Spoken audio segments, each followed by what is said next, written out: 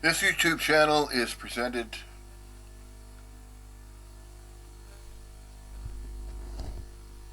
2x4 from, about, with, and around.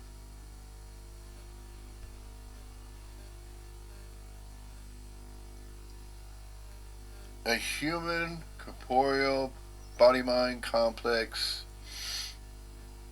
that's visibly observable in mirrors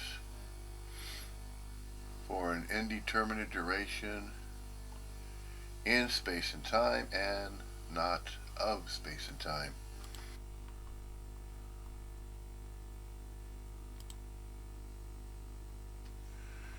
In other words, the self-conjured self that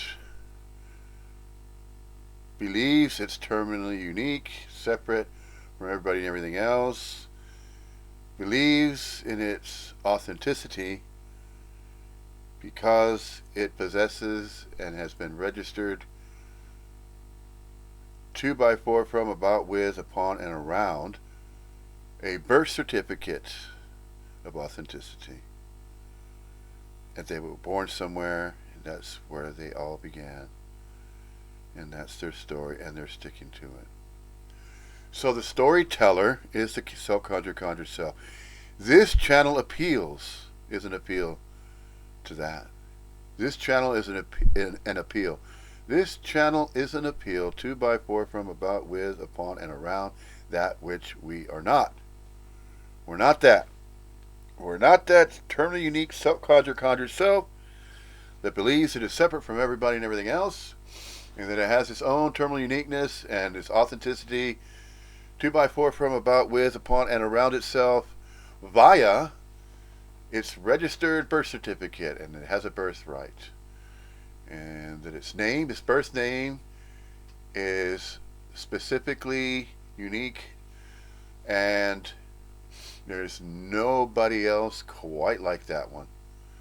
That particular one that is believing in itself, and that it has the terminal uniqueness in a sense that it has its own original thoughts, its own original way of thinking, its own life to live, its own body to use, and its own life to live as it, and its own body to use as it pleases in any way, shape, or form.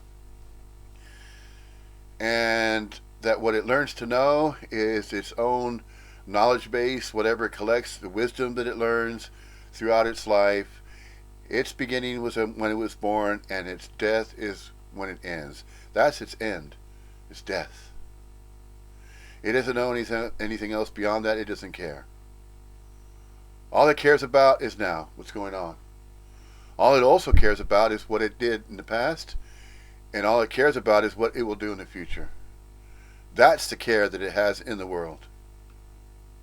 Is there anything that doesn't have a care in the world? No. And there isn't anything exclusively that has cares in the world. So those body mind action figures that are legends in their own mind are terminally unique that way. Wow. How many times are you going to say that repetitively? But that which we're not is this terminally unique birth name and birthright 2x4 from, about, with, upon, and around that which we're not.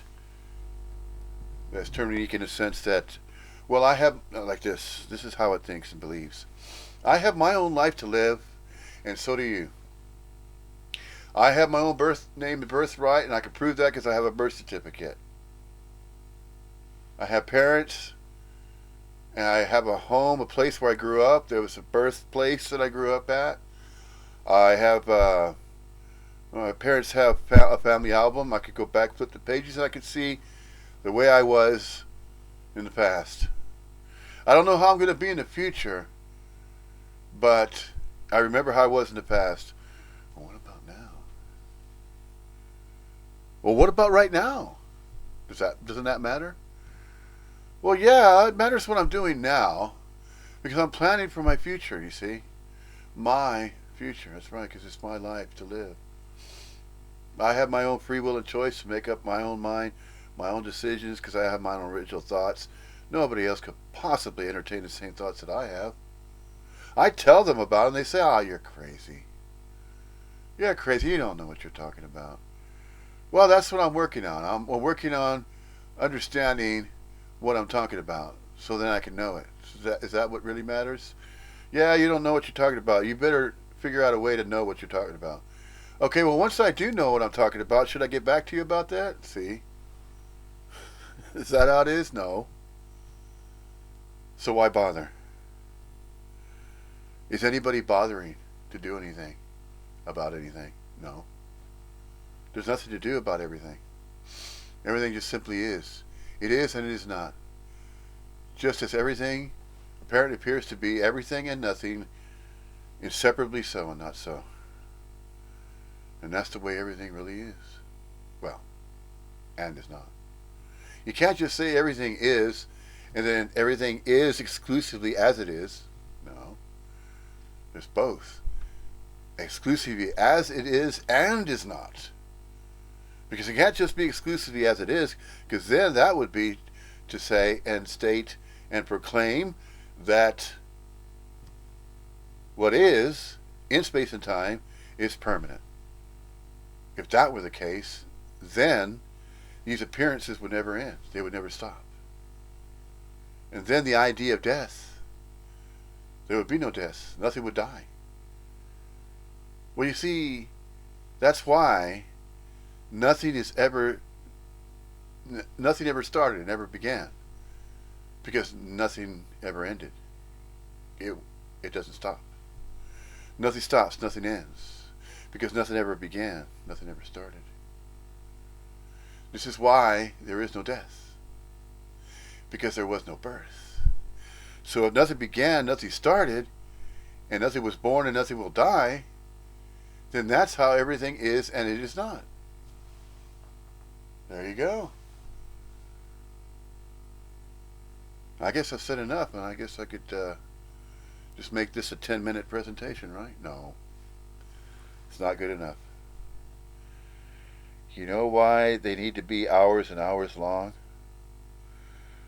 So that it caters to absolutely every conjured idea, as many as possible, that the self-conjured conjured self has conjured for itself, to, by, for, from, about, with, upon, and around itself. It has taken so much time and invested so much time that it believes it invested in itself. It did so much seeking. It was seeking that which it already was. It was always sought. But it couldn't even see it right in front of itself. What couldn't see right in front of itself? Well, that is the what that we truly are. We're truly the what, which is energy. We're not a whom. We're not a separate whom or who or the birth name or birthright. We're not that terminally unique birth name or birthright that had a birthplace somewhere in some town, some city, some area on the planet, the story of Earth. That's where it had its beginning. That's where it was born. No. No. It just apparently appeared that there was a body, mind, action figure, but just no different than animals. Animals that have born bodies as well. You see kittens, they have a little body, a body of a kitten. There's another body of a kitten. Now, what do? We name it. And then we have it as a pet. Okay? So in a sense, the subconscious conjured self is its own pet. Yeah, it has a pet of its own. And it uses that to entertain itself. Because it doesn't know anything what else to do. It's just like this. Just like this right here. This is an example of entertaining itself. I'll show you, give an example of that here in a moment. Hold on. Let me notice. I gotta pause this for a minute. No, you see, 10 minutes. 10 minutes is nowhere near enough time to cover all those main bases that should be discussed. These main bases should be covered. Main points of what? Of the terminal uniqueness of the self-conjured conjured self. Those main points need to be targeted, need to be mentioned. And one of those main targets is to bring up the birth name and birthright idea. The terminal uniqueness of individuality regarding a separate person that has that birth certificate that believes it has. And that birth certificate is proof and evidence of its own individuality. Birth certificate. No. That doesn't matter. Never did. Oh, but it definitely matters to that which is part of society, and that which is part of society is an economically viable contributor. Because it has a job and it has a national insurance number. Yes. No, but it has that national insurance number because it's going to be given a pension after it's worked all its life. And that self-conjured self that works all its life contributed to society and the economy. There's your little reward. You're going to get your reward because you're still on the grid, and you're going to remain on the grid, but you're going to get a little pension now, a little reward for all those years you spent, all those jobs, all those hours that you were working. Now you're a pensioner. Now you can enjoy your spare time. You can get up every morning, Monday through Friday.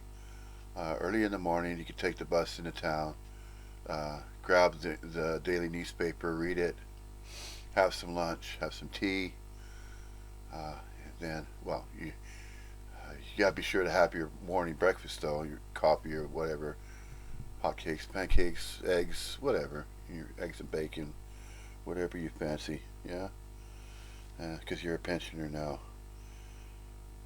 No. No.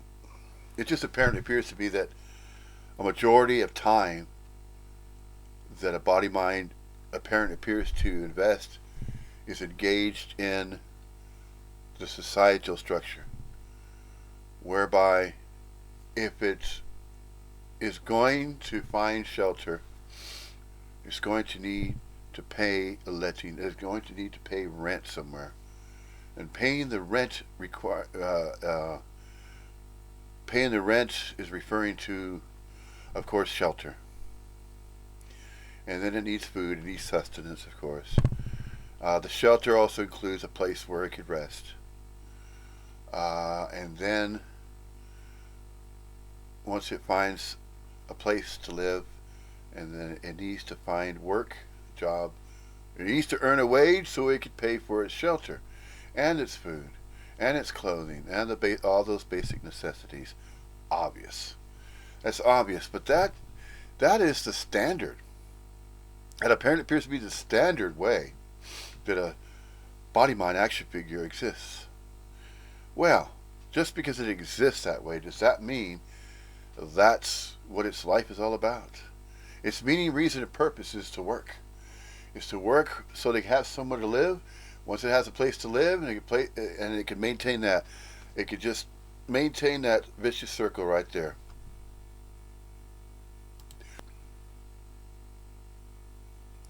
And maintaining that vicious circle is referring to getting up in the morning, having some breakfast, going to the restroom, clothing itself, making its bed that it laid in. And when I say making its bed, just fixing the duvet and the pillows, buff those up. And then take its pajamas off, put its clothes on, whatever it's going to wear for the day, shirt, pair of trousers, and house slippers, whatever, sandals, trainers, whatever, boots. And then it goes about its day. So what does it do? Well, what else does any usual body-mind complex action figure, what else does it do? Well, yeah, it's functioning. Sure, functioning. What are the autonomous involuntary muscles that are going on? Heart's beating, lungs breathing in and out hot air. Yeah. So so it finds some activities to get involved with. So it turns on its computer. It has a desktop. It turns on the computer and it goes on the internet. Starts checking its Facebook page. It looks on there and then it says, "Oh yeah, I have a YouTube channel. I think I'll do another recording." And you know, this particular body mind action figure never was bored though. It always found something to do. It always did. But what changed? Something seemed to change, whereby the change was artificially conjured. The change that thought it was change was just conjured change. Nothing had ever changed. That's the conundrum. Nothing ever changed. But yet there's this sense of collapsing now. But that collapsing was not apparent until this body mind action figure recognized that it was not isolated, terminally unique, and alone, and no better or no worse than any other body mind action figure appearance. What it has recognized, and in its collapsing, in the act of collapsing, there is no end to the collapse. It recognizes that, oh yeah, I was walking in the park the other day, but then all of a sudden, the sense of individuality fell away and it died. I don't know where it went, but all I can surmise is it appears that it never was. In other words, that body mind that I thought it was never really was. It was just conjured. So how was I conjuring that in the thinking, in the beliefs? I believed that there was a separate I that could believe something. See? So I was taking this body mind action figure to be my own body and my own life to live with it. So I have a life to live with it, and whatever I put in the mind of the body mind that I always thought was my own mind, then I lost it.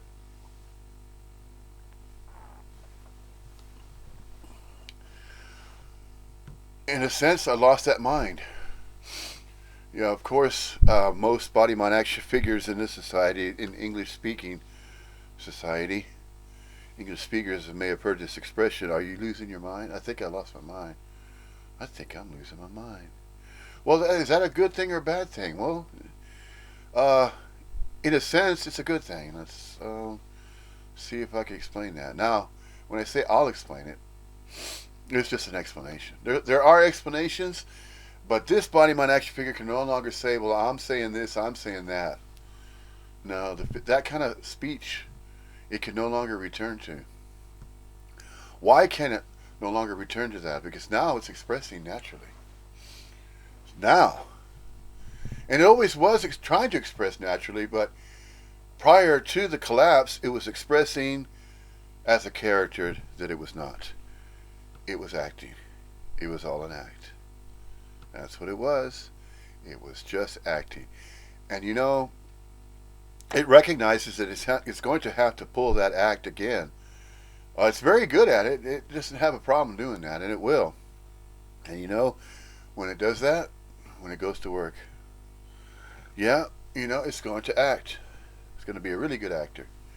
And I tell you what, the body mind action figure is a natural actor. It's very good at conjuring characters.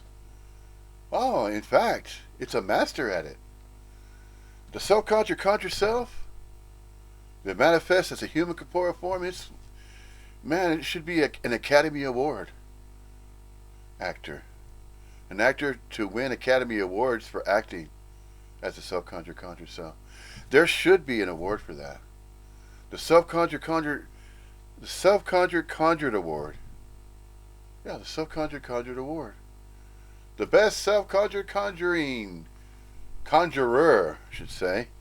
The best self-conjured conjurer. The conjures some of the best conjurings that have ever been witnessed on the planet. Yes, there should be an award for that. No, it doesn't have to be. Just entertaining the idea. So just as that idea is entertained, all types of other entertained ideas of terminal uniqueness are conjured. But it's quite obvious to that which collapsed. That which is still in the act of collapsing. It didn't stop. It didn't end at a particular collapse. It didn't just stop at a certain point and said, you know what, my collapse is complete. Now I recognize I'm a non-self. Although self cannot get out of self, I recognize that I'm not that self that I thought I was.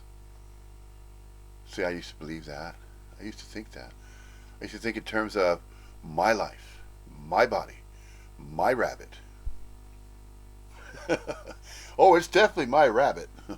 It's not his rabbit. It's not your rabbit? It's my rabbit. Yeah, definitely. Let me pause this.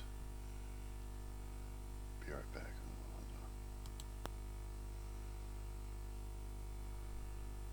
Yeah, most conjure selves think in terms of their own life, yeah. Their own life to live. They make decisions to, by, for, from, about, with, upon, and around themselves. Well, yeah, that's the general consensus, so to speak. That's the popular opinion. Yeah, that's the habitual offensiveness of a self-conjure self that believes it has a life of its own, its free will and choice to do whatever it pleases with its own life, with its own body, its own mind, entertain thoughts of its own. They're all original. Yeah, so on and so forth, but no. None of that matters. It never has and it never will.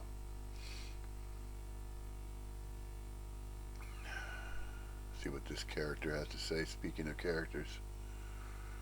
Oh, okay. What now? What's he gonna say next? Jeez. This guy, I swear.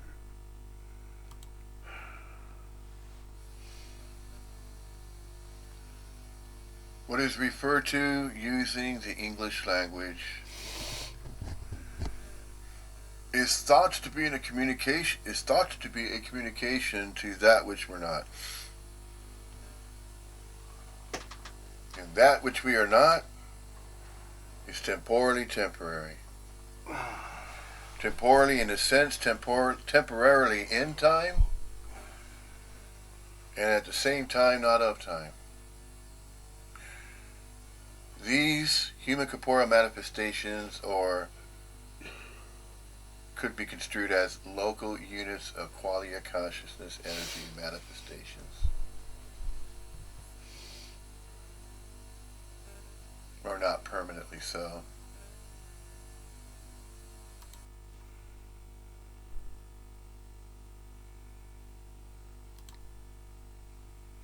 You see, this this particular presentation is going to be used as an example that may have not been witnessed before. It wasn't noticing certain aspects of a human life, so-called. And what does that mean, if it means anything?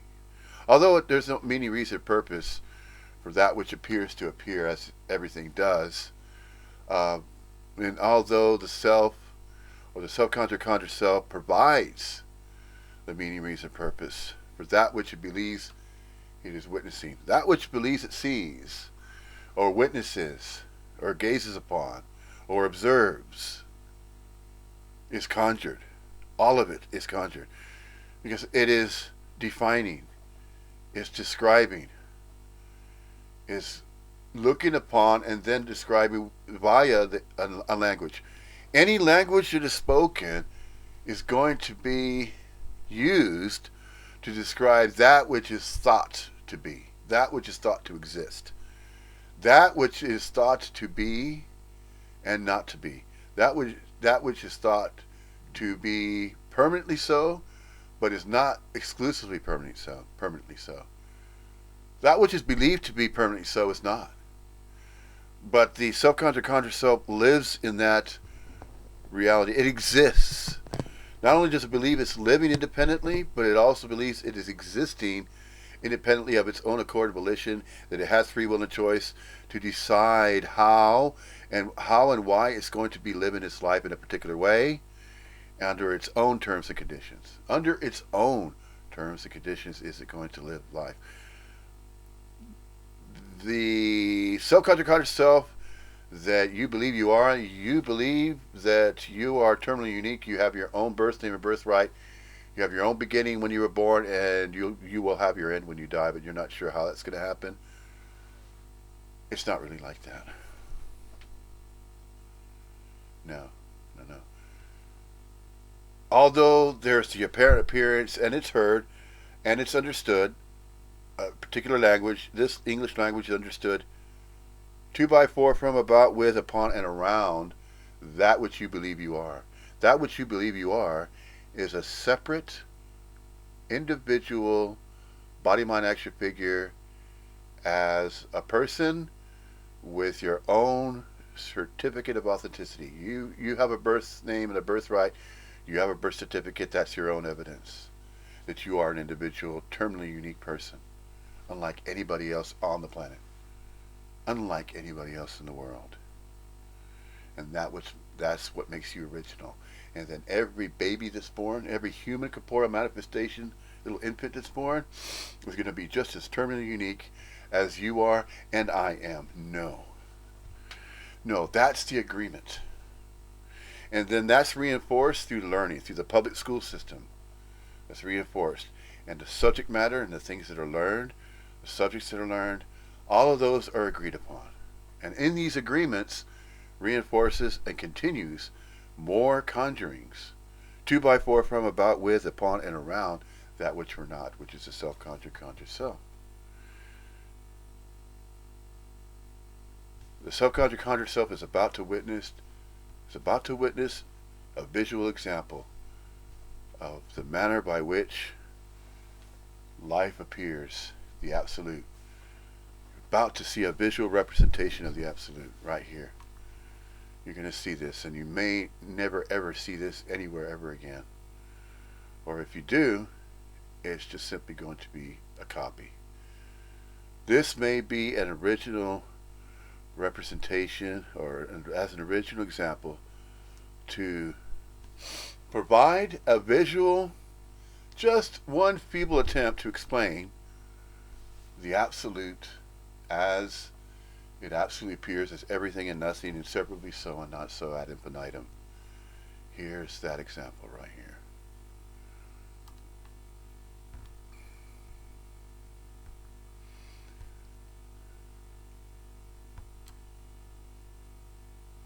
About to show it to you. Get ready for it. Here it comes. Right there. See that? Watch.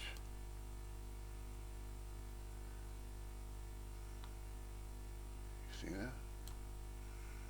That's fractals or fractals right there.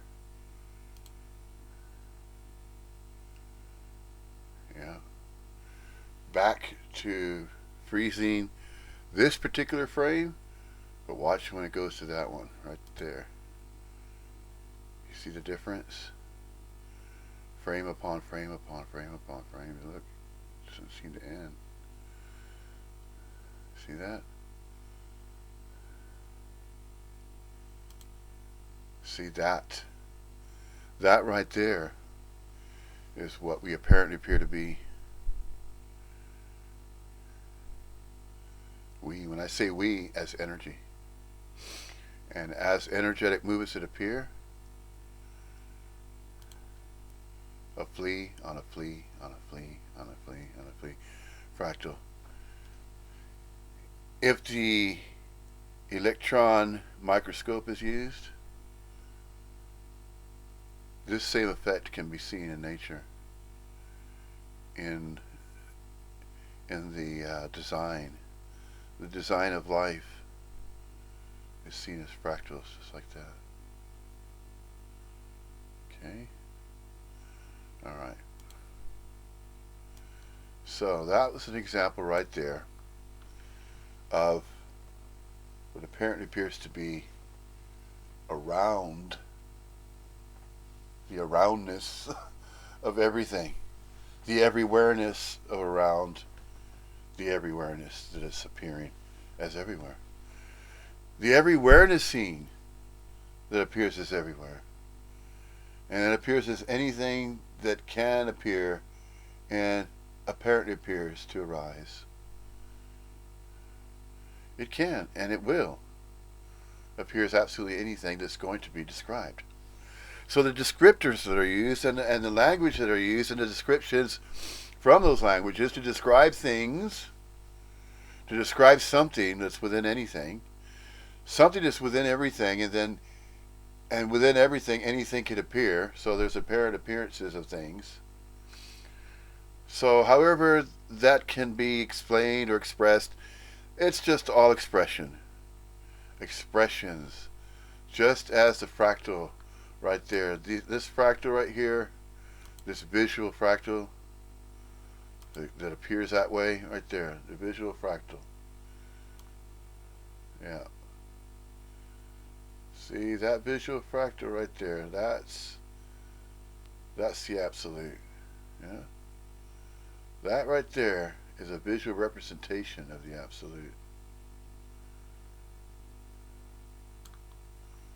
Yeah. You don't see that too many places. In fact, there was one particular body mind action figure that was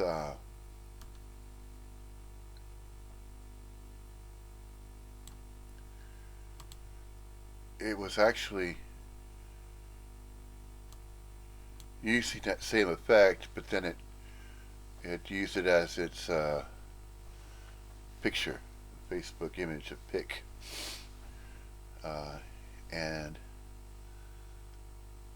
that's quite easy to do, but still, that's just kind of a crude example, though, of the absolute. I mean, the absolute can't be explained, but that's one representation. Another representation, again, anything that's arising, absolutely everything and anything that's arising to appear as it does, that's simply the absolute expressing. So in a sense, that which is expressing in any language, human, corporeal, or otherwise, even animals, absolutely everything is a representation of the absolute. Yes. And it's a representation as the absolute. So absolutely everything that apparently appears to be something is a representation of the absolute. And because it's already mixing, it's already the way it is. And it's not. It's mixing, coalescing, blending. Yes. Coalescing, mixing, blending, merged, merging, the mergingnessing, immersion. Just mixing, coalescing, blending, constantly, all the time, always. Doesn't end, never ends, because it never started, and it never began, and it will never end. It will never stop. Constant energy, constant energetic movements throughout the infinite universe, and innumerable stories of Earth as well. There's innumerable stories of this Earth, and there's innumerable stories of Earth-like planets throughout the infinite universe. And it's going to go on and on and on and on that way. And that's what infinity means. Infinity is infinitudinal complexification of absolutely everything that apparently appears to appear as what's impermanently so and not so. It's inseparably so and not so as well. So absolutely everything and nothing is inseparably so and not so at infinitum. So it's always been that way, it always will be this way. And it's going to be always, always, in all spaces and times throughout the infinite universe. Always, always. Always, always. Nothing is left out. Nothing is extracted, and nothing is added. No additional new additions. Not a new baby, not a newborn. This is not an addition to the population on the planet. No.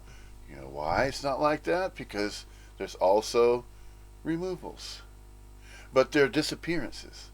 They're not extractions where, okay, we have a finite number of human corporeal manifestations that are appearing. So now let's take one out so it disappears and it's no longer appearing. No, it's a hell of a lot more random than that. It's not even probability distribution, because that's what the astrophysicist conjures, because it believes in that. It believes that the universe is finite, and so that it can extract, take out a certain number that was once there, and then bring it back, and then add something else new to it to increase the numbers. There are neither. There are neither increases nor are there decreases of absolutely nothing. Nothing is increased and nothing is decreased. No, there are no decreases or increases. Neither. There's just simply infinitesimal complexification. There are appearances, disappearances, and reappearances. That's the oscillation of energy. The oscillation and energy and the manifestations of absolutely everything, everything and nothing is inseparably so and not so, appears, disappears, and reappears. And when energy reappears, it reappears and reconstitutes in that which it was not before. It manifests in some other form or some other frequency of resonance. And there are innumerable frequencies of resonance, innumerable ones. The countenance is immeasurable. The countenance is immeasurable of all things, in all things, about all things. To, by, for, from, about, with, upon, and around absolutely anything that it can appear as something. Everything and nothing is separately so and not so.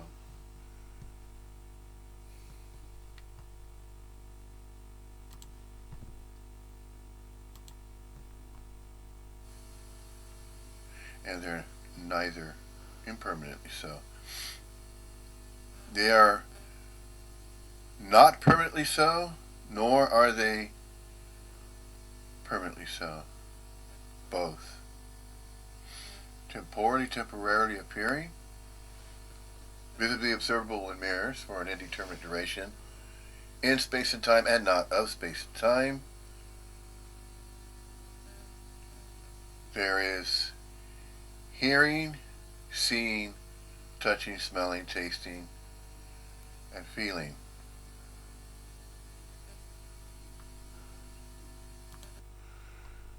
There's an addition to that. But not only is there an addition to that, it apparently appears to be a replacement of that which was always behind all of that. In other words, although there was this apparent appearance of those five modalities, those input-output modalities, of seeing, hearing, tasting, touching, smelling, seeing, hearing, tasting, touching, smelling. Those five modalities of input-output modalities. 2 by 4 from, about, with, upon, and around a subconscious self, or a human corporeal appearance of a unit as a unit of local quality conscious energy form. But that's simply energy appearing humanly corporeal. It's just energy manifesting that way, but it's only temporarily so, and not so. So it's appearing as though it's permanently so, and solidified, physically solid, but it's not. It's both. It's that which apparently appears to be that way, and then it is not that way either. It is and it isn't. No, this does not make any sense. I know it sounds like crazy talk. 2 by 4 from, about, with, and upon and around that which we're not, which is a subconscious self that self-identifies with itself and has terminally instant beliefs in its own birth name and birthright, and it's going to be somebody different. It's always continuing to change, because there's always room for improvement. There's that saying, see, room for improvement. All these things that are being stated right now, they're an appeal. 2 by 4 from, about, with, upon, and around that which we're not, which is the self-conscious self. So keep on conjuring. It's not going to change absolutely nothing. The absolute will not change. It will not budge. no matter what is added or thought to be removed. What's thought to be added as well, because it's in the thinking where the beliefs stem from. The beliefs stem from a subconscious concept with terminal uniqueness in it, and it just maintains that. It maintains that because it's self-preserving. It believes it needs to self-preserve. It needs to maintain its own originality, because if it doesn't express that way, then it's thought to be no longer part of society, and it's no longer conducive to the behavior that's expected of the human corporeal form that's a contributor to the economy. If it's not going to be a good contributor, then it's going to be banished. It's going to be outcasted. It's an outcast, and it will feel that it no longer needs to be showing up. It doesn't have to be showing up anymore. But that's of the own accord volition of the Absolute. And it's not a decision. It's just simply energy that dissipates. Energy that entropies, energy that reduces, reduction of course, aging being a big factor. Now, what's causing age? Time. How does time apparently appear to cause age? Because it apparently appears to be a continuum that's moving forward into the future. So if this is apparent appearance of the future, that means age is going with it. In other words, the numbers are going up. Of the amount of time, years, entropy, diminishment of light. Light diminishes after a while. This is not going to make much of a difference, is it? See? It doesn't after a while. We get a little bit of daylight coming through. Even although it's overcast and raining this weekend. By the way, it's the 3rd of November. Closing in to the end of the year already. And it seems like this is the 4th year. It's flew by since the apparent appearance of a collapse of this particular body mind action figure. It's been since 2016. In 2016, there's still intact memory. 2x4 from, about, with, upon, and around that which used to take itself to be separate. This body mind action figure can recall the way that it felt terminal uniqueness. It felt as though it was alone, separate, and very, very desperate. Even when going further years back, it can recall of its desperation. And what it was desperate about was this feeling of isolation, and also it wanted to also at the same time be part of what it believed was going on out in the world, that there was a world out there that it needed to be part of. You know what? It's in here. I know it sounds wishy-washy. It sounds kind of, I don't know how you could use so many examples of what that sounds like, but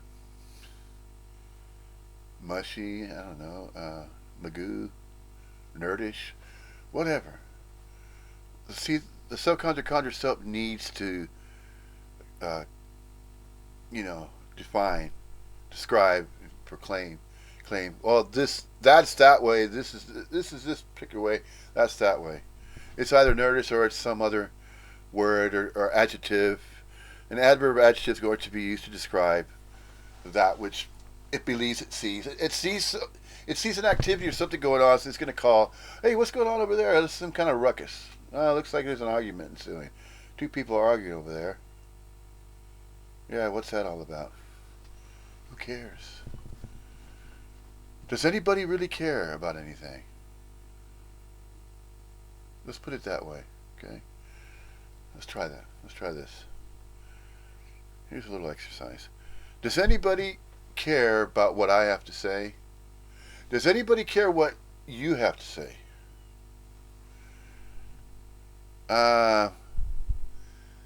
If we don't care about what each other says, then should we be caring about what?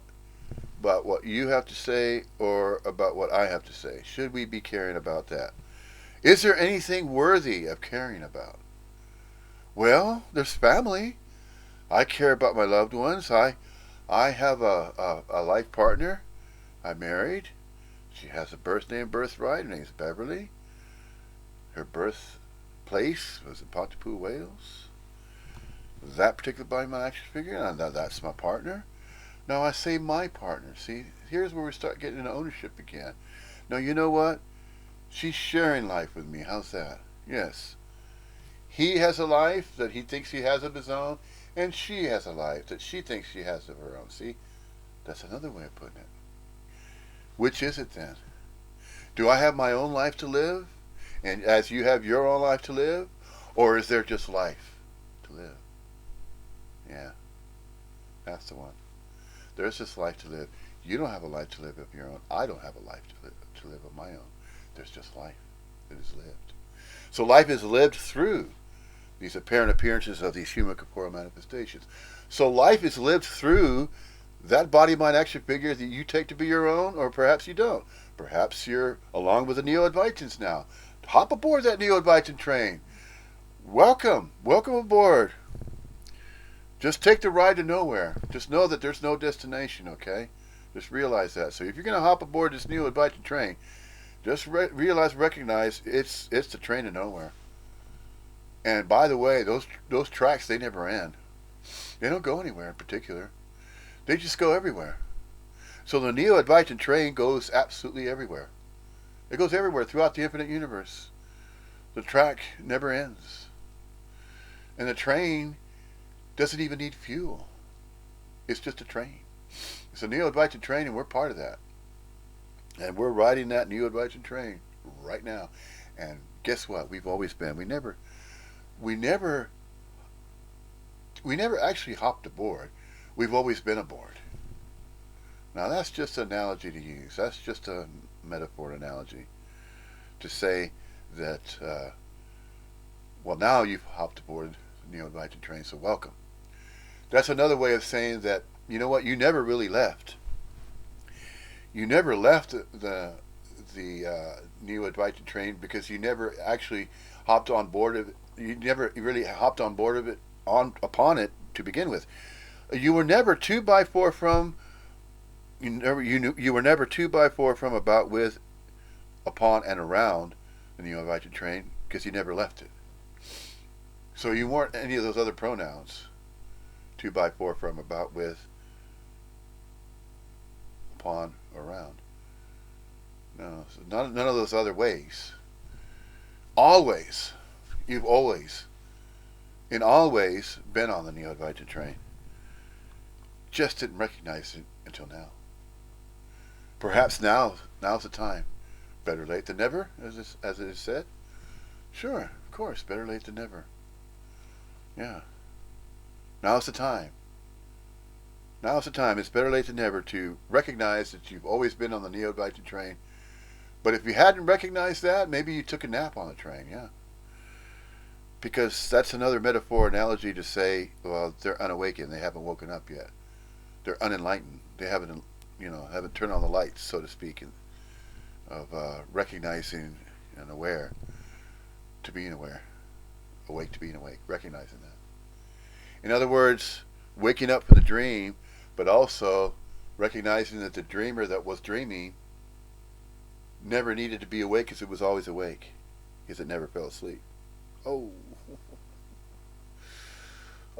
man, talk about some serious noodle benders, huh?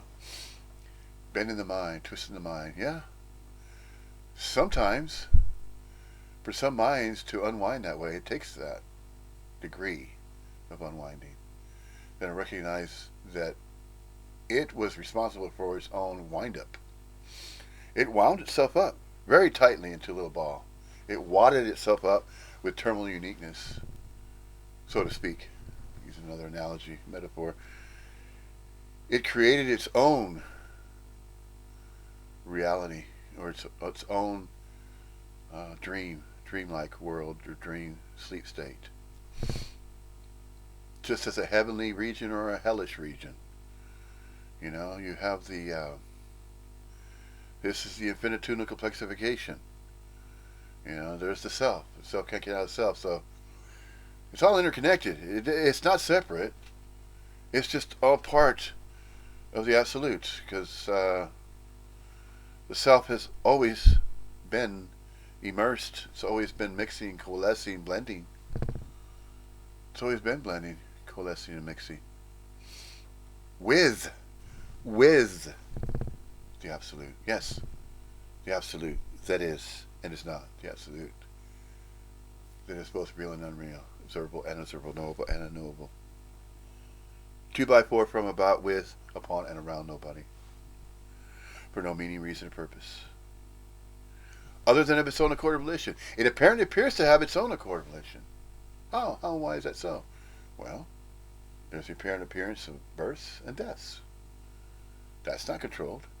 That which cannot be controlled, even that which cannot be seemingly controlled. There is no control. Nobody is controlling anything. Nobody.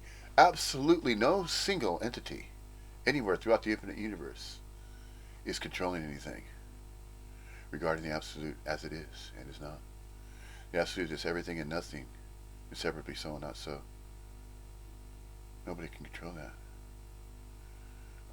But the astrophysicist thinks they can figure it out, though. It believes that it can theorize everything. No. The theory of everything, really. Everything cannot be theorized. Although it apparently appears to be theorized, referring to a finite universe and a larger conscious system that were small, little c consciousness, units of local quiet conscious energy forms, and then there's God, the larger conscious system. Master control. It's like in Tron. It's a master control in Tron. Really. Finite universe? No. None of these conjurings. The self-conjured self is always going to attempt. And it's always going to attempt to figure out the absolute by calling itself an astrophysicist. Then, after it calls itself an astrophysicist, it's going to spend some years and go to a prestigious college and become book learned in physics, astrophysics. It's going to become book learned in astrophysics. Then it's going to conjure up the idea that there's a finite universe.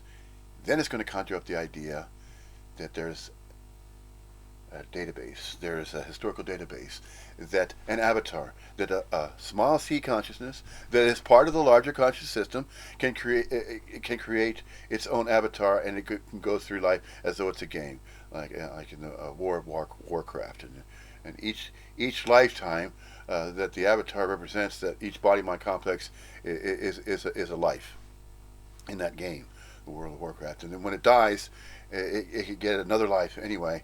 And then as it goes through life, there's this gradation, there's this development that it learns. It picks up and learns things, drops entropy, but adds what is referred to as love and communion and caring, loving others.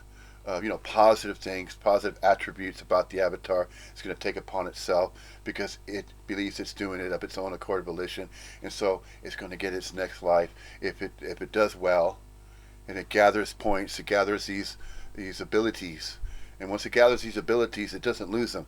It takes them and carries them over into its next life after it dies and goes through another level, another world, another level of life, just like these video games. No. It's never structured like that. It was never conjured that way, but the conjurings continue nonetheless. Because the subconscious consciousness believes it is creative. It believes it is creating something new. Something that has never ever existed before. All it is just a conjuring of an appearance of something.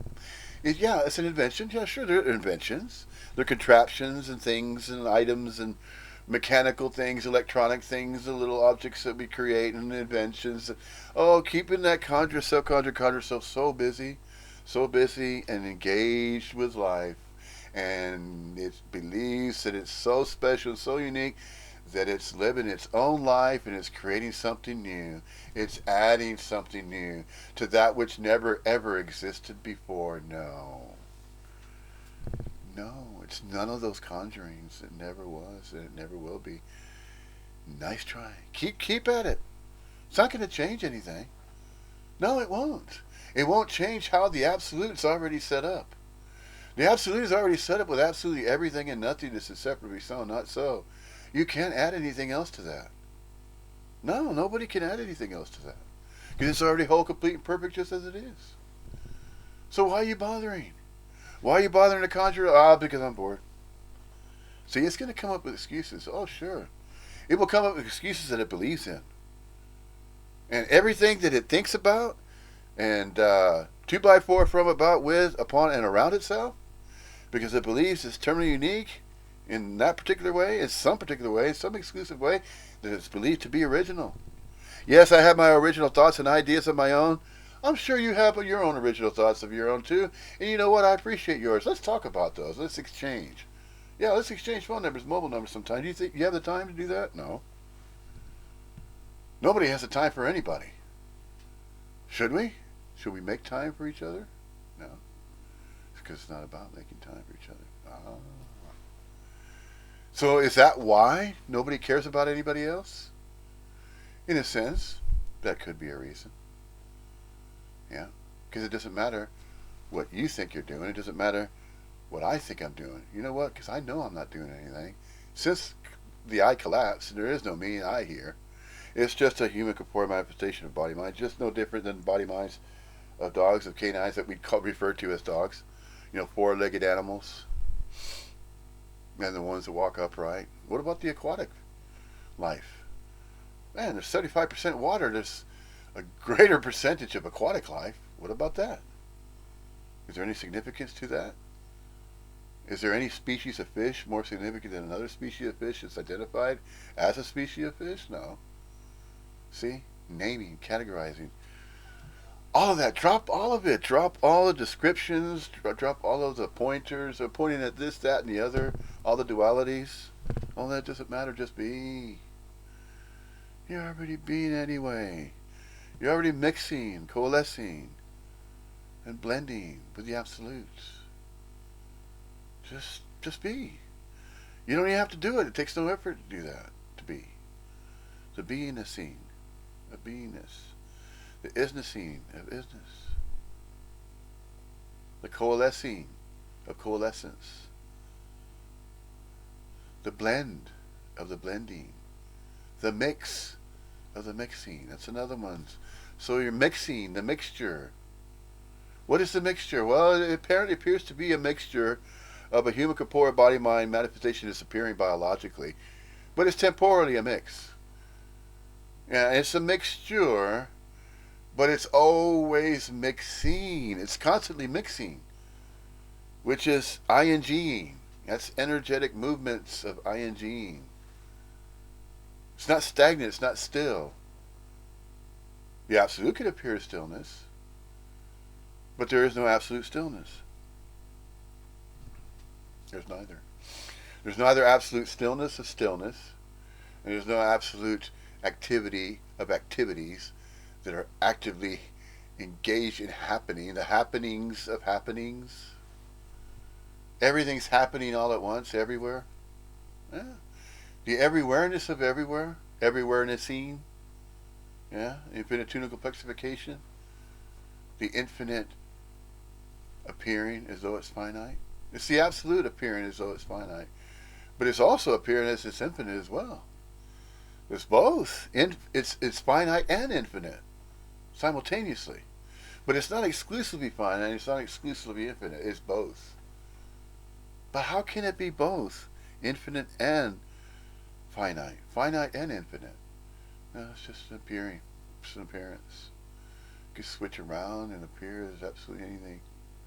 That's empty fullness, but it can't be known. It's not comprehended. It's not an understanding. It can't be known. No beginning, no end, Alpha and Omega. How can anybody know that? No, of course not. No. Okay, so the best we can do is theorize. And then we're going to call life a hard problem. Because consciousness is a hard problem. We can't figure it out. It doesn't matter. Leave it alone. Why is it? It doesn't matter. It never did matter. So why you just continue to keep conjuring all of these theories and coming up with these books? Well, because that's what apparently appears to be happening. That's the way it is. So we like to talk about it. So we like to proclaim.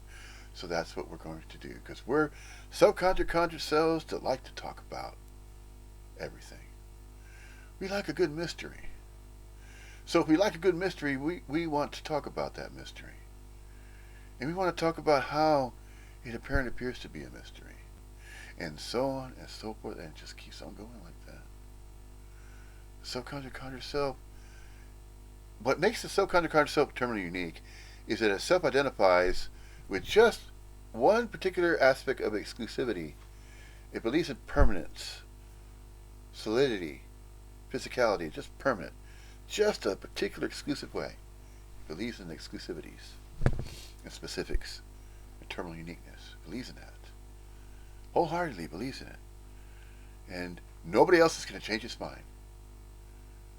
Nobody's going to change its mind. It doesn't even have a mind of its own to change. Oh, you think you're going to change a mind that belongs to you? No. That body and mind does not belong to you. It's just a manifestation of a body mind. That's it. Just going along for the ride because you are the ride. Yeah, you're going along for the ride. What is the ride? That's just like the river rivering. What is the rivering? It's the activity of rivering, of the river rivering. That's what we are. We are the activity of alivenessing. We're alivenessing. Just like a river rivering. You know how the river is rivering? The rivering of the river is likened to what we are. The alivenessing. Yes. Yes. That is exactly what we are. We're exactly that. Yes. Energy. Energetic moves just as a river is rivering. Yeah. And do you know what the current of the river is? The absolute. The absolute is the current, and you can't go against the current. Nobody can. You can think and believe all you want. You can conjure all the theories. All the astrophysics can conjure all the theories they want. They'll never figure it out. It's unfuckable. It's unfuckwithable. Can't fuck with it.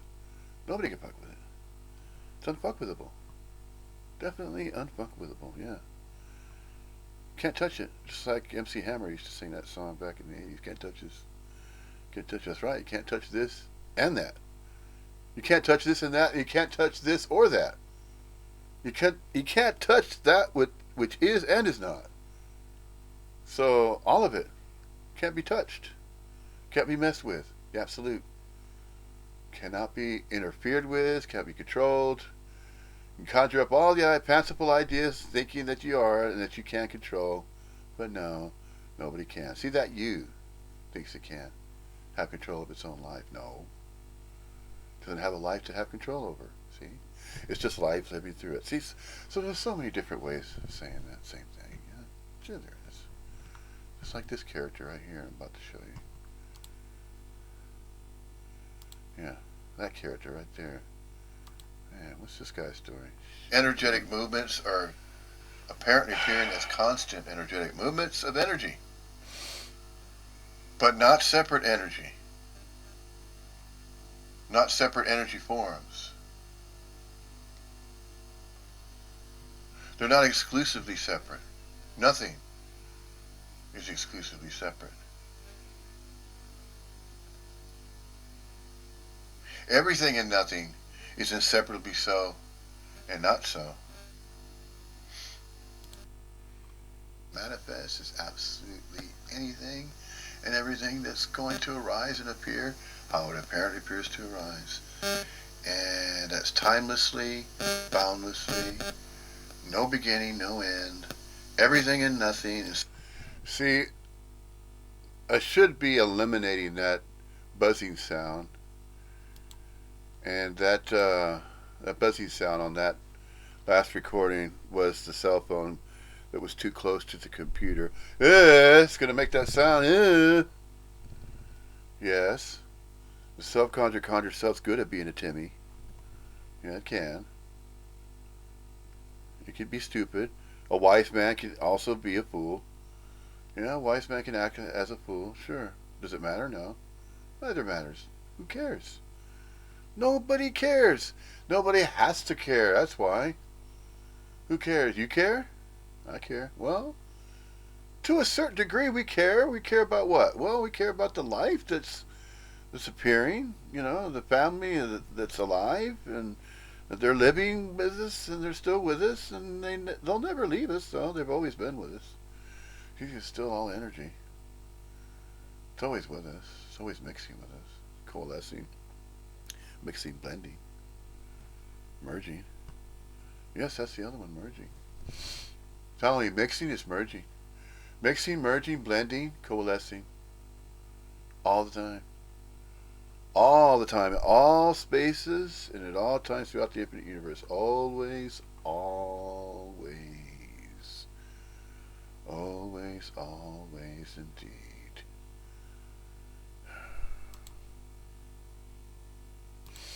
Separately so and not so. Ad infinitum, the infinitudinal complexification. It's annoying, a buzzing, isn't it? Yeah. Catch the heist before the heist, because before the heist, before the bondage, that's the freedom. The freedom is not that which comes after the bondage. The freedom from the bondage of self is an inherent fact. You are free completely.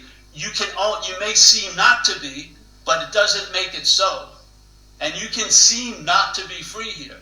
But does that make you not free? No. The freedom is not an afterthought from the bondage. It's a priorness.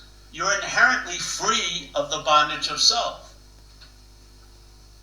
So what would you do to get rid of or to get out of a non-existent thing? Absolutely nothing if you saw it as non-existent. Yeah, and that's where that was kept right there.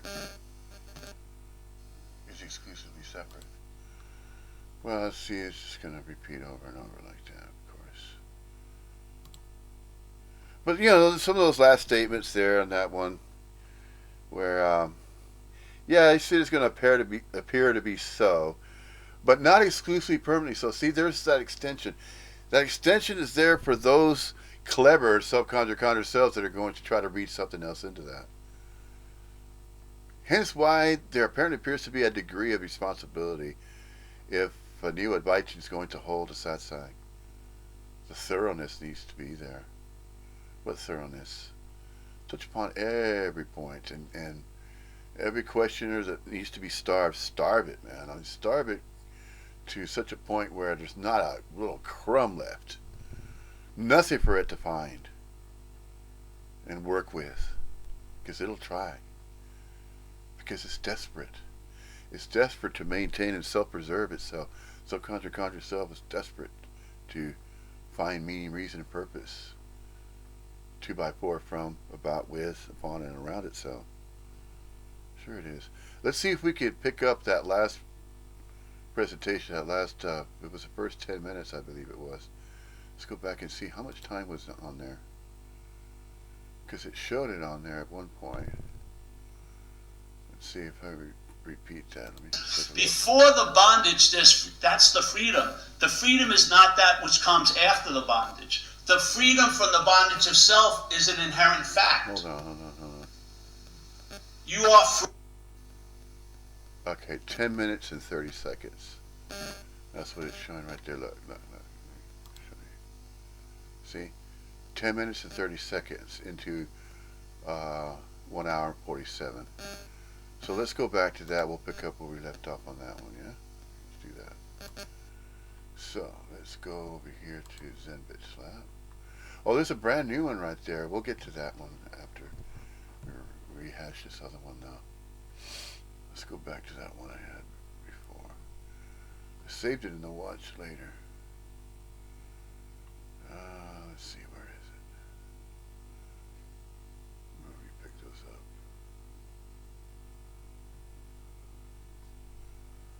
We can actually go this route. Let's see. We'll go to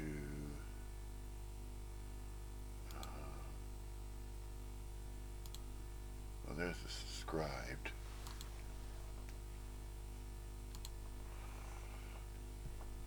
Don't want to unsubscribe. Oh, fucking hell, man. Just sneezing all freaking morning. Oh, let's see. Where can I pick this up? Just go up there in the search engine. Put in. No. I was gonna look in the watch later one.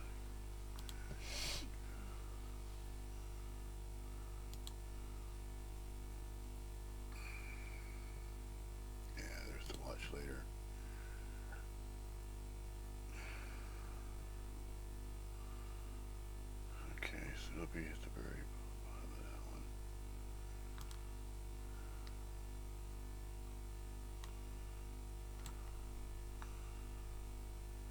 Just gathering some more. Hold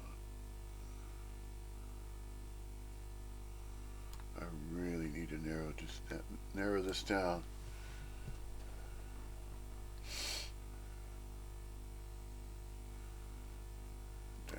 How many in the watch later?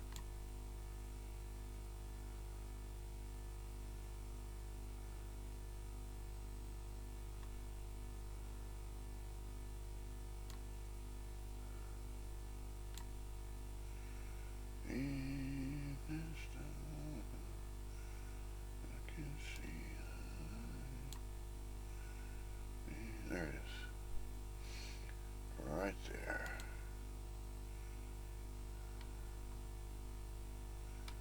There we go. Pick up where we left off. Right there.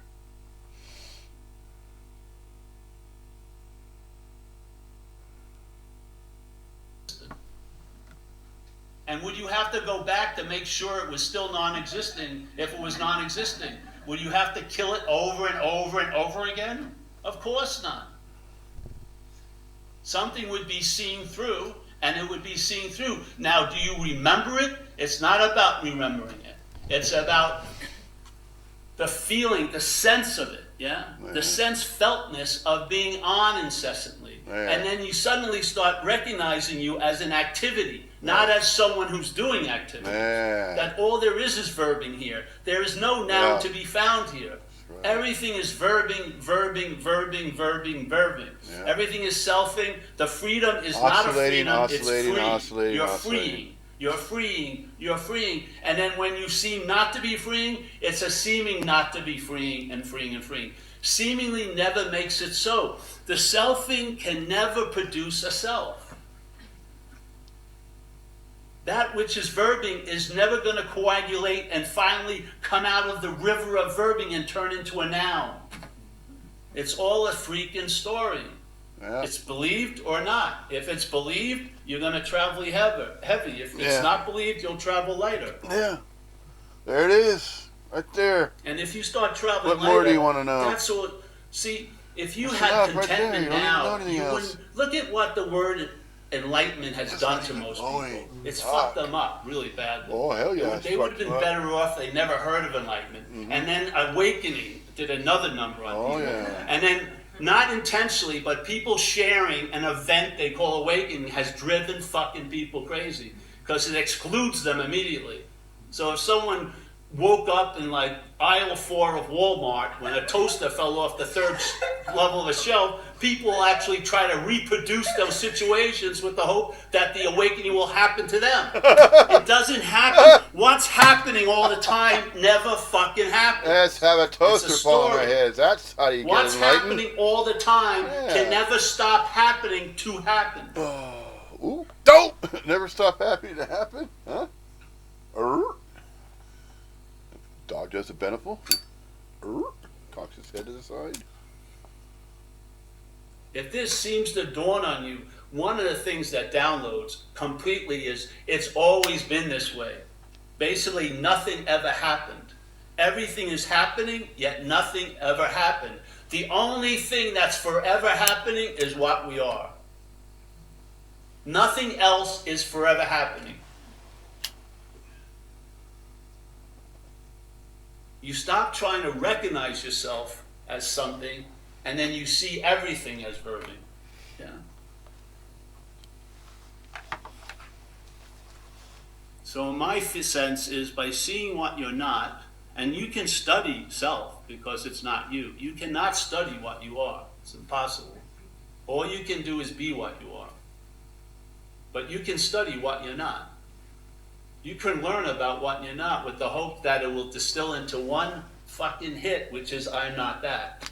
And as soon as you see what you're not, you'll find out what you are.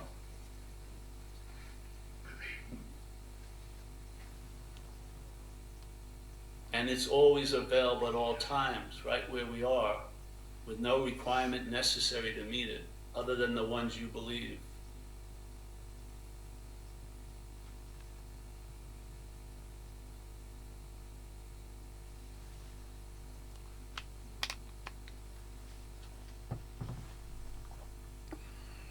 So you can.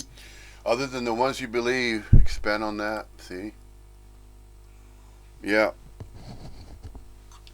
And the ones that are thought to believe, see, the thoughts that are entertained, that are believed.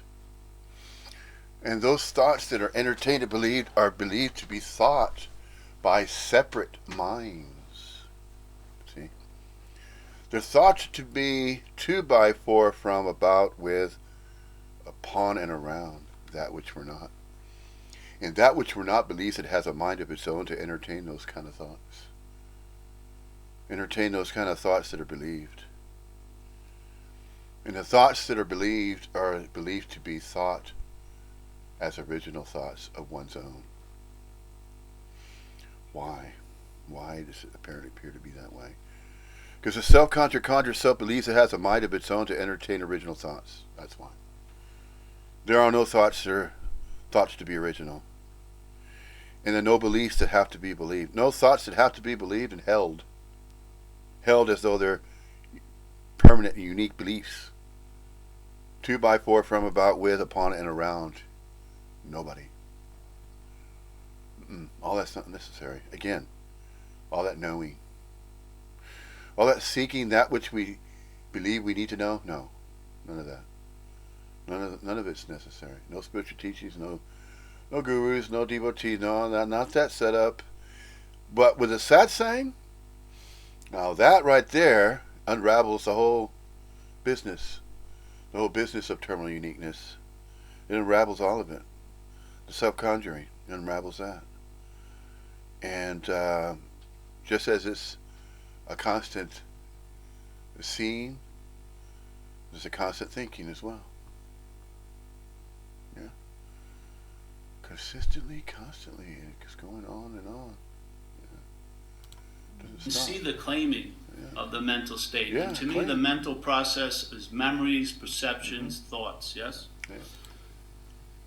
The memories all are files picturing you as a body somewhere else at some other time, yes? The thoughts always picture you as a body. When you're thought about, you're pictured as a body. If you're thinking about you 5 years ago, you're pictured as a body. If you're worrying about what's going to happen to you 8 years from now, that's another form of remembering yourself as a body. Yeah? So there it is. You're remembering yourself as a body in the past, you're remembering yourself as a body in the future, and then you actually have a remembrance of yourself now as a body. All the preoccupation with yesterday and tomorrow is to produce one effect right now, which is you taking yourself to be a body. Once that reference is in place, everything that you see is given direction from that false reference. Once you take a step out and believe you took that step out, and then you believe you can take a step back in, you're not going fucking anywhere. You're just going to do a little 1-2 to do. And some of the worst thing is when people think they had an awakening and they've lost it, which is unbelievable fucking mental torture. You know what I mean? Because of course you're written into the story that you must have done something to lose it. Therefore, you must have believed you had done something to have it. Yeah?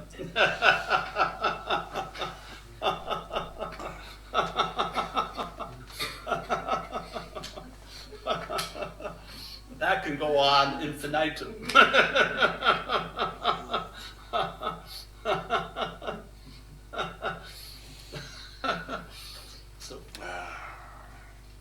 So what happens? Thoughts. Your thoughts don't affect me one bit, really. But the same thoughts you're entertaining, if they're entertained as my thoughts, they suddenly have a huge amount of power over me. Where is it? Is it from the thoughts? Is that the source of power, or is it the my? And what is the my but an activity, yes? You're taking the thoughts to be about you, or you're the thinker of them. That's where the power lies in thoughts. The thoughts are like an empty fucking pickup truck. The weight they bring into your life is not from the pickup truck. It's what puts shit in the pickup truck is the my. The identification as the thinker or the thought about it. That's where all the weight is. That's the weight that gets distributed. So all the thoughts, each one of them, it's sort of like a herd of donkeys, yeah? And the tail that's put on all the donkeys, which is a pointer, is the my. So let's say this is a bottle, no problem. Yeah? Now I can look at it as my bottle, and suddenly the bottle's being used to point at the one who has the bottle, yeah? So here's a thought, just like this, and then it's called my thought. Suddenly the thoughts start pointing at the thinker. All day, the claiming of being a self has to constantly be reinforced because it has no ground to stand on. Its highest level is appearance. It can only appear to be so. So thousands of thoughts are going by, and they're all seemingly being pinned with this donkey tail that they're yours. So now all the thoughts are being used to point to the thinker. All the feelings, tons of different feelings are happening with no volition whatsoever on your part, but they're still being claimed to be your feelings, yeah? And then the actions are the most difficult one, because we, in this place, you do not get convicted by thought, but you get convicted by actions. So I could have a thought 100 times, I hate my girlfriend, yeah? But if I say it that one time, she's never going to forget it. Nor are her friends after she calls them all up. Yes? So I get tattooed by the action. But the action was compelled by what? Thought. How could a thought have so much compelling effect other than me believing in it? I know people in San Quentin, a prison near where I live, that killed people in a blackout. So they're arrested their whole life. It's totally determined by an act they can't even remember. Yeah? This is what happens. Yeah? Every one of us, there's millions and zillions of thoughts. They come through us, and many, very rarely do they actually compel an action. But when they do compel an action, they express a life through us. They extend by having an effect. Like I got ran over twice in one night by a car, 37 years ago. Yeah. I don't even remember the event, but its effects have lasted for 37 years. It's affected this action figure for 37 years. Now that thought that drove me to go back to that bar after I had left was definitely packed with a huge wallop in the fist of mine. I was believing the thoughts. I was believing a huge party had erupted at a bar where no one was at on a freezing Sunday night in Long Island, New York. I believed it. It compelled me to get into my car, hoping I was going to meet a babe, but I met a Chevy Monte Carlo. Got run over twice, and then my whole life has been affected by that. You know how many millions of thoughts I had just like that thought? But that thought was not followed, but preceded by mine. It had a lot of believability, and it propelled an action that left an effect for a long, long time. That's what's happening every day. How are you going to have immunity to thought as a thinker, which is just the thought itself? There's no way. You have to have an immunity system outside the system. Yeah? And what you are is outside all systems. Your awareness, the activity of being aware right now, everything comes after you. Nothing precedes you. Nothing. There's no seer of the seeing. There is no fucking seer of the seeing. There's seeing. Come on in. Another one. But it will apparently appear once it is recognized. The collapse. Collapsing. No, not collapse, just a collapse. Collapsing. Since everything is verbing indeed, energetic movements. There is no separate hearer. There's just hearing. There is no separate seer of anything. There's just seeing. There is no separate taster of anything. It's just tasting. There is no separate smeller of anything. There's just smelling. And there is no separate hearer. There's just hearing. And there is no separate collapse of a conjured self to collapse one day, that it was walking in a park and then it recognized that it collapsed and it wasn't really there anymore. It was always conjured an idea that it was in that body that was walking through the park that day, and then there's no walking the park. Yeah, fine. And so it collapsed, and that was it. And so it recognized that it never was. It never was that conjured self. And yet there's still some type of presence. So it's bare. It's barren now. It's bare presence. There's no longer this subconscious conscious self interfering with the bare presence of the presence of aliveness, of that energetic movement, of that energy form. It's an energy field. So in a sense, we are energy fields, projecting energy forms for temporal, temporary time. A temporal, temporary, indeterminate duration in space and time, and not of space and time. Both simultaneously. So, energy fields with no, they're timelessly, boundlessly energetic fields that have no parameters, they have no partitions, no edges, just as light and darkness, like the blend of light and darkness is very similar. Again, there's that blend, see? There's that natural blend, the blending, the mixing, the coalescing, yeah, and the collapsing. So, there is seeing, hearing, touching, feeling, tasting, smelling, collapsing. The collapse does not end, it doesn't stop. It just keeps on continuing to collapse. And then once it's no longer appearing humanly corporeal and it's fully collapsed, that's it. You're not going to hear a word from it anymore. You're not going to hear it expressing in a particular language anymore. But I tell you what, what's really interesting though, we apparently appear to live in these modern times, so-called modern times, whereby these recordings are capturing moments in space and time and recording them so they can be revisited and played over again. So in a sense, in that respect, a body-mind action figure is immortalizing itself, so to speak, in a sense, via these presentations that can be reviewed.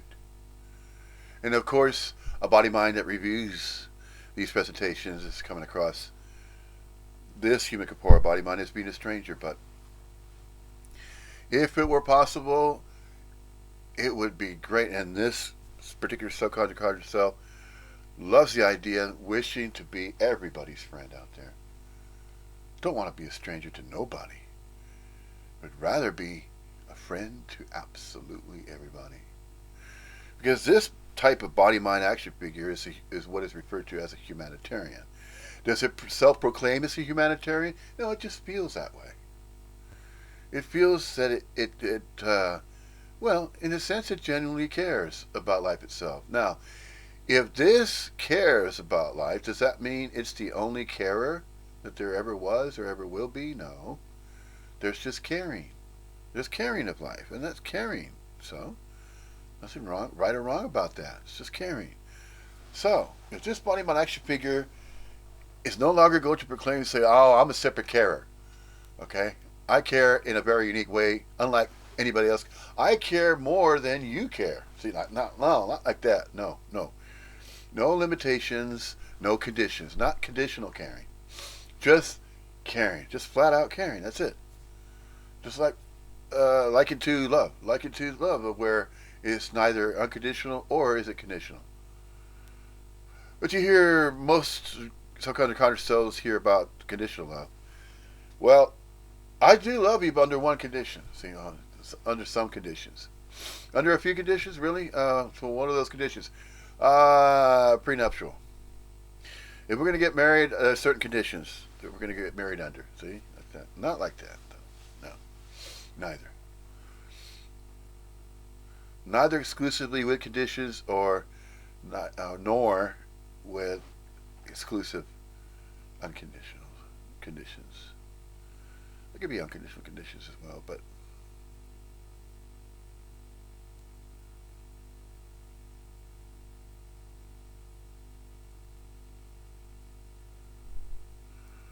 now this particular satsang here, which actually goes back to 2017. Wow.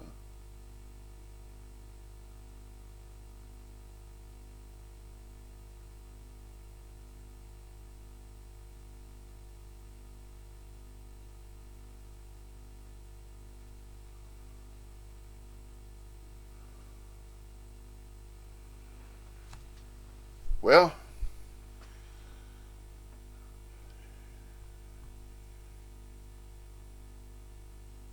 anything else to add? Now, these aren't trains of thought. Let's get that straight. Every one of these presentations was unplanned. There wasn't an outline. There wasn't a schedule to follow. There wasn't a certain, you know, way of thinking that, oh, okay, let's touch upon this subject or this way of thinking. No, it's just taking these free for all, these presentations are already recorded, listening to them, and then responding to each of the segments, and then simply spinning it a different way via the English language. When I say spinning it a different way, these are different analogies, different scenarios, analogies, euphemisms, metaphors, different way. It was using the English language with different English terms, different words, different terms. And it's all these differences and these variances because since everything is always, apparently appearing to be always, then this is one of innumerable ways. There's a message of Neo-Advaita, Advaita Vedanta, non-duality is shared. That's it. No meaning, reason, and purpose behind it, but that which believes it has eternal uniqueness and meaning, reason, purpose behind its very existence. Yeah.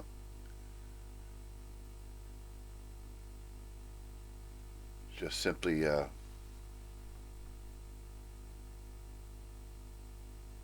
provide information via the English language, and by providing the information, saying, well,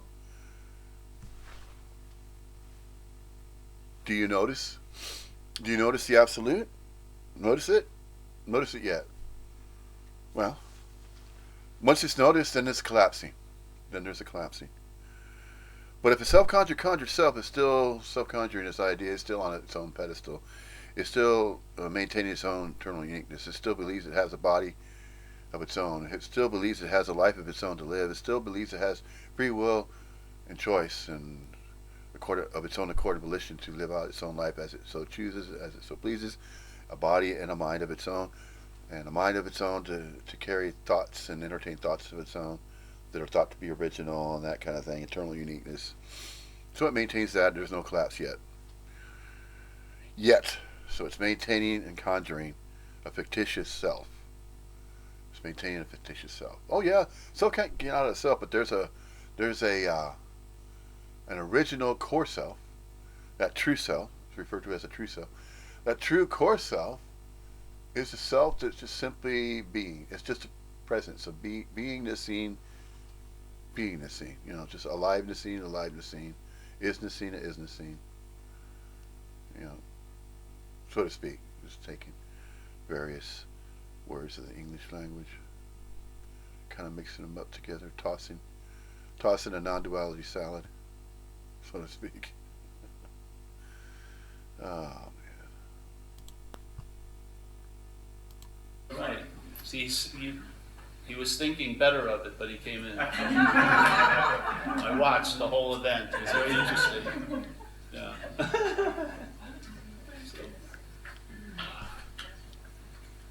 So once I started to see, this happened to me in AA about my 9th year sobriety. You see, notice that. Notice the manner by which this particular body mind action figure, the birth name, birthright of Paul Hederman, just said that. Just made that statement there in that particular recording there. What's that saying? See, to me, I felt this way or that way. Now, that's just one way of stating that, but that's still as an example of, the self-conjured self that says, well, to me, this is what had happened to me. This is what happened to me in the past. Now, that's not necessarily non-duality Advaita to the extent of using that particular, phraseology or choice of words. That's going to kind of throw off some of these questioners that are still questioning and it's still terminally to some degree. And you know, they're going to think, oh well, then that means I had a life in my past, so I could say it that way too. Well, to me, it was this way. Uh, I was engaged in some kind of activity in the past, but now there's no more activities that I'm doing, and it's not to me anymore. It used to be to me. But you see, this is where I would draw the line, so to speak. The line is drawn regarding the expressions to, by, for, from, about, with, upon, and around that which believes it is subconscious conscious self with its own terminal uniqueness of its own body mind, its own life to live. None of that was ever true. It was all fictitious. It was all conjured. It was all made up. Never was that way. So we're not going to speak that way anymore. We can't. We can't speak that way anymore because we're going to notice it now. Who's noticing it? The Neo-Advaitin. So, we never left that Neo-Advaitin train, so to speak. Well, we've always been Neo-Advaitins. Natural Neo-Advaitins. We've always been that. We've always been that way. That's the natural state of being a scene. Is the recognition, recognizing regarding non-duality, not two-ness. That is the default position.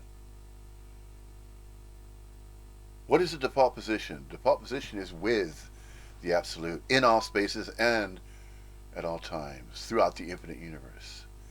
That's the default position. Yes. Anything outside of that is not it. Anything outside of that is not that. Nor any of those dualities that are conjured. To, by, for, from, about, with, upon, and around the self-conscious conscious self. Mm-mm. None of that. None of those conjurings. They're neither so, nor are they not so. That's right. It's not to me.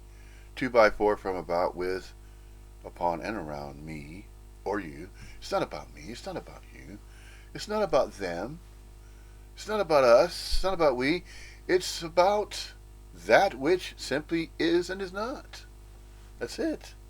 That's it right there. No exclusive ways, no exclusivities, no particulars. Always, always, in all spaces and at all times throughout the infinite universe. Always, always. Indeed. I used to lead a class in this process called inventory process. You see, we used to think that we led. You know, just listen to that. See, I used to lead. No, there was a class that was thought to be led. Yeah. And what was the subject matter? Well, here's what the subject matter was. So there's so many different ways to tell a story, isn't it? Because that's the story, obviously. Obviously, he's telling a story. And you know what? There's stories within stories as well. Yeah. Here's a story about a body-mind action figure that was a stunt seeker, and that sense of a self collapsed. It was wondering prior to that, something's off, something's not quite right. Can't figure out what it is. What is off? What does not seem to be right? Not only right, but what am I missing, or am I overlooking anything? I recognize that there isn't anything to overlook in the first place. That's what it was. That's what it was. This body mind action figure thought it was overlooking something it needed to know about. It thought it was overlooking something it needed to know, comprehend, and that it needed to claim. To, by, for, from, about, with, and upon itself. It kept on doing that. To, by, for, from, with, upon, and around. What I thought. The way that something was supposed to appear in some particular way to me. To, by, for, from, about, with, upon, and around myself. It was never like that. That was all conjured. That was all fictitious. It was all made up. All of it. All of it was made up. Whatever I was thinking. whatever I thought I was thinking. See, there it is. See, it caught it. This self, regarding the self-conscious conscious self that thought it was terminally unique and by itself, it thought it was alone and separate from everybody and everything else. It never was. It only believed it. It only thought of it. It entertained the thoughts and the ideas of aloneness and isolation and separateness. Itself was self-identifying, self-identification of a self-conscious conscious self. It was maintaining that. It's no longer. It's collapsing. Okay, so now there's the collapsing. And what is it collapsing? Is it collapsing down to, or is it going to be something else after it collapses all the way? No. It's just a collapse of organizing. The collapse of organizing this house of cards, so to speak, and each card represented a terminally unique aspect or a feature about the self-conscious conscious self. This self-conscious conscious self of this body, mind, action, figure, appearance used to believe in its own house of cards, and each card was a representation of a certain original idea that it thought it had. It thought it had its own original ideas and thoughts. It thought that its own perspectives were unique and very special. It thought it had to write a book and publish a book. 2x4 from, about, with, and around itself. Advaitins doesn't have to even do that. It doesn't have to believe it's doing anything. See, so writing a book is thought to be a doing. Yeah, I wrote that. I did that. See?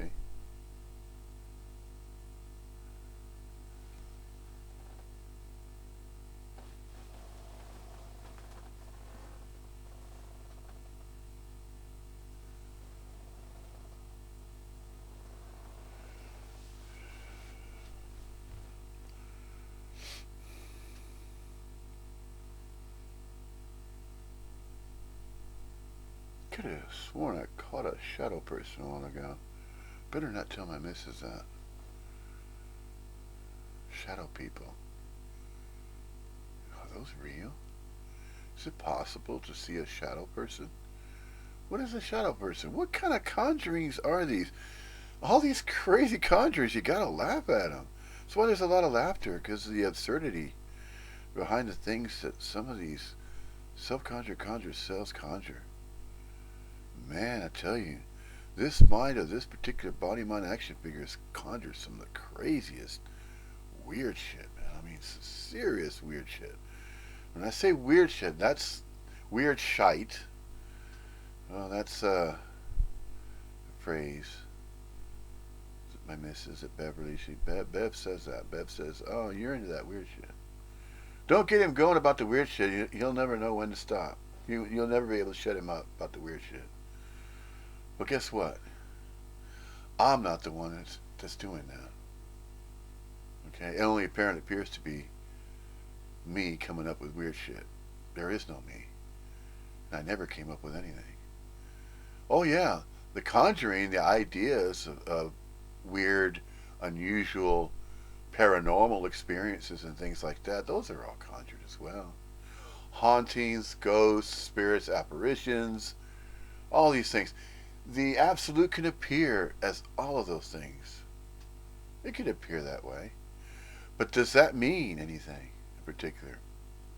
Is there meaning, reason, purpose behind paranormal activity or paranormal or ghosts or shadow people or aliens, extraterrestrials from some other distant galaxy in a distant solar system, distant Earth-like planet?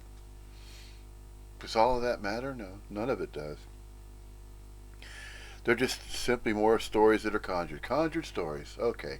Conjured stories to entertain each of the subconjured conjured selves that believe they have a story to tell, and it just goes on and on like that. See, the eternal uniqueness is the originality that's thought to be originality. No, none of that's necessary. You know what? Just go ahead and do whatever you think you need to do. If you believe, okay, let me put it to you this way. If you believe you have a will of your own, go ahead and exert that then. See where that gets you. It's not going to get you anywhere. If you have expectations in a life that you believe is your own, none of those are going to happen. If you have certain dreams and aspirations and goals, shattered dreams, man. They're unreal. They're fictitious. None of it's going to happen. You don't have to conjure them. You don't have to conjure all of these goals and aspirations and beliefs. Just you're already in the moment. You've never been out of a moment that you've always been in. You've always been in a moment that you can never be out of. And all the moments that you think you're in, you're not really in any moments that you think, because you can't be out of a moment that you've always been in. How can you be out of a moment that you're in already?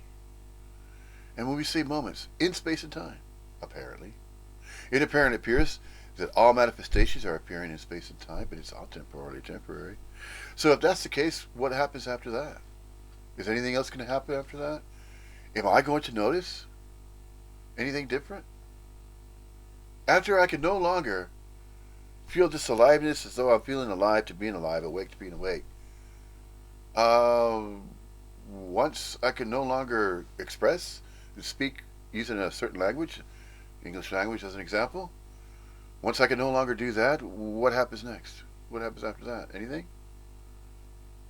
Is anything going to happen? You tell me. Do you have to tell me anything? Do I have to tell you anything? No. Neither of us have to tell each other anything. Then why are we bothering to speak about this in the first place? You know why? I'll tell you why. Because that which we're not still believes that there's a reason why we need to speak about anything. That I need to tell you something because there's something that you might not know yet. So once I tell you, then you'll know. See? Knowing, doing, seeking, all that. Unnecessary. Just be. That's it. Just take some effort. Just be. Default position. You're already doing that. What are you doing? No, in a sense, so to speak, you're doing.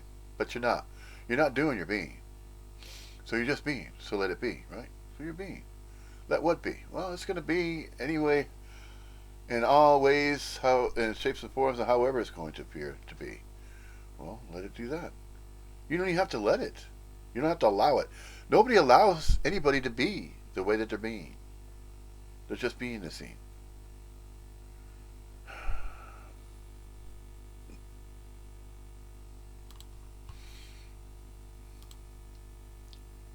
And came out of a chapter called How It Works. So I read it many times. I led these classes for about 16 years, but at that point I'd been doing it for 7 years. And I had read this sentence tons of times, and I'd gotten no meaning out of it.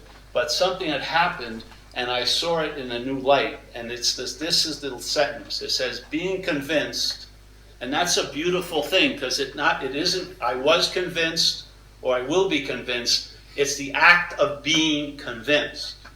In other words, I was in the act of being convinced. Not I had conviction. I was in the act of being convinced that self manifested in various ways. And self, I implied the feeling of being a long-lasting, independent, separate entity. Yeah, a thing. Yeah, that self manifested in various ways is what had defeated us. Yeah. Such a beautiful statement, because in this statement it's saying self is sort of like a foreign installment or a parasitical movement or something, and it has defeated, and we're the us, yeah? So self manifested in all these different ways is what has defeated us. If you're convinced of that, we will now look at self's common manifestations. And then the next paragraph it says resentment. Yeah? So if you study it, if you look at the logic of it, it says that resentment or fear and these other manifestations of self are expressions of self in one's life. And yet when you hear people talk about it, they talk about it as their resentments and their fears. Yeah? So that's the act of being identified as a self. In other words, if someone describes manifestation of Stanley's in my life, and yet I share about those manifestations and I call them mine, I must be in the act of being identified as Stanley. Yeah? If something is producing effects that are moving through me, and when they're coming through me, I call them mine, I must be identified as something that I'm not. That's the bondage of self.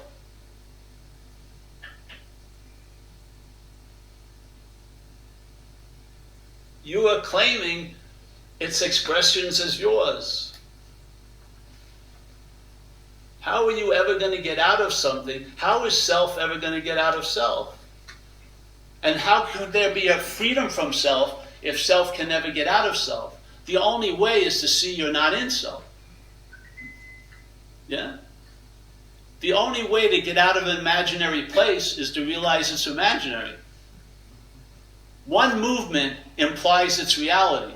So you can't move out of it because there's no it to move out of. Yeah? It doesn't take any time to get out of where you're not in. So the solution isn't found through time. It's a timeless, always available possibility. Yeah? You see how beautiful it is? This solution, it's like from the problem, you need a solution. But if this solution is entertained, it reveals the problem as an activity. There's no need for a solution, because applying a solution would be an activity. So you see it's an activity, and then there's no need for a solution. That's the solution. You're left with exactly what is. Nothing added, nothing subtracted. It's so beautiful, because you're irrelevant in it, basically. It's not based on you. This condition is not based on your condition. That's so beautiful. Because your condition can be affected by outside things. This is the outside and the inside. This is the context. Yeah. The bowl can receive so many different soups and never get stained by any of them. Yeah. We're like the sky. It allows everything to appear in it, yet nothing that appears in it affects it. That's what mind is like. Big M mind. Pristinely untouched. The gravest, most heinous things that you believe you did here have left no mark on it. There's no need for forgiveness because nothing ever fucking really happened. What a beautiful, beautiful solution to having absolutely no need for a solution. What incredible gift than to be freed from the need to be liberated. And in a weird sense, this is much more approachable by lack of interest than it is by interest. It's much more available when you have absolutely no interest in its availability. It becomes sparse and infrequent when you're interested in finding it. But when you have no interest in it, and I'm telling you, I have absolutely zero interest in what people call spirituality. Zero. Zilch. None. I have interest in finding a good latte or getting a pair of pants, but I have no interest in finding what I am.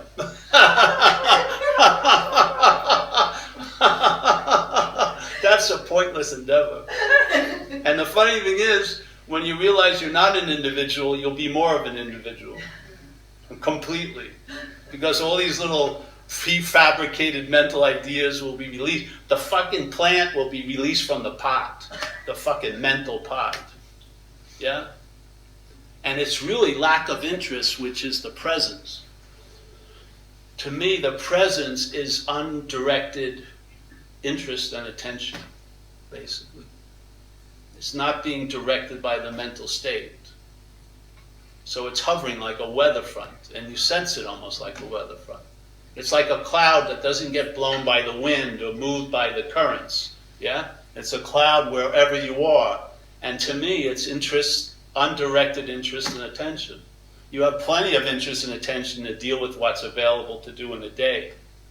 Yeah? There's 99% of the interest can be rested in. But you're not going to rest in when the interest attention is sent out on chores all day. Yeah, usually going to the store of yesterday and tomorrow to fucking bring back a mirror of you as a body so that you can fucking stare at it all day. That interest and attention is dead. It's like fucking enslaved to a dead fucking idea.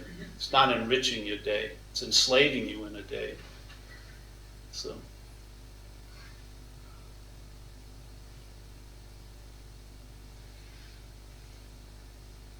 So thinking, feeling, acting.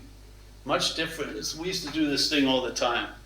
put money up here, put relationships up here, put sex up here. Everyone, it would engender a meaning in everybody, right?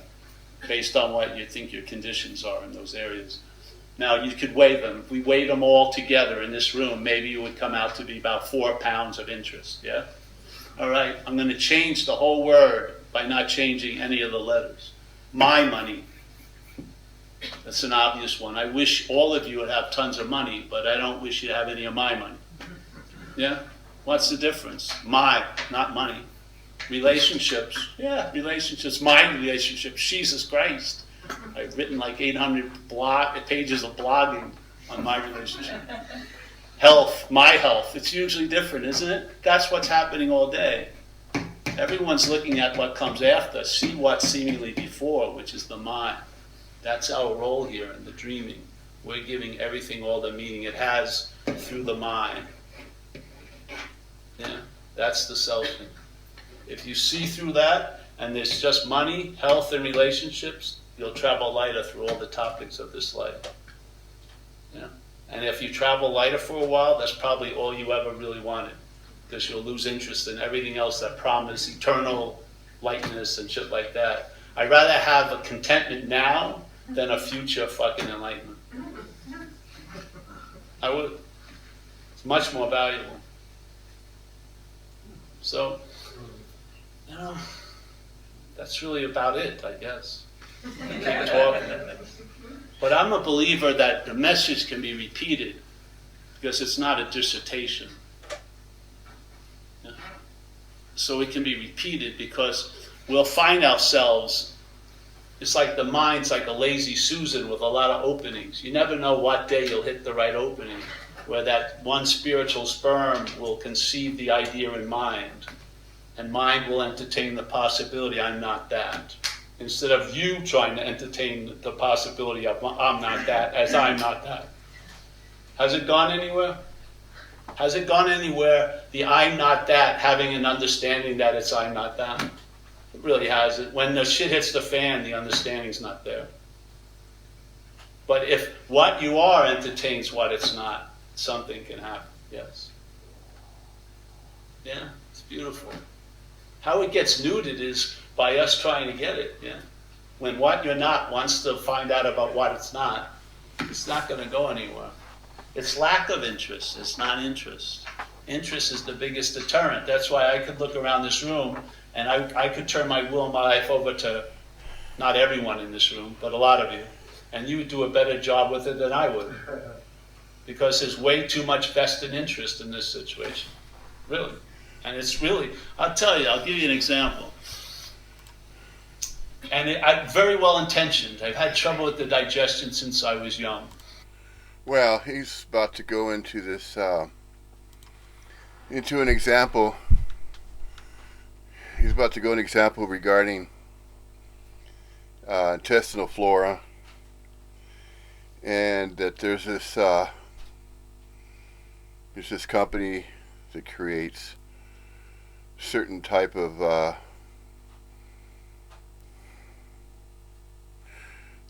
formula the bacteria like to consume, and by putting that into the body, gets the bacteria to eat it in order to get. No, it's the other way. The way he says it. He says it's going to eat this flora, all of this intestinal flora that's supposed to get rid of certain bacteria. But what it was doing was feeding the bacteria. So that which was supposed to rid the intestinal walls with from that bad bacteria, the formula that was consumed was feeding it. It was catering to it. So it increased the population of that bad bacteria that you didn't want.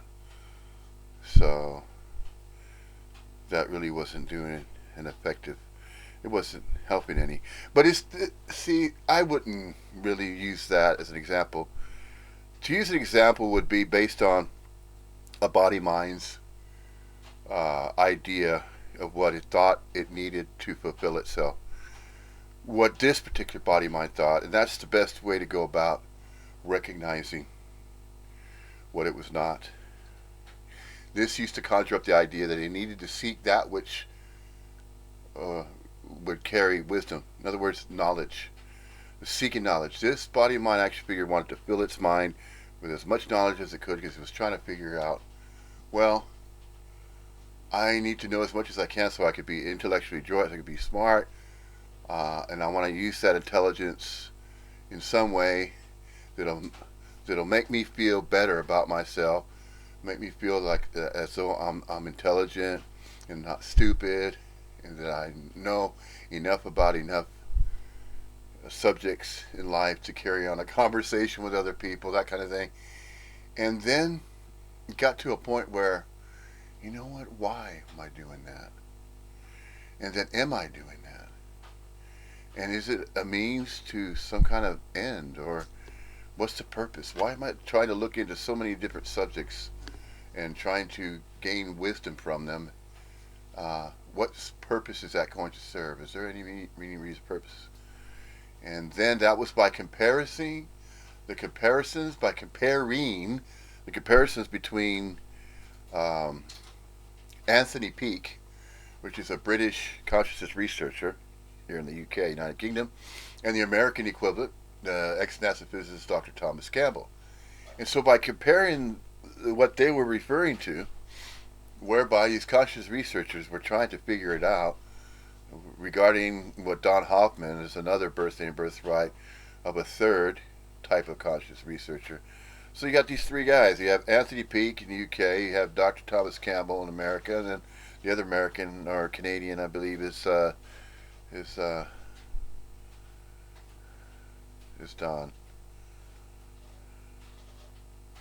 But see, the point is, or if this body mind action figure is going to try to make a point, anything that's presented on this channel is to appeal to that which we're not.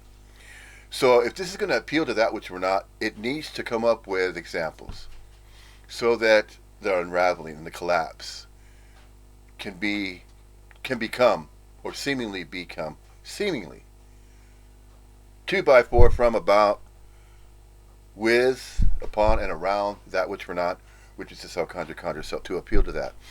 So that which is discussed and stated via the English language, via this particular YouTube channel, is focusing on that unraveling. That unraveling, the dissipation of terminal uniqueness, the dissipation of the idea of self-identification with itself, the exclusivity, the individuality, self-identification, with a body-mind action figure that it believes is its own, that it has a body of its own, it has a mind of its own to use, to entertain original thoughts of its own. All this ownership and all this claiming and ownership, none of that's true. None of that's true.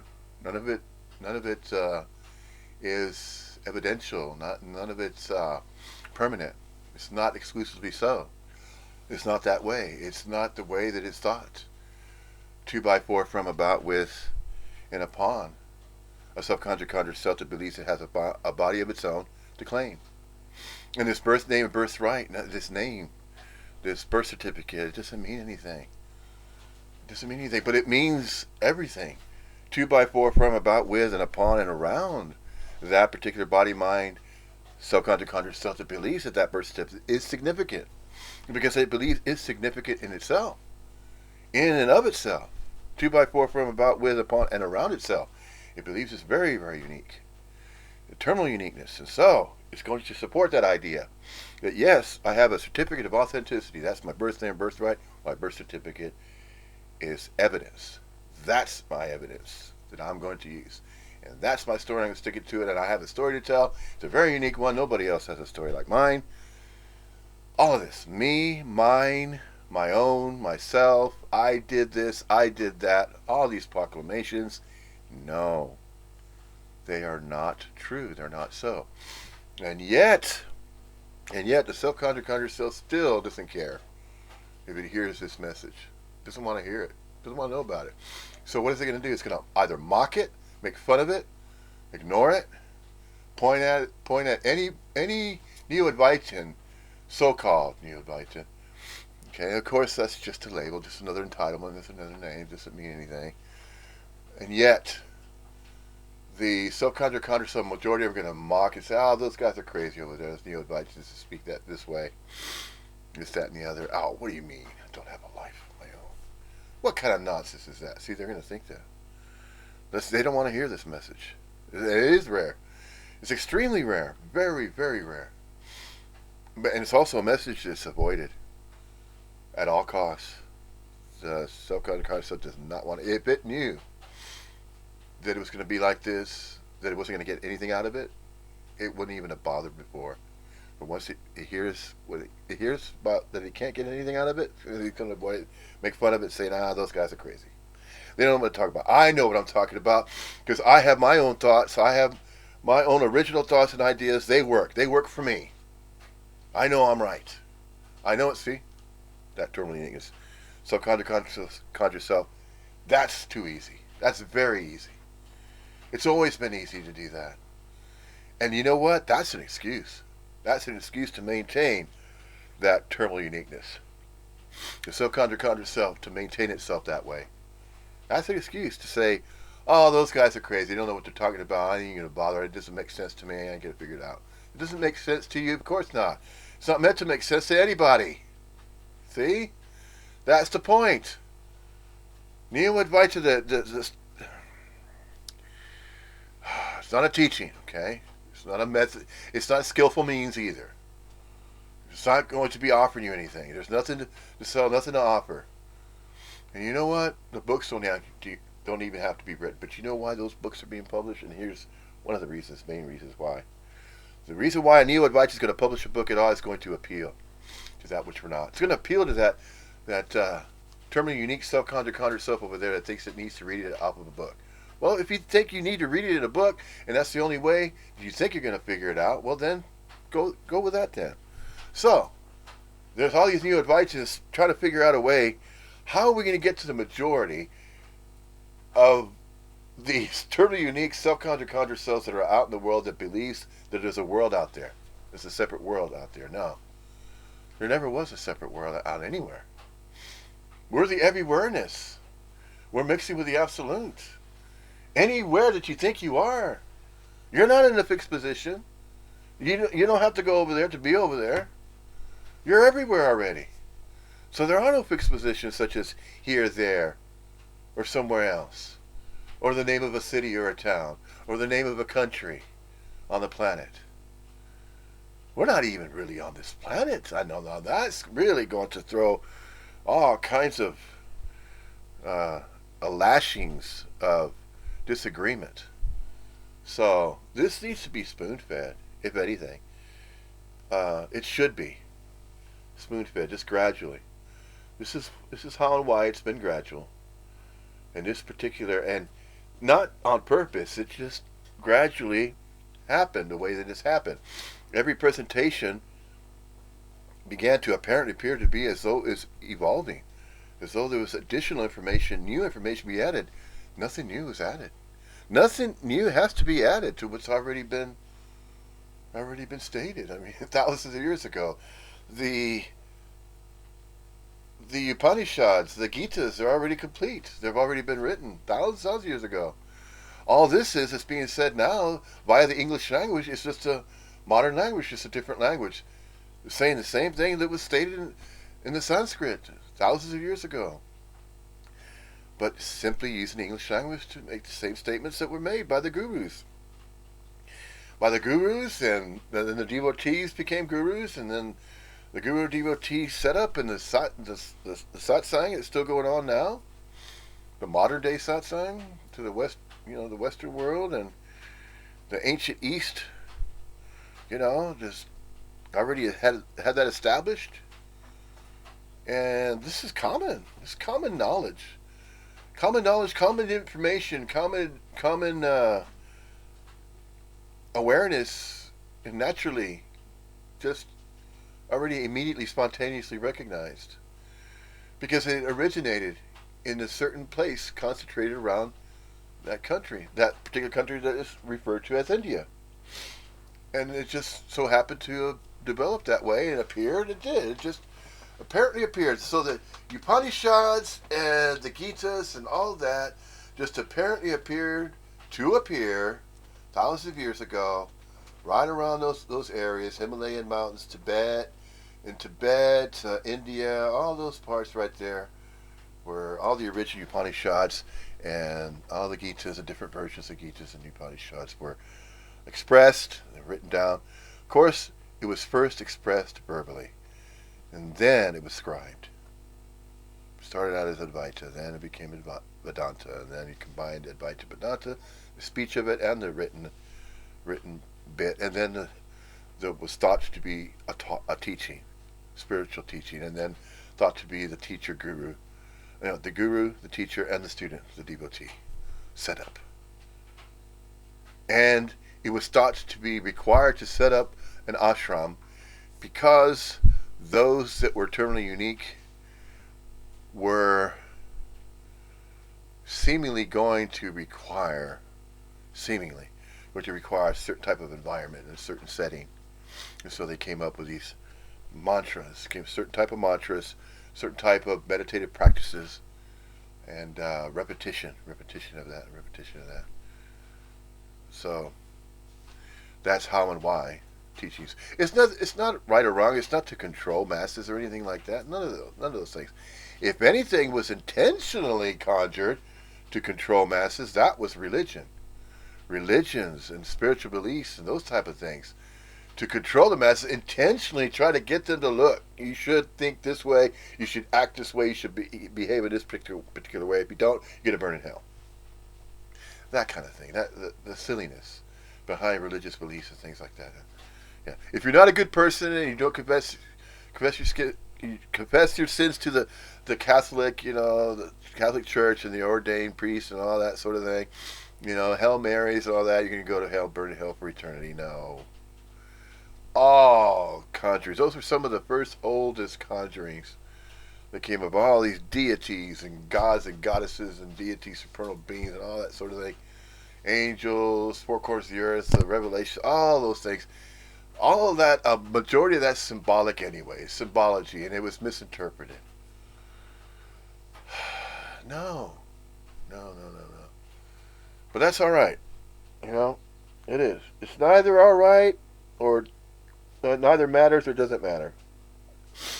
However, this is going to turn out to be, it's going to continue to turn out to be this, and it'll turn out to be some other movement in the future. Perhaps. Well,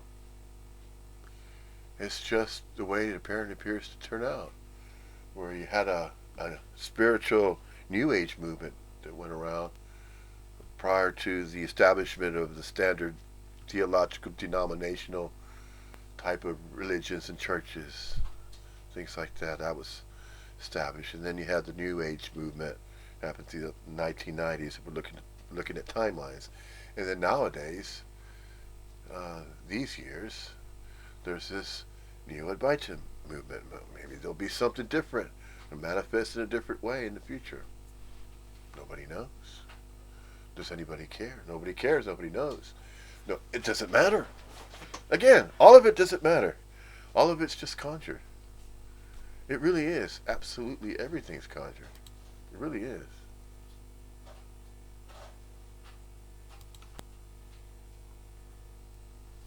So what is being conjured? Absolutely everything. Does the absolute conjure anything? Well, of course it does. Apparently appears to conjure what? What do you think it conjures? Well, you don't even have to think it's conjuring anything. What apparently appears to be conjuring is absolutely everything. Everything and nothing, inseparably so, not so. So that doesn't exclude anything, and nor does it add anything new to it. It's already set up. It's already the way it's always been, and however it arises. That's just the way it is. And so, is there any particular prayers we should be praying? Are there mantras we should be conjuring and saying over and over again repetitively? Are there any lotus dances or any stances we should be, and then meditative practices we should be practicing? None of them. Because you're already being anyway. You're already mingling with the absolute naturally. That's a default position. You don't have to do nothing about that, do anything about it. Effortless. It's effortless. But what apparently appears to be happening, though, is that once it is recognized that absolutely everything's appearing and it's mixing with absolutely everything that the absolute represents, and the finite universe represents the infinite, and there is no particular way of going about knowing that or going about doing anything about it, simply because there's nothing to, by, for, from, about, with, upon, and around that which apparently appears to be whatever apparent appears to be, and whatever apparent appears to arise. Just let it be. And you don't even have to let it be or allow it, because it's already manifesting in a natural way, however it will. And it's never been to, by, for, from, about, with, and upon. To, by, for, from, with, upon, and around that which we're not. And that which we're not is that which claims its own life, its own unique individual life, that it believes it's living of its own free will and choice, its own accord of volition, and its own mind that it believes it has.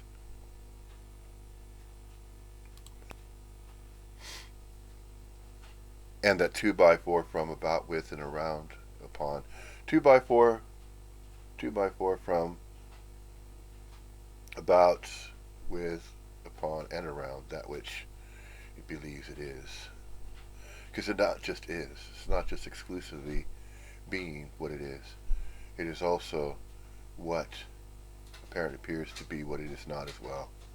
How can it apparently appear to be what it's not?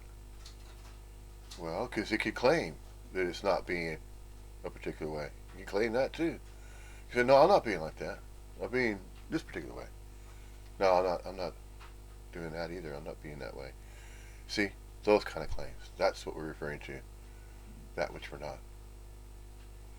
But also that which claims it is also not part of. So even the claims of a self-conscious conscious self that says, no, I'm not to, by, for, from, about, with, upon, and around that particular part of what I believe I'm not. No, you can't believe in what you're not. No, it's not about a belief. It's not a knowing. No. No. It just collapses. It just automatic collapses. It's just an automatic response once it's recognized that it was all conjured and made up. It was all fictitious, the whole thing, the whole story. The whole story that was thought to be a story about somebody in particular. Somebody that was exclusive. Somebody that was separate from everybody and everything else. It was never like that. It never was like that. No.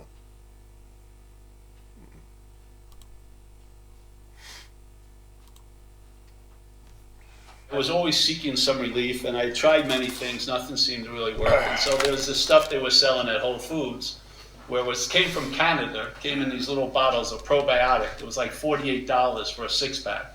So every week I bought one. And for about a year or so, it's like a lot of money after a while. And for about a year I'm taking this, and I'm thinking, am I feeling better? And I try to coax myself into feeling better, but nothing really had changed much. So I decided to send my shit to this laboratory called Smoky Mountain Labs in Tennessee. It's famous in the New Age world. And they would send you a kit, and they'd send you a thing to check what you wanted them to look for. So, of course, everyone always checks parasites, yeah? But I was checking all this stuff. So I sent it, and I was really excited to get the returns. Yes, I've been spending, I went out and bought $48 worth of this stuff again. And I get the returns, I'm looking at it, no parasites. I go, wow, that's great. Then I look at, all right, what percentage, and I have now put at least 80 trillion beneficial intestinal flora in a very small area. If you stretch the colon, it must be 12 feet. So that's a lot of fucking citizenry I put in there. You would think the country would change. You know? So I look at the thing, it says signs of intestinal flora, beneficial, 0.00. There was absolutely no sign of all this shit I was pouring in there for 2 years. And then it says, the next thing says, there's two bacteria that are residing in your gut that love beneficial flora. So I was catering a gourmet meal to this bacteria, all the while thinking I'm working hard to get better. I'm feeding the fucking problem. That's what happened here. And what is that but fucking self-interest? Interest is incredible. It's what's directing it. If the mental state's directing it, your interest and attention can be used to enslave you. If whatever you want to call it, the spirit, and of course it would call it the Holy Spirit, whatever you want to call it, if that's directing it, you'll have an ease and comfort in the circumstances and situations you find yourself in. It's the same energy. It's just what's direction. It's the same energy that we all have. Our whole... Hold on. The situations that we find ourselves in. Let's take that one. Let's take that statement. The situations that we find ourselves in. Are we finding ourselves in situations? No, those are conjured. Why? How and why is that? The situations that we think we're finding ourselves in, see? We're conjuring the idea that we are in situations that we can't get out of. Ah. See? It needs to be addressed this way. If you're going to hold a satsang and you're going to bring up these statements, you need to expand on them, because if you don't, if you just say them in one particular way, then the questioner is going to have these other questions. It's going to say, well, okay, so what you're saying is this, that, and the other. See? You got to throw more than just that. You can't just say, oh, well, you get yourself in situations and that's what happens, and then move on to the next thing. No. Let's break that down. Let's really examine that. Let's examine each of these statements. So do we find ourselves in situations? No. It's not finding ourselves. Those are conjured. Situations are conjured. They're not set up automatically on purpose. We don't think about a situation and say, I'm going to set up the situation and this is how it's going to go down. Okay? It has yet to happen. The situation has yet to happen. But in case it does, this is my solution to it. This is how I'd react to it. You can't predict it. Nobody can. Nobody can apparently appear to predict an apparent appearance of a situation that has yet to appear. Huh? What? Yeah. A situation that has yet to appear in the future, and then it apparently appears to become a now event or occurrence that's happening now. It's going to happen in the future, but the future hasn't arrived yet. No. There is no future, and there was no past. The memory that's held as though there was a past is held in mind. It's held in the mind of a body mind that believes it's its own mind to hold memories in. See? It's going to hold memories in of that which it thought it was in the past. It's never been in the past, and it never will be in the future. It's now. Everything, all the activity, all the action is going on now, and it always was now. Always will be now. Always has been now. Always has been now. Always will be now. The nowness of nownessing. That's the same as everywhere nessing. Isnessing. Beingnessing. All the same. All the same thing. It just sounds differently. Sounds like it belongs somewhere else. No. It doesn't belong in any other particular position in space and time. We're referring to timelessness here. Boundlessly. Boundlessness. Timelessness. Isnessing. Beingnessing. Yes. That right there, that's the mixing and the coalescing and the blending with the absolute. That's it right there. That's the default position. Never been out of that. Nobody's ever been out of that. But you see, each body-mind action figure that's manifesting an appearance of a human corporeal form, that's all. That's all that's showing up. Visually observable mirrors, and that's it. No conditions behind that. No. But there are different frequency ranges in manifestations, just as there are different intensities of artificial light. A 45 watt bulb is going to be dimmer than a 100 watt bulb. A 100 watt bulb is going to be much brighter, isn't it, of artificial light? Well, kind of similar to how a body-mind action figure might shine or might express. Some express and shine brightly. Some are just slightly dimmer. And then it's just as a radio station broadcasting a signal. So, in a sense, each body mind action figure is a manifestation of a signal on a radio station, so to speak. You have the FM band, frequency modulation. You have bands, a radio station broadcasting on 99.5 or 90.1 or 89.1 or 101.1 or 102.1 or 102.7. So all these various frequencies that a radio station is broadcasting is another analogy to use, or an example of explaining how it apparently appears that we're manifesting in various ways. And these various manifestations that are manifesting in various ways can be explained like that. Does it matter? No. It's just another way of explaining what apparently appears to be going on. That's why the sciences were conjured. The sciences were conjured to make an effort, an attempt, a feeble one at that, but an attempt to describe what is apparently appearing to be as though they're separate things. So the sciences try to break everything down. Yeah, and then metaphysics began to examine the little intricacies behind what apparently appears to be going on, and the frequency ranges and the resonances and signals and transmissions and electromagnetic waves and particles and all that sort of thing. All conjurings, of course. Why? Because you can't leave it alone. The self-conjured conjured self cannot leave anything alone. It needs to try to figure it out. It needs to know. See, there it is again. It's trying to bring it back to play into the knowing. Into the knowing and doing. So what am I going to do today? I don't know yet. See? What do I need to do today? Do I need to do anything? Well, the laundry needs done. I did that already. You got the second load in. The first load in the dryer. So, yeah. Laundry's not going to get done itself. Yeah, what are the inevitabilities in most homes where a body mind action figure dwells? Laundry's one of them. What's the other one? Dishes. Either you have a dishwasher or you hand wash them. Fine. Well, how do the dishes get dirty? Well, you prepare meals. Why do you have to prepare meals? Well, because the body mind needs to eat. It needs nutrition. Okay, what's the bed doing over there? Is it made? Well, yeah. Well, what's the bed for? Rest. Body mind needs to get rest? Sure it does. Various amount of time that it takes to do that. Okay, fine. So what? Why does that matter to anybody? Well, to some people it does matter.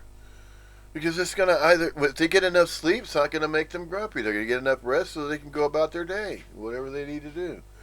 Person that has a physically demanding job is going to need a bit more rest than somebody. And then there's the other one, the age factor, the ability, and it goes on and on and on like that.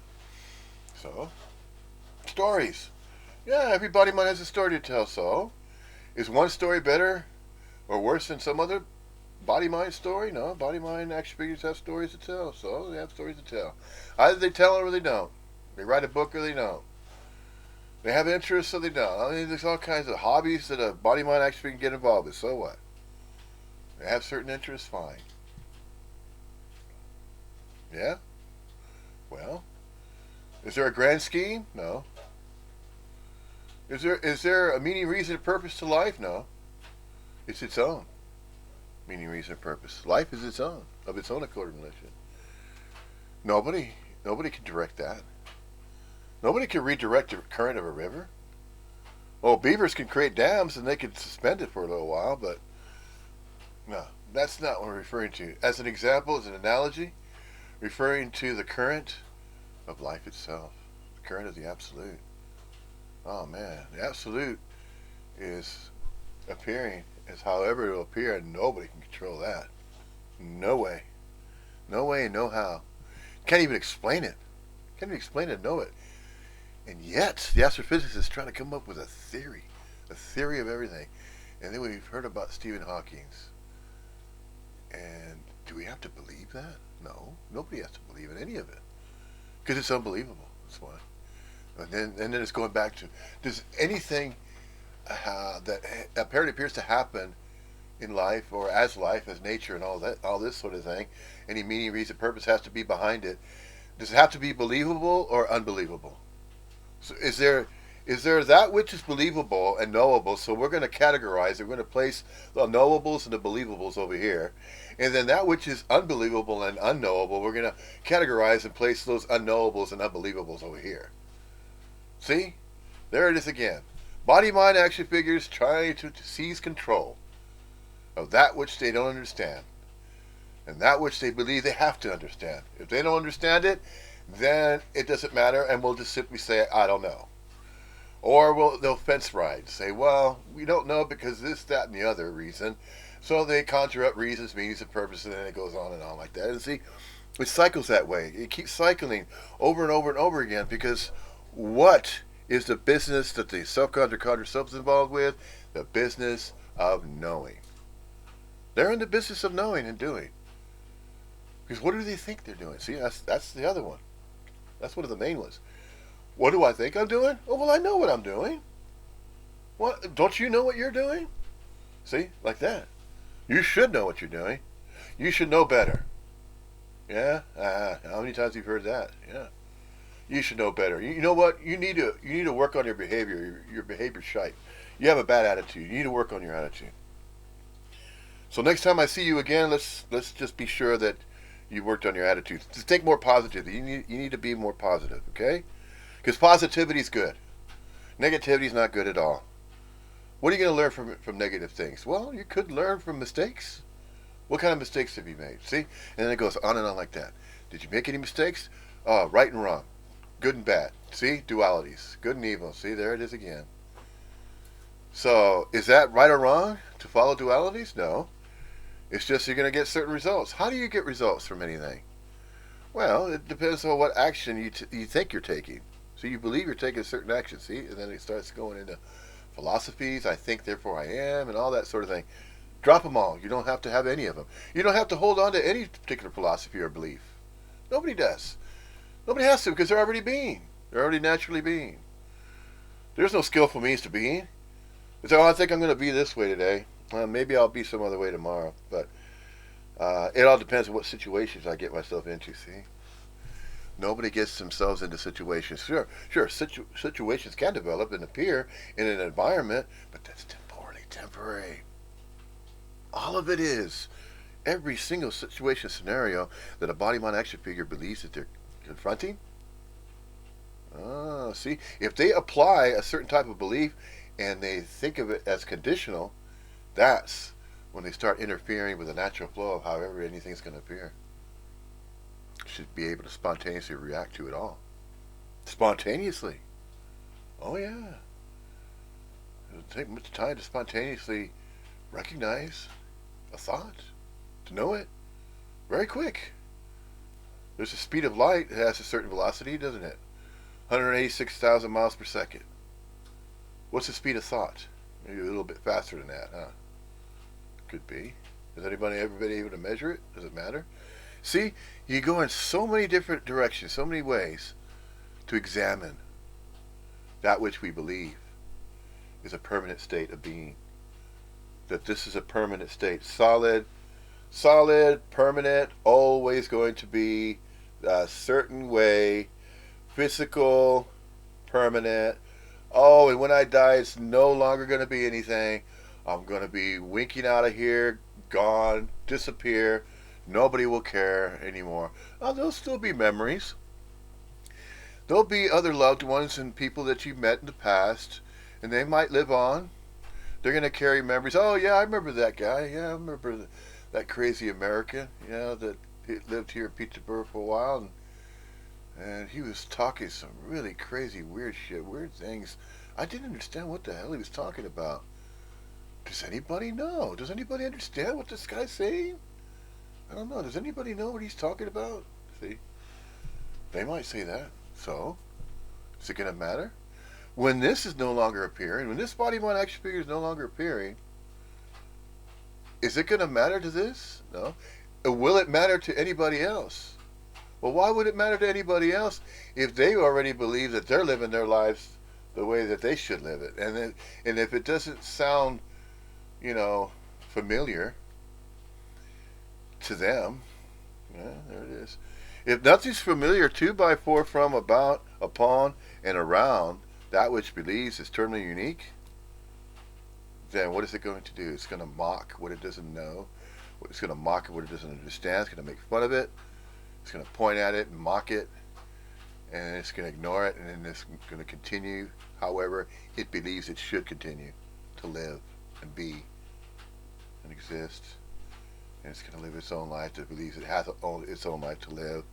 It's just going to go on and on. Eternal uniqueness like that. So, yeah, I know what I'm doing. Nobody has to tell me how to live my life. I know what I'm doing. Yeah, you don't have to tell me what to do. So don't tell me what to do, okay? I know how I'm living my life. See, most people are like that. Most of conjured selves are so eternally unique that they're so far up the ass of their own selves that they'll think that way. Yeah, I know what I'm talking about. I'm living my own life. I know what I believe in. And what I believe in is true. I don't care what you say. I don't agree with you. We could agree to disagree. Fine. Fine. Whatever. Just go on about your business. Don't worry about me. Don't worry about my business. I'm fine. Don't worry about it. And you know what? I could care less what you're doing as well. You don't care about me. I don't care about you. Fine. There's an agreement right there. We can agree to disagree. Fine. So why should that matter anyway? None of it should matter. None of those. Neither. Neither if anybody agrees with you or me or doesn't agree with anybody else. Do we always have to agree on absolutely everything? No, of course not. How boring would that be if everybody agreed upon the same thing? Well, the majority of the people are going that route, aren't they? Going that route. Seeing is believing. Nobody's going to believe it until they see it for themselves. Ever heard that? Yeah, sure. We all have. When I say we all have, yeah, well, the body, mind, action figure, it understands, it comprehends to a certain degree. But then, when we start referring to Advaitins non-duality and saying, all those things don't even matter anyway. It doesn't matter what you're thinking. It doesn't matter what you think you're doing. There's no doing involved because it's just being.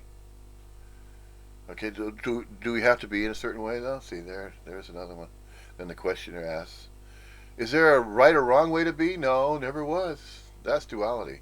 That was what was learned. That's what was taught. And all those dualities, they're not going to get anybody anywhere because that's how the subconscious self thinks. They think in terms of, wow, I'm going to get something out of this. That's why I want to go to that spiritual retreat because I think I'm going to get something out of it. I was thinking it's going to be about self-improvement so I can improve myself more because I don't think I'm improved enough. See? That's another one. Nobody needs improvement on anything. It's just an idea. It's just a thought. It's just a concept. Say, there's always room for improvement. Always room for improvement. Nobody's perfect. You want to strive for perfection? Well, then, okay, keep going then. Keep trying to refine. Keep struggling and going for that. Because that's what really matters. But what about the person that went so far and then all of a sudden they contracted Alzheimer's or dementia and they forgot all about that great knowledge? They had a doctorate degree. They had several degrees. They went to prestigious colleges. Now they reach a point where the entropy starts hitting the mind and then they start losing their identity. So all of that, all of those accomplishments that it thought it did in the past, with all this knowledge it accrued and all the degrees, didn't matter, did it? Well, it definitely didn't matter up to that point because it was all forgotten. Couldn't remember. They couldn't even remember their own name. Ah, what's in that one? Hey, wait a minute. Did I have a name of my own? Oh, see? Labeling body, mind, action figure, labeling them, keeping track of them in the societal structure, all that. Oh no, all of that was just conjured. All of that doesn't matter. You think it really matters to anybody? You think it matters to the absolute? Of course not. You think it matters to nature out there? No, it just keeps on going, same way it always has. Different environments. The earth continues to spin, doesn't it? Apparently appears to spin. And then some people that believe the earth's flat, they can continue to believe that and think that. And then look at the sun keeps on shining, keeps burning, that star. It's going to take a lot of time before it burns out. A lot of time. So what's going to happen between now and, let's say, 1,000 years from now? The sun's going to keep shining. There's going to be many generations of people We really don't know what's going to happen to the human race, because they're technically, the human race is the newest life form on the block, so to speak. When I say on the block, on the planet. All the other life forms far exceed the time that those life forms have been on this planet. Consider that. Just consider that. Just take some of these thoughts that have never really been entertained. Just consider that. Mysteries. There'll always be mysteries. Can a time machine ever be created? Nobody really knows. Science fiction? Oh, that's entertainment. Yeah, it's entertaining to look into things like that. Fanciful ideas and fanciful notions, and coming up with fantasies and great stories, and oh yeah, makes for good reading, makes for good movies, things like that. So it's self-entertaining itself. So what? What's wrong with that? Nothing right or wrong. Neither right or wrong about that. Of course not. Oh, what could it be?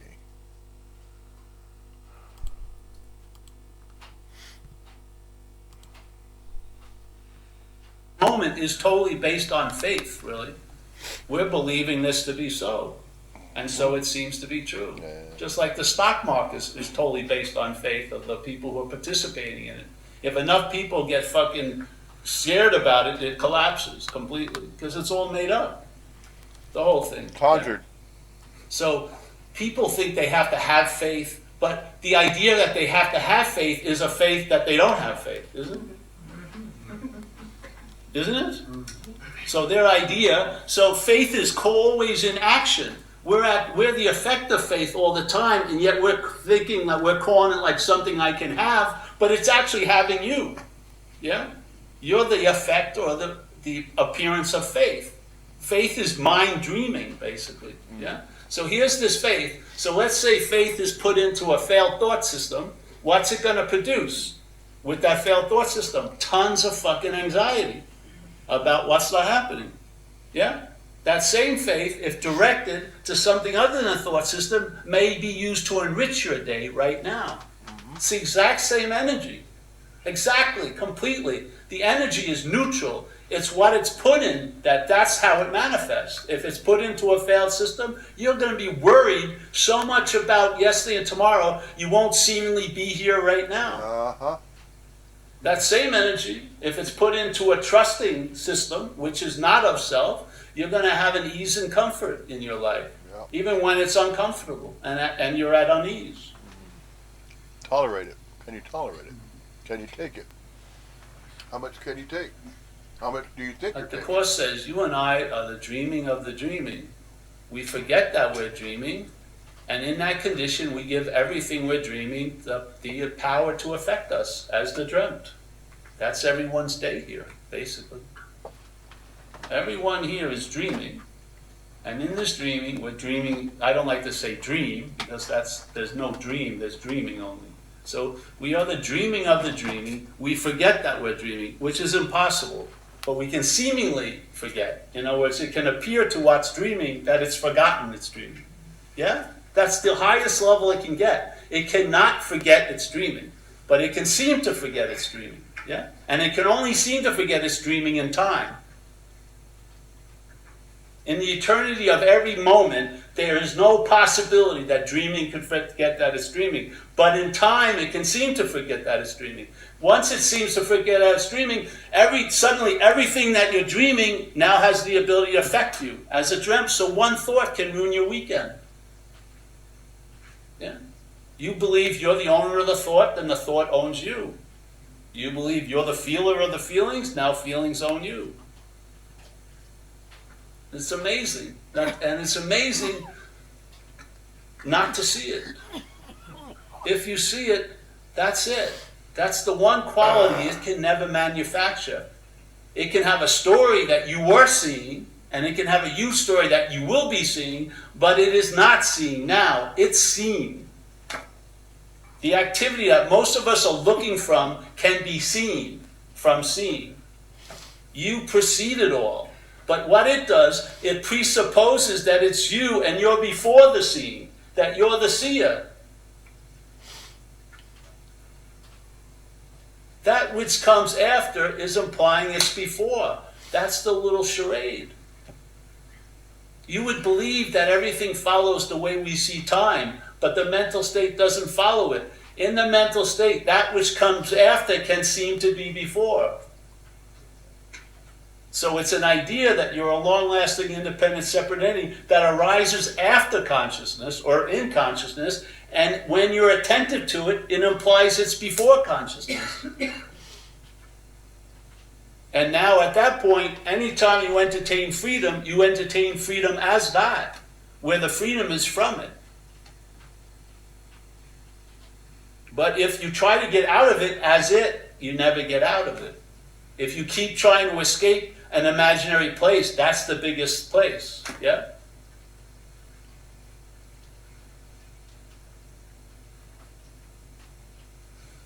If you attempt to meditate yourself out of the meditator, you're never gonna fucking do it.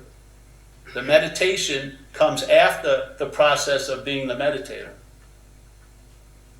The sense of being the meditator claims the meditation to reinforce the idea it's the meditator. No. And none of us are quick enough to see that heist.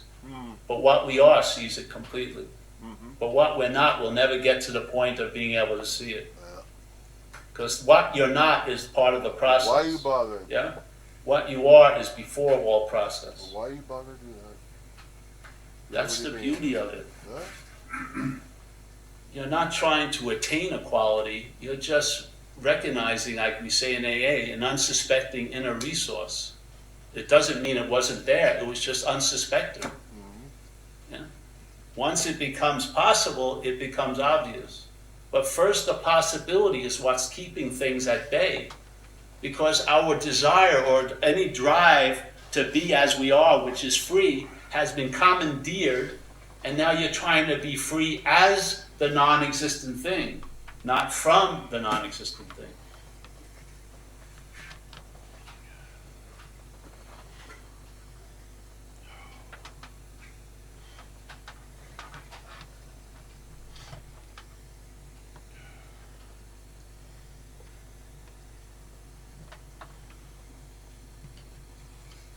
Simple invitation, you can feel it in the room.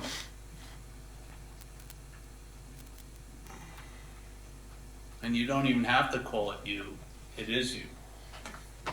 You don't have to try to echo it with any affirmation, it can stand on its own. Yeah, it doesn't have to be proclaimed. Doesn't need to be taught. Yeah. Doesn't need to be claimed. Yeah. It doesn't need to be known. Exactly. It's available at all times, right? It need where to be you done, known, Rest. written down, all that sort of thing. Yeah. That's the appropriate response. Beingnessing. That's it.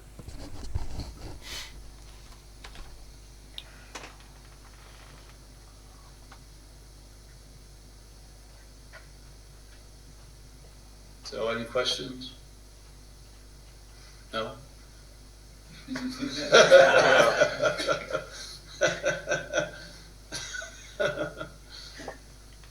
Any questions? Yes? Can you explain nothing ever happened? Yes. I think I did already, but I know. all right. Well, everything is always happening, therefore nothing ever happens. Yeah? Yeah, I don't get that. Mm. It's always happening, I understand. Well, nobody has to It's get it. always happening. So how could anything ever happen unless something wasn't always happening? If there isn't anything that's always happening, then a lot of shit could happen. Yes? But because something's always happening, nothing can happen. Yeah? Yeah. Well, just entertain. It doesn't matter. You don't have to understand it. Yeah. Actually, that's the booby prize. You've already been, the spiritual subpoena has been served. Yeah, you got it. Really. The thing that needs to catch the message is what throws the message. I'm telling you, as the seeming thrower of the message, you caught the message. Give me that one now. Give this Neo Advaitin that one. All right? Okay. So, it doesn't seem like anything's happening, but everything is always happening. So, if the absolute is everything and nothing, It's apparently appearing as both real and unreal, so and not so. The everything and nothing is apparently appearing inseparably, so and not so, always, all the time. So that's everything apparently appearing to be happening. Now, everything that appears as an appearance is not a happening. See, although everything appears as though it's happening, it's not. These are just appearances; they're not happenings. But it's been misconstrued as though something's happening. See, it's a mistake. That which we're not tries to come up with an understanding that what apparently appears to be everything and nothing is separately so, not so, is happening. No, that's not a happening. It's an appearance. There's a difference. Nothing has to happen. For all the apparent appearances of everything and nothing is separately so, not so, to appear as it does. It appears as it does. It doesn't happen as it does. Happenings are more attributed to time, to space and time, because happenings occur in space and time. But a happening can't happen outside of the barriers of space and time. And the barriers are those limitations in space and time, as though the apparent appearances need to be organized in some particular way. That's why it apparently appears to be some kind of organization going on. So we call it that. We call it that because it makes us feel comfortable. It makes us feel more comfortable. See, it makes the conjured self feel more comfortable in a skin that it believes is its own skin to be in. So you ever heard of that expression? He doesn't feel comfortable in his own skin, so to speak. That's, see, so the conjured self is always trying to conjure all kinds of ideas and fanciful notions and all types of things, and it believes they can make something happen. See, there's another one. We could expand on that. About is anything really happening? No, nothing's really happening. There's just appearances. Appearances as though there are events happening, but there are no events. Events can appear to happen in space and time, but the happenings that are apparently appearing to happen, they're not of space and time, because it's just energy. Energy is manifesting appearances as though things can happen, as though an event can happen, action, as though actions are taking place, so that those can be considered happenings happening. Nothing's happening. There are no happenings happening. Well, what happens to him? Or what happens to her? What happens to him when he passes away, when he dies? What happens to her when she... No. Nothing's going to happen to them. See, nothing happens to, by, for, from, about, with, upon, or around anybody. See? Nothing happens. Because, why is that? Simply because absolutely everybody appears as though they're a humanly corporeal appearance. They're not happening. See? Those aren't happenings. They're not. Those are appearances. There's a difference. Does an appearance happen? Well, an appearance can apparently appear to happen in space and time, but it's not an exclusive happening. See? There's those exclusivities again. The exclusivity of happening. Is there any exclusive happenings happening anywhere? No. Remember, no fixed positions in space and time for a happening to occur upon it. See, if there were permanent positions in space and time, then a happening can apparently appear to be happening somewhere. See, then if we're talking regarding coordinates, like on a map, what's happening in the United States right now? This is the United Kingdom, the land that this house is upon. It's on a land that's referred to as a city referred to as Peterborough. It's about 100 miles north of London. Fine, there's London as well. And then some other place is considered to be some other country. See? In space and time, places, coordinates, things, all of that. And it's just everywhereness. But no, the self-conjured self's not happy with that. It's not satisfied. It's not satisfied. It needs to know about everywhereness. No, it needs to break everywhereness down. And it needs to place it. And place it and it needs to divide and separate and cut the pie of everywhereness, so to speak. So say you have a pie and you want to serve it up to other people. So you're going to have to cut the pie in so many portions, right? So many slices. You can't do that to everywhereness. You can't say there's a fixed position. Never were. Oh, I'll give you another very good example about that. About happenings. Getting back to happenings. Nothing's happening right now. Right now, in space and time, nothing's happening. It apparently appears to be happening. Certain happenings happening. 2 by 4 from, about, with, upon, and around somebody. Yeah. The subconscious self believes that. The subconscious self thinks in terms of, well, what happened to you yesterday? You didn't show up. See? We hear that in the language. That's why this doesn't make any sense. When the birthday and birthright, the Neo-Advaitin Paul Hederman's trying to answer that questioner there about them understanding it. That's why they don't understand it. It's because it's in the speech, in the figures of speech, in the English language. It needs to be broken down. It needs to be broken down. So, if I was to offer and say, look, if you were to take the time, you had a question to ask, well, look, there's emails. You know how to do an email. There's email addresses. There's freaking 2 or 3, or I think there's 3 or 4 of them at the bottom of the website that I have in the Angel Fire domain. So if you really have a question, a pressing question to ask, just to email away. Or you can go on Facebook. I have a Facebook page there. You can look it up. If you have a question, just put it on the Facebook page, and yeah. Very easy to answer absolutely any question. Absolutely any question that the subconscious conjured self may have. 2 by 4 from, about, with, upon, and around that which refers to that self as a Neo-Advaitin. So yes, although the collapsing continues, there's still self-identification to that self to some degree.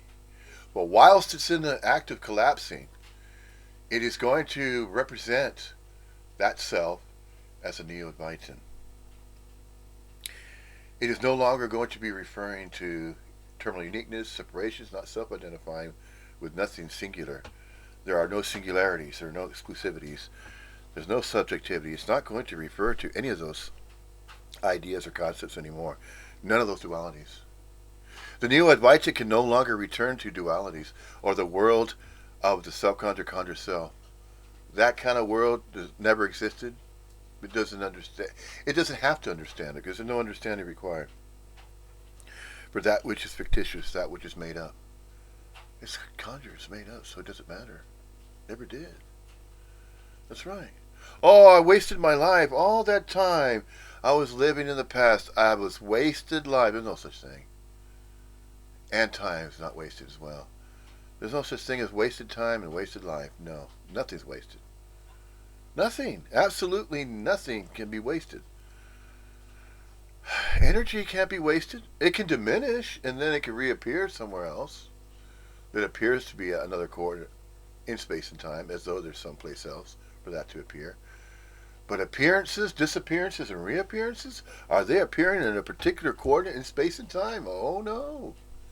Oh no. All these appearances are appearing as every awareness. Oh, every awareness, every awarenessing. Oh, damn. See, the self-conscious self doesn't get that. It doesn't understand it. It can't comprehend it. Simply because it is filled with terminal uniqueness. It is filled with individuality. It can only think of separation. It can only think of isolation in a certain fixed position, in a certain manner of going about activity in a particular way, in a particular manner that it's familiar with. Nobody is familiar with Advaita Vedanta. Non-duality. Nobody's familiar with that, are they? You don't have to be familiar with non-duality because you're already being it. That's right. How can you be non-duality, Advaita Vedanta? What is he saying? How can you be that? Oh, you always were that. Just as he's referring to faith. We're the manifestation of faith. See, it's all upload now. It's all uploads. If we're going to use a modern terminology or descriptions, using the computer is a good way to take analogies and metaphors, euphemisms, and use the example of the computer and how that operates, how that works. Well, what are the uploads? The uploads, the absolute. What are downloads? Downloads are the ones that are downloaded into a mind, downloaded into the computer that you believe is your own computer, your own mind. Yeah, it's your own desktop. Yeah, that's your desktop. You're going to store information into it, and you're going to key it in, and you're going to have certain files. And there's files that go back to the past, and there's some files that are still empty that have yet to be filled with data of the future. Yeah. Well, what about the present? Do you have any files about the present, about right now? Any files in there? They should all be there. All the files on this computer that you refer to as the mind. Yeah, there's still the tethering, there's still that manifestation, and there's still apparent appearance of interacting with other body mind action figures that are in this what's referred to as a societal structure in society. Although you might live in a small town or a large city or anywhere that body mind complex might find itself living a life. Yeah, but you're not living the life of your own, though. See, that's the rub. See, that's the conundrum. That's the conundrum. As soon as a body mind action figure admits to that and realizes that, recognizes it, then it will begin to collapse, and then all this all this non-duality neo-Advaita talk will begin to gradually make sense. And when it does, that collapse doesn't stop. So look out. I'm telling you, giving you fair warning right now. Any of those body mind action figures that are coming across this channel, you've been forewarned. And that's what he was referring to about regarding the spiritual subpoena. He's delivering the message. You have the message. You don't even realize it. You have it, but it'll hit you. It'll hit that which you're not. Not you, but that which you're not. That you that you think you are. See, in the thinking again. You don't even have to think about it. Do you have to think about being? Do you have to think about being aware to being aware? Do you have to think about awake to being awake? No. You don't have to think about that. And you don't have to know it either. You have to know what you're thinking about. It's never been that philosophy. I think, therefore I am. Oh, hell no. But if you're still believing in that one, well, that's where you're going to start, and that's where you can continue. You're going to start from there because you think you have to start from there, and you have to continue that way and maintain that.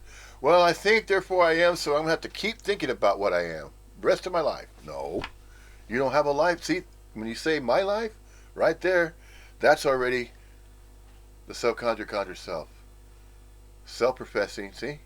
It's already maintaining that terminal uniqueness. See, it's already professing and claiming that. Just drop all the mind. Drop all the claim. Try it. Just try it.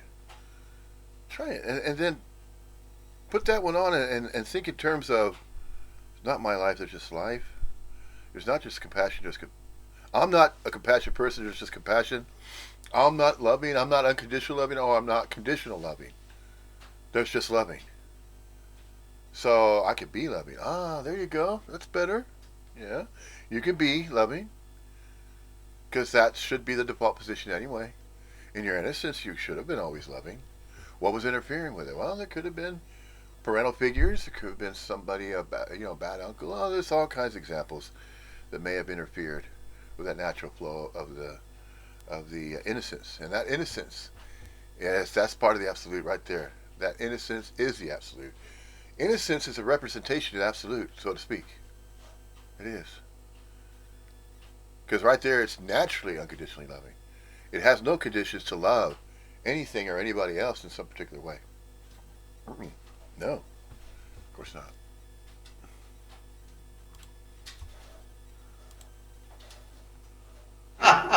You can blame it all on me for that. Yeah. And remember, don't confuse the message with the messenger.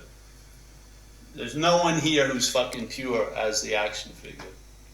Everyone's dirty here. Yeah? People make a mistake. They believe what's the message that's moving through someone, the person has obtained it or has it. If they believe they have it, they can believe they lose it. Yeah. This thing has always revealed to me since it started to happen as something moving through, like water moving through a hose. No, I wouldn't quite put it that way, though. This body mind action figure, this neo-Advaita wouldn't say it like that.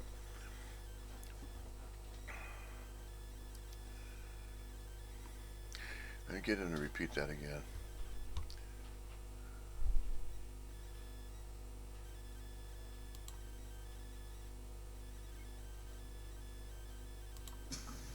therefore nothing ever happens. Yeah. Yeah, I don't get that. Mm. It's always happening. I understand that. Yes. It's always happening. So how could anything ever happen unless something wasn't always happening? If there isn't anything that's always happening, then a lot of shit could happen. Yes? But because something's always happening, nothing can happen. Yeah? Yes. Yeah. Well, just entertain. It doesn't matter. You don't have to understand it. Yeah. Actually, that's the booby prize. You've already been, the spiritual subpoena has been served. Yeah, you got it. Really. The thing that needs to catch the message is what throws the message. And I'm telling you, as the seeming thrower of the message, you caught the message.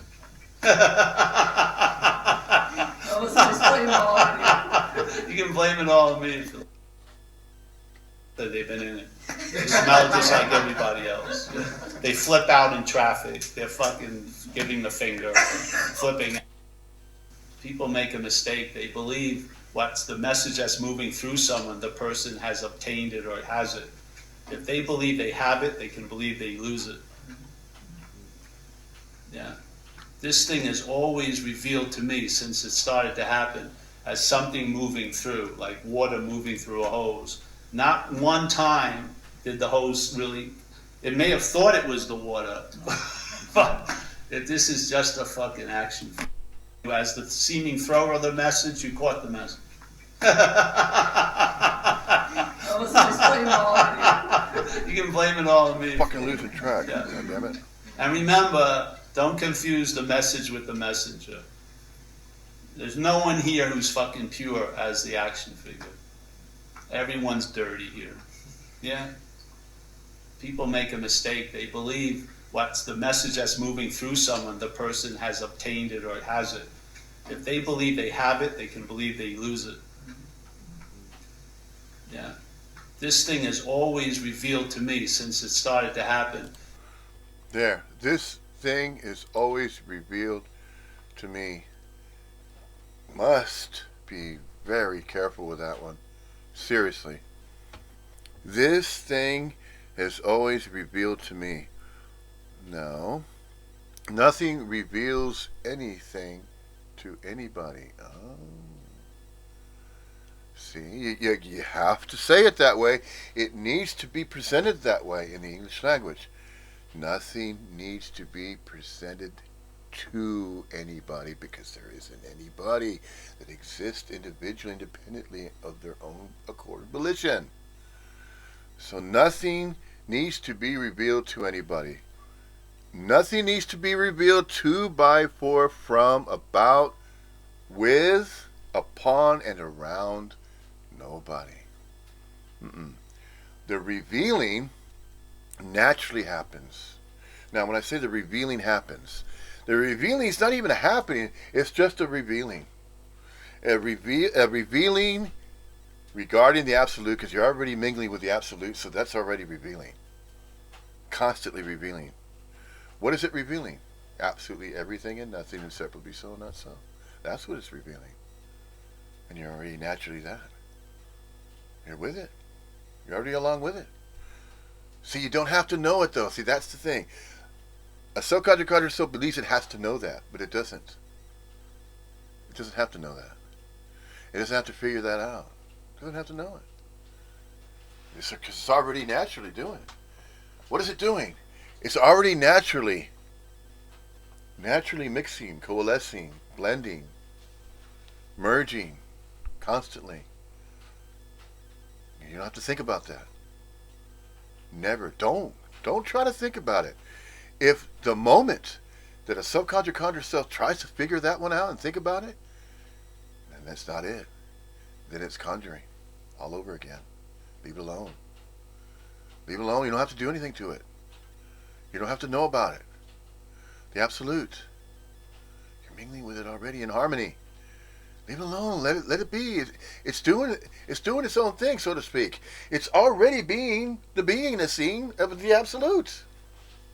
Nothing needs to be done about that. Nothing needs to be known about it.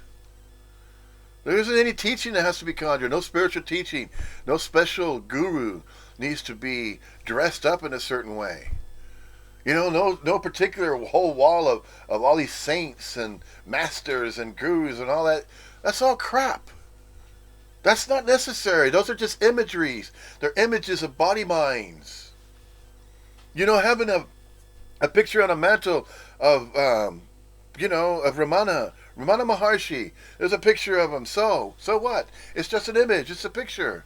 It's not necessary to put it next to a mantle. Oh, to make yourself look like a very special guru. Okay, so I have a little table, a little flower arrangement, and I have Ramana Maharshi right there. Oh, so that means you really have to listen to me, what I have to say.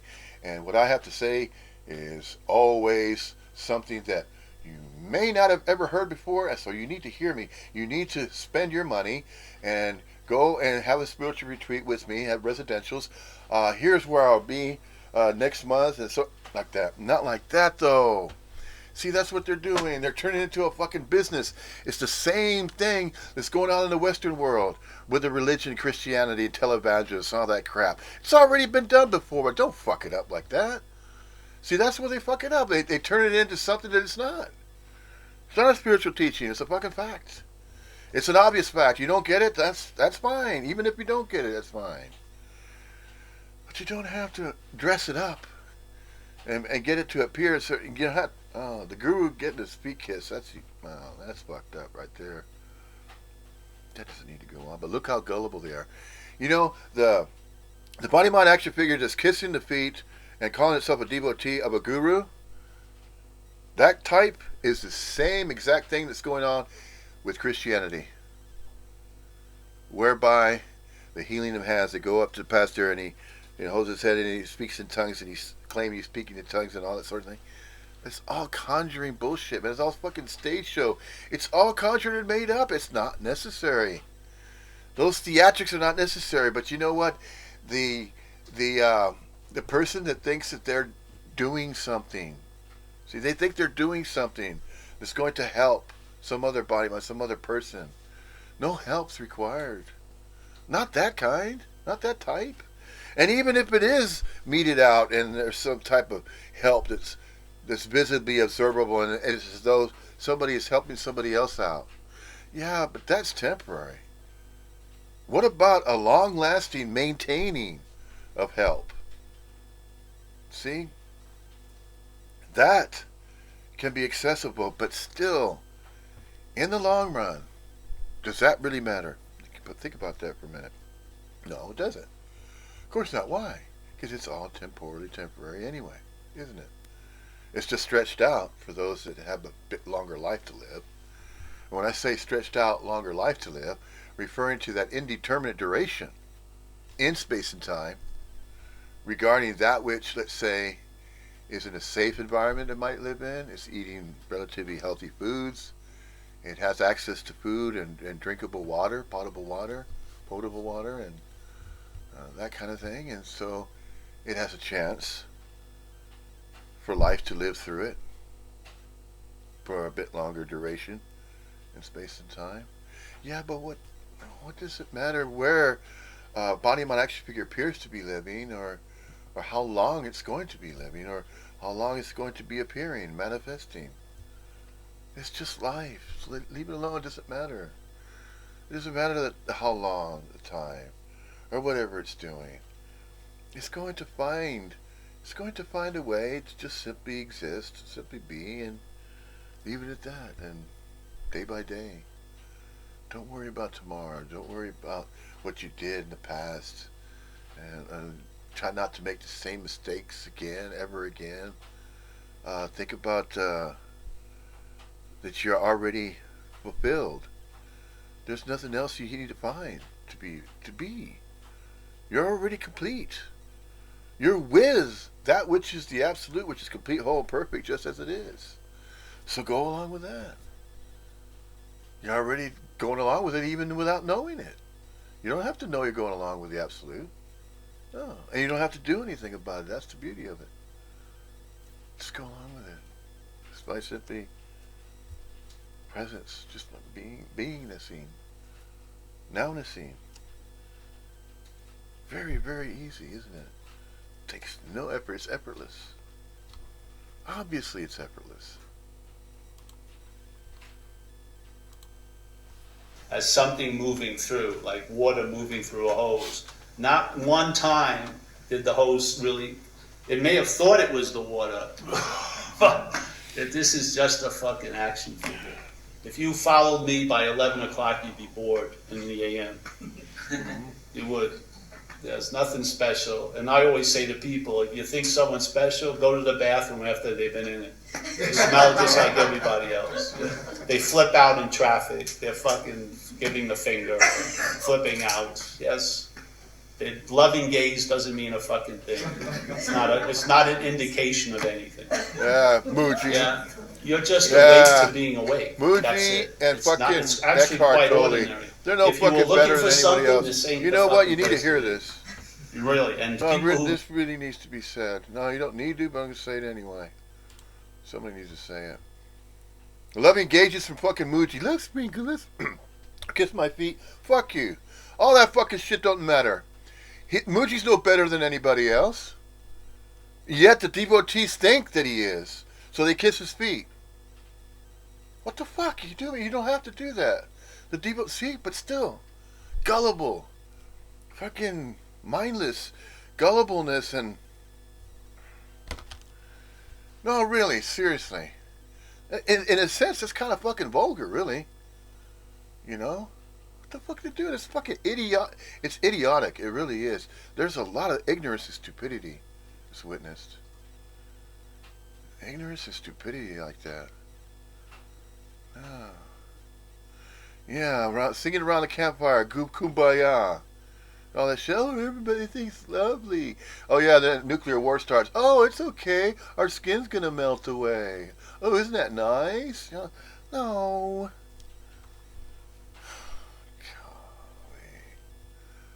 Seriously, does it matter? You don't have to demonstrate.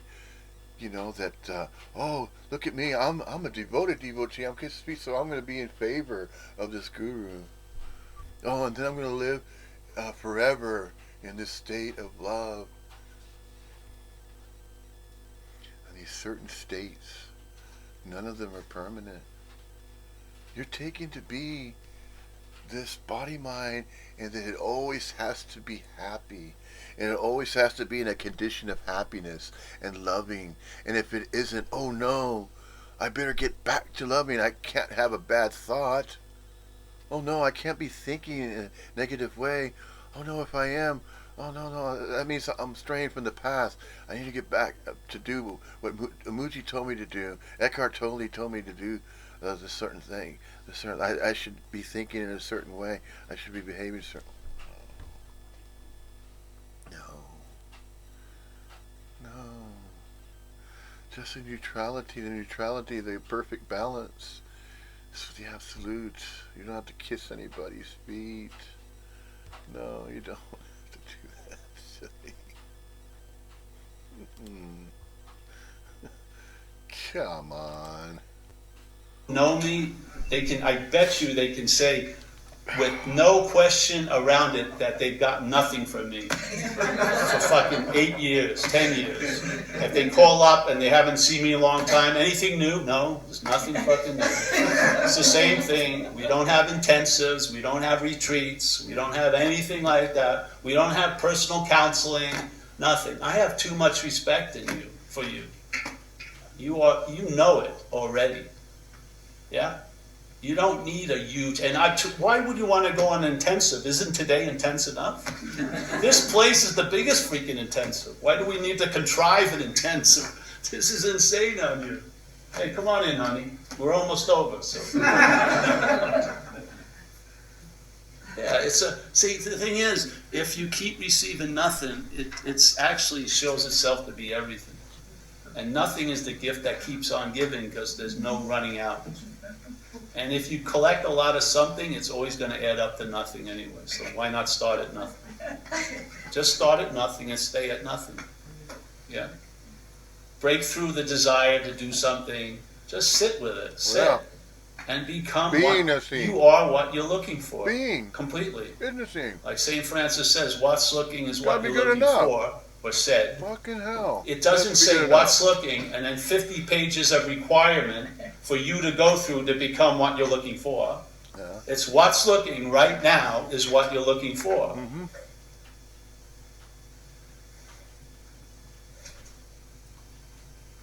What is that but rest? If what's looking is what you're looking for, what are you going to be free from? The looking for what? What's looking? Now you'll be able to look for things that you can find, like a latte, some pants, a date maybe if you're lucky. Yeah? You'll find things you're looking for. But if you're looking for what's looking, you're never going to find it because that's what's looking. You're still going to be so fucking frustrated. And if you didn't go to etiquette satsang classes, you'd be so pissed if this was your 800 meeting and you've gone on 20 fucking retreats and nothing really radically happened. I would be fucking asking for my money back. I would. I'd be so pissed. Jesus Christ.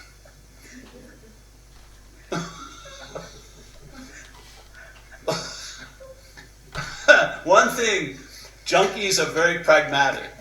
If you shoot up shitty shit, you know it's shitty shit. Really fast. You have an incredible eye of discernment. When I shot coke, I knew if it was good in like a half a second. And I knew it was bad in about a half a second. And my coke dealer didn't say it may take lifetimes of purification for you to get a good shot of coke. Fuck that. I want instant gratitude. I'm not going to fucking wait, but we will for other freaking things. It's like the perfect business plan. You can never call the fucking formula to the mat because you'll blame its failure on you because of self-centeredness. You will think that you haven't done enough. When in this case, you've done more than enough. If you think it was you've done more than enough, it's always available all the time right now. There's not one more inch you have to try to add on to it. Just lose interest in you. And you can't lose interest in you as you. That would be interest in you.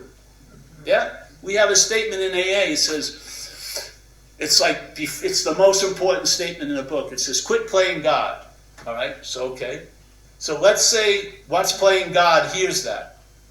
So what's playing God hears quit playing God. So now what's playing God tries to quit playing God. Isn't that playing God? And you could go on ad infinitum. If the shoe fits, wear it, if that's what's happening. Doesn't it feel like that?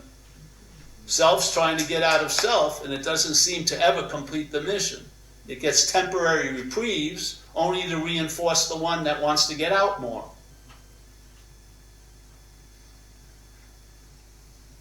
It's slavery, really.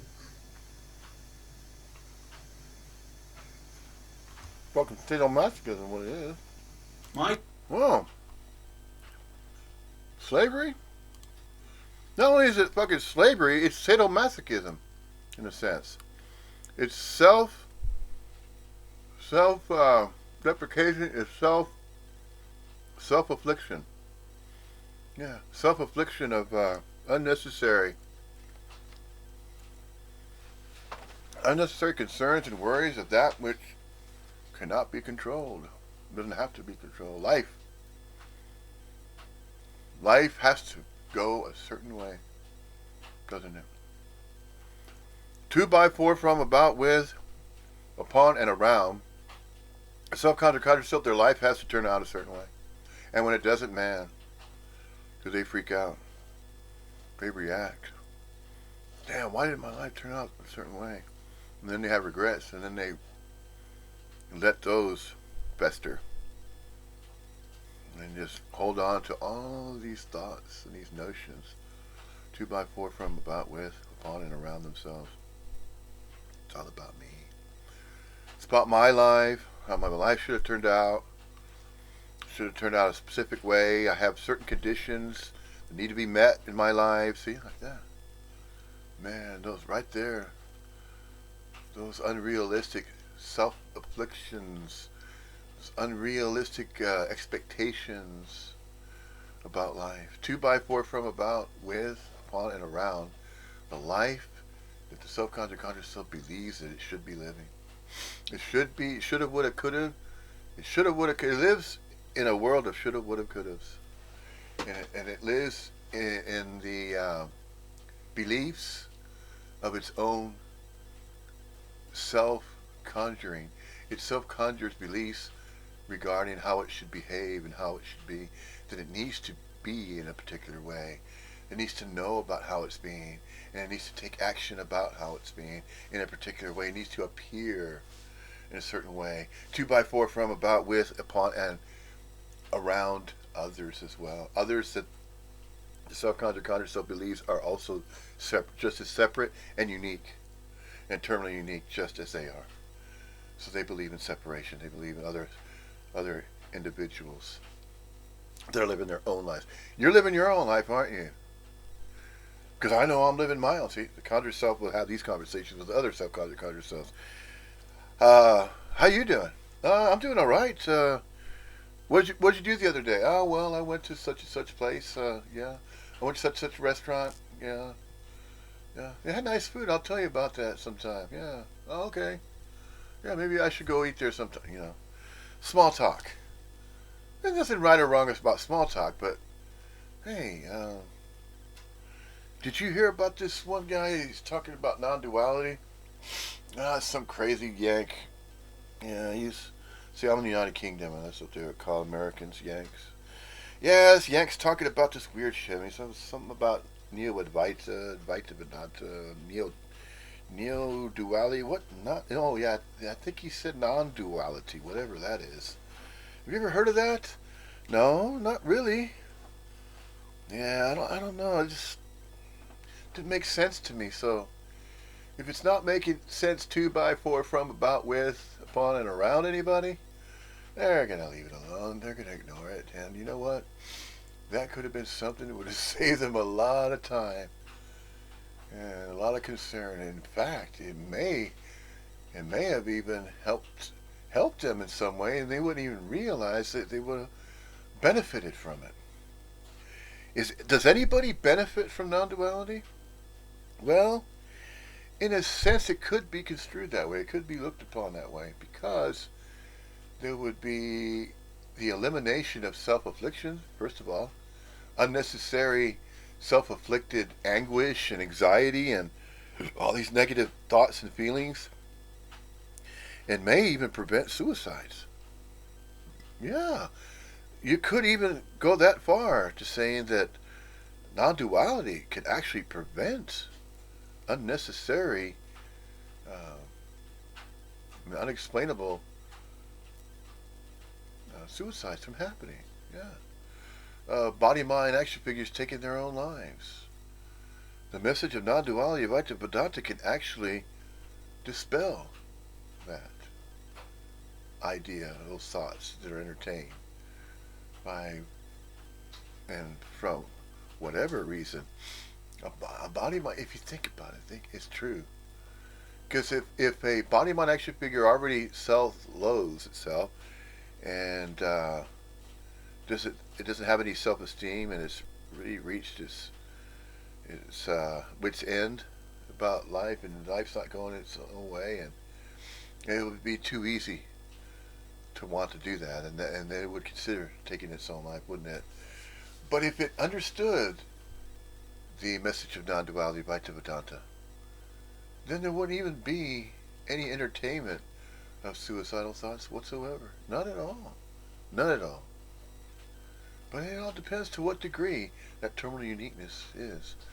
Because it could be just slightly unique in its own way of thinking, that it is a separate entity, separate person that's independently living, separate from everybody and everything else, but let's say it's having a hard time in some way, trying to find shelter, maybe trying to find food, somewhere to, or trying to hold a job, or get a job, or get one. It's having a lot of bad luck, so to speak.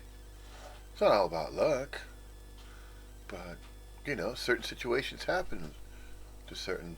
They seemingly happen anyway. Happenings don't just happen to certain people for any particular meaning, reason, purpose. It's just probability distributions again to some degree. Yeah. Environments, situations, family life, to what degree of contact or no contact or less contact with a family member or whatnot.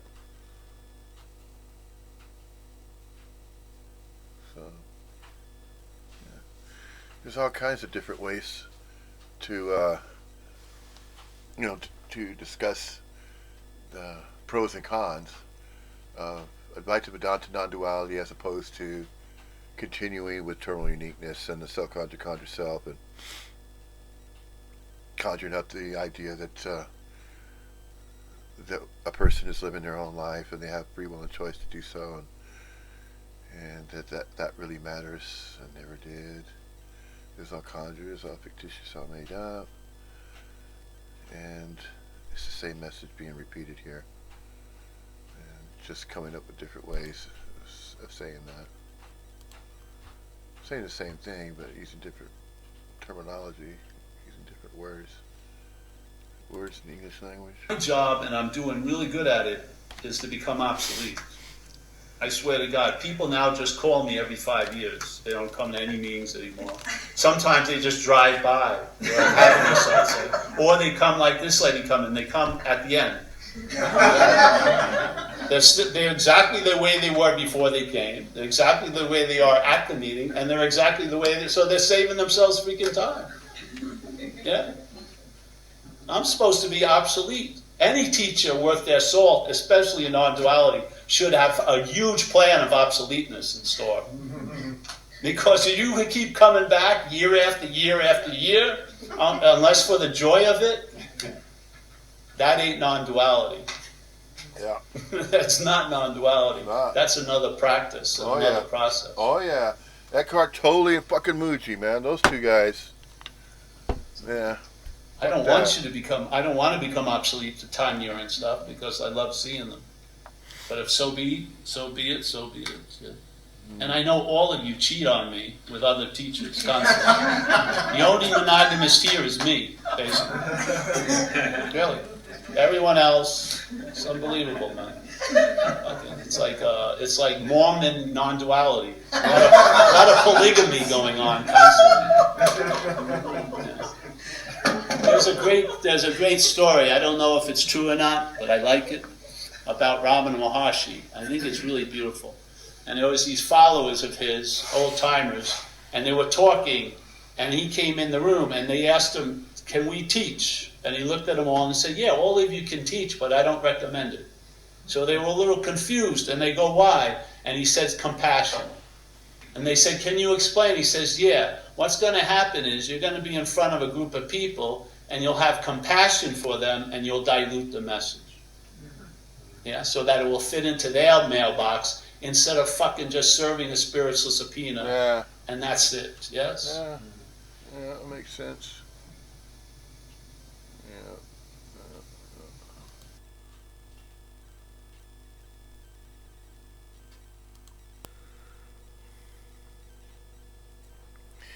No, but you're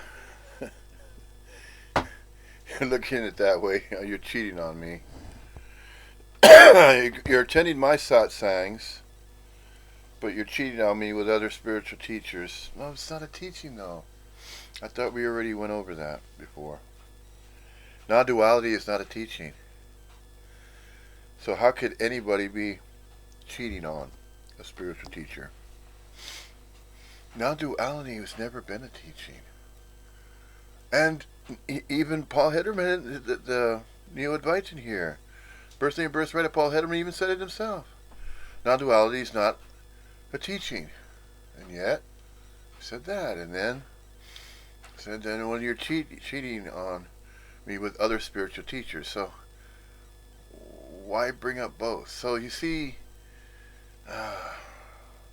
there is a degree of responsibility if a Neo-Advaitin is going to carry on and present a satsang to some degree in some way.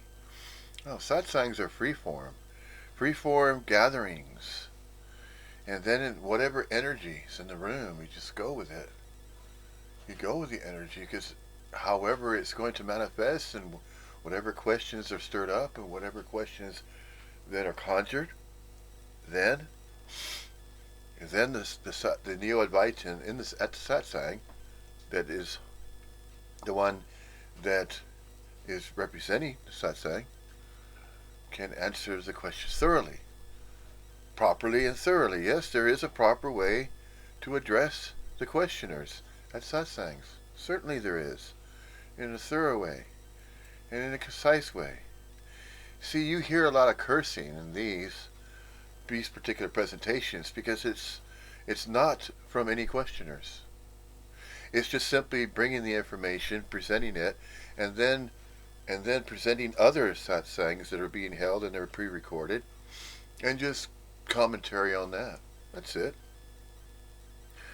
There's nothing right or wrong about it, but yet it's just another way or another avenue that can appeal to, by, for, from, about, with, and upon, to, by, for, from,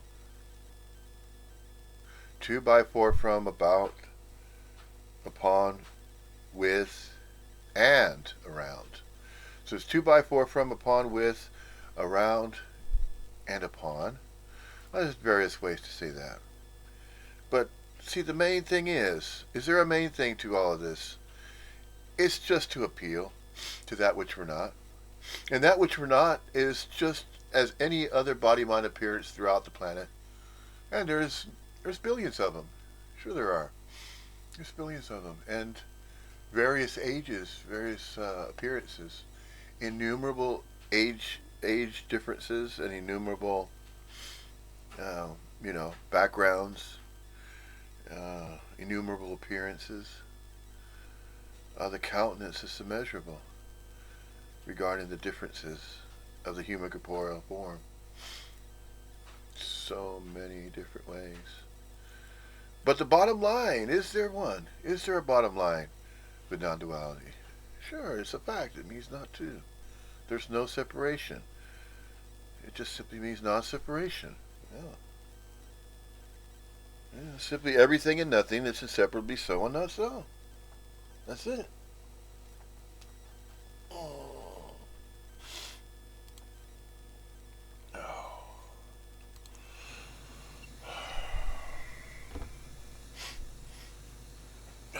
You had a question? I feel like I'm stuck in a sort of catch-22 where I get it, I think.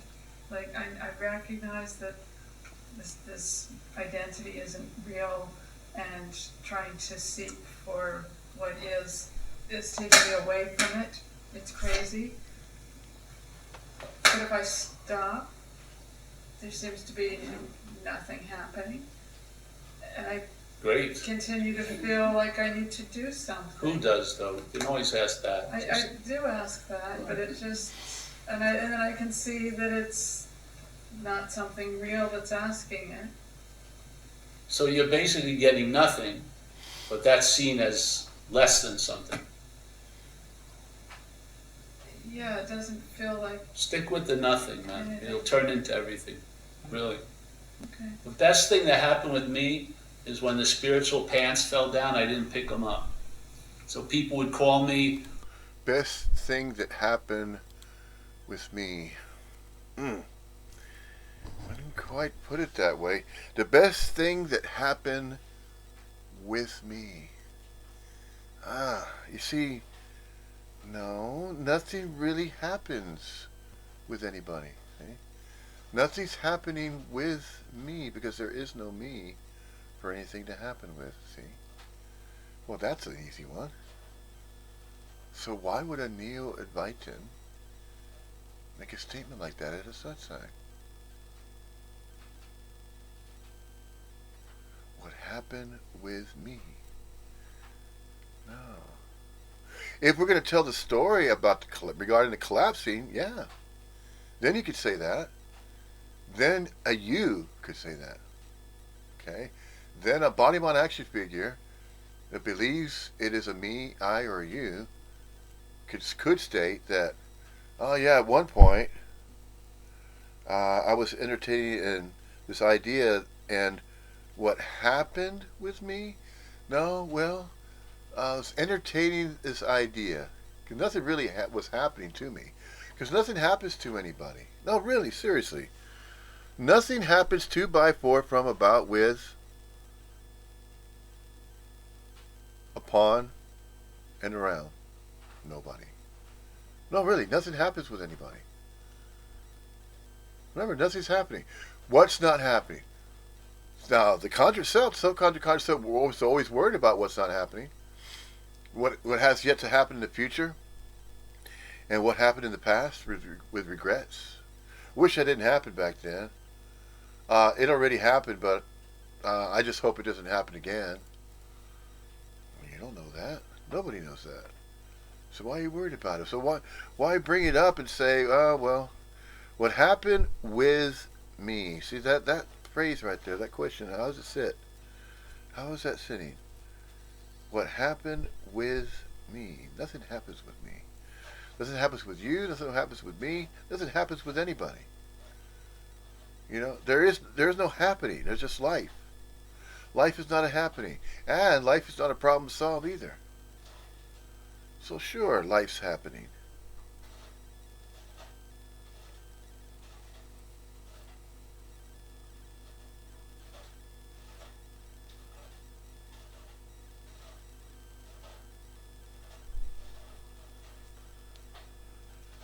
Life's not happening. 2x4 from around. 2x4 from around about. With. Upon. Around nobody. No. So to say what happened with me was this. So if something happens with you, then you could still understand non-duality, and then you could simply travel lighter. And there it is. I told you about it, so you don't have to exactly do anything about it. You don't have to know about it. Just simply be. And then entertain these new ideas that are uploaded now, not the downloads that are the self-centered ones. You know, 2x4 from, about, around, and upon, with. You know, 2x4 from, upon, 2x4 from, about, with, upon, and around. Yeah, because it's going to orbit the mind of a body mind action figure that believes they have a mind of their own. So you're going to entertain all the thoughts that are orbiting around themselves, and they're going to think of terminal uniqueness, and they're going to think of my life, my mind, to entertain my thoughts. They're original of my own body, and it's my own life to live. I have my own free will and choice to live out my life the way I want to. No, none of that's true. It's all conjured, self-conjurings. It's all conjured. It's all made up. It's all fictitious. That is fictitious.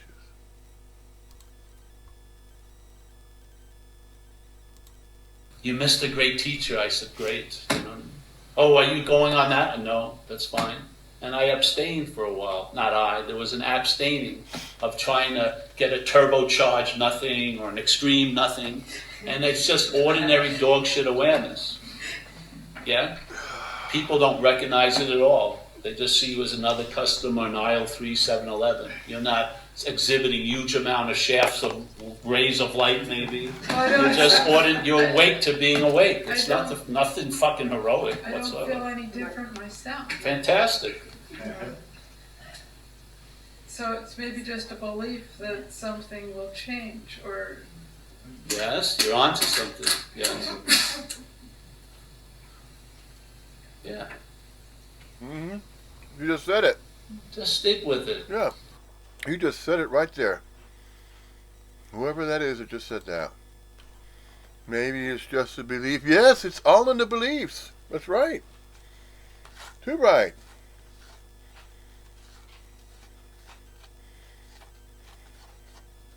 It's all in the beliefs that the self-conjured self believes 2x4 from, about, with, upon, and around itself. Yeah, the thoughts that it entertains. And it believes those thoughts. It believes in them. Believes. See, it's in the belief. You don't have to believe it. Nobody has to believe anything. You don't have to believe none of that. You have to be a certain way. No, you don't have to be a certain way. Exclusive way. You're not being an exclusive way. You know what? You're being always, always. That's the spontaneity of being the scene. It is. It's a spontaneous being the scene. It's not even a reaction to anything. Beingness and reacting to completely different energetic movements. For to react is a reaction as an opposite reaction to something, to some other action.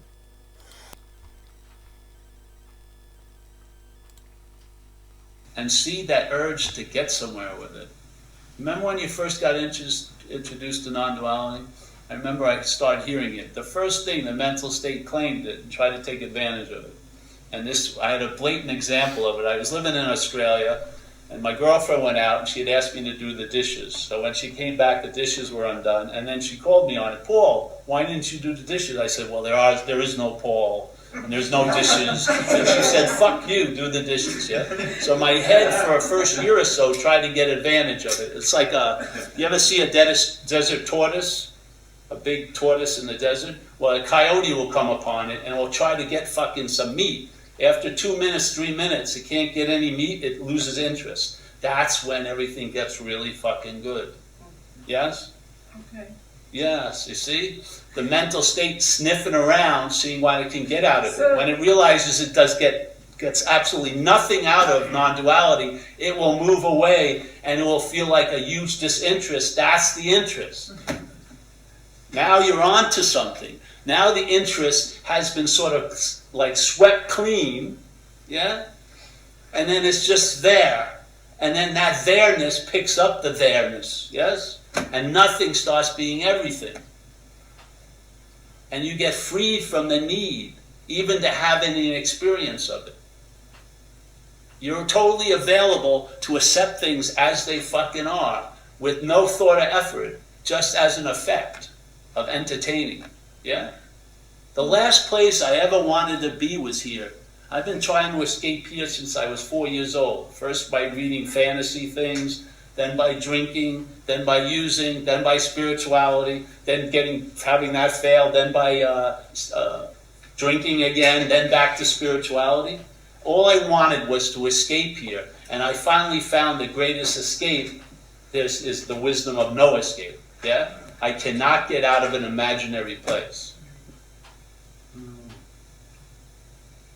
The thing, I am telling you, we all practice stuff, and maybe we can find fault, we didn't do enough, we didn't go enough, but one area of my life I did fucking perfectly, and that's drug addiction. I would match my devotion to drugs with any devotee in the history of spirituality. The monkey guy, whatever, Hanuman, I'm right up there. I loved fucking cocaine. I did anything for it. I'd take anything I had and anything you had and give it away. I couldn't leave it if I stopped using. I was bereft of any ability to entertain or enjoy anything. I totally gave myself completely to it. And you know what fucking happened? In a radical way, nothing. You cannot transcend an imaginary place. I've been trying to get out of here forever. And it's never going to succeed because there's no here to get out of. But you did come to see that it's an imaginary place. I didn't, but there was a seeing it's an imaginary place. I have never come to anything. Okay. No, I mean literally. No, my action figure is in its own fucking pool, swimming around. It's doing its own little thing still. But there was a seeing. No, there is a seeing. There is a seeing that this is an imaginary place. Now, yes. So how did that happen? Because it's always happening. But you weren't aware of it at one time. Seemingly. Well, seeing it. Exactly. I just try to explain the whole thing. That's exactly it. If what is real believes something is real, it's going to seem like it's fucking real. We are the reality. Of course, we term it in a certain way, you're the dreaming. Yeah? But whatever it is, if false evidence can appear real, it has to have reality to appear real too. Because it can't get reality from anything fucking else than us. Yeah? This whole place is defined by its ceiling, which is seemingly so. It can only appear to be so to what so. There's only one or there's none what so. There is what is. But in the what is, what ain't can seem to be so to the what is. That's dreaming. We're in a dreaming right now. That's why there is no illusion. We see in a deluded manner, or we don't see in a deluded manner. The illusion is projected. There's no illusion. There's no dream. We're all of it. We're all of it at all times. Yeah? There is nothing that precedes you. You are the seeing. The buck stops there and it goes on infinitum. I've seen that. I've seen that. Yeah? I've seen that there's all there is to see, incessantly. So whatever appears in it is appearing in it. But its appearance is based on what it's appearing in. And we are what everything is appearing in. Don't try to figure it out. And do not try to get this message. Just let it go in. It's in already. It'll do its deal. I have total faith in it. So just leave it alone. Not even that. There's no net. You do not have to get involved. Yes? Because there is no me. They don't even go there. There's no because.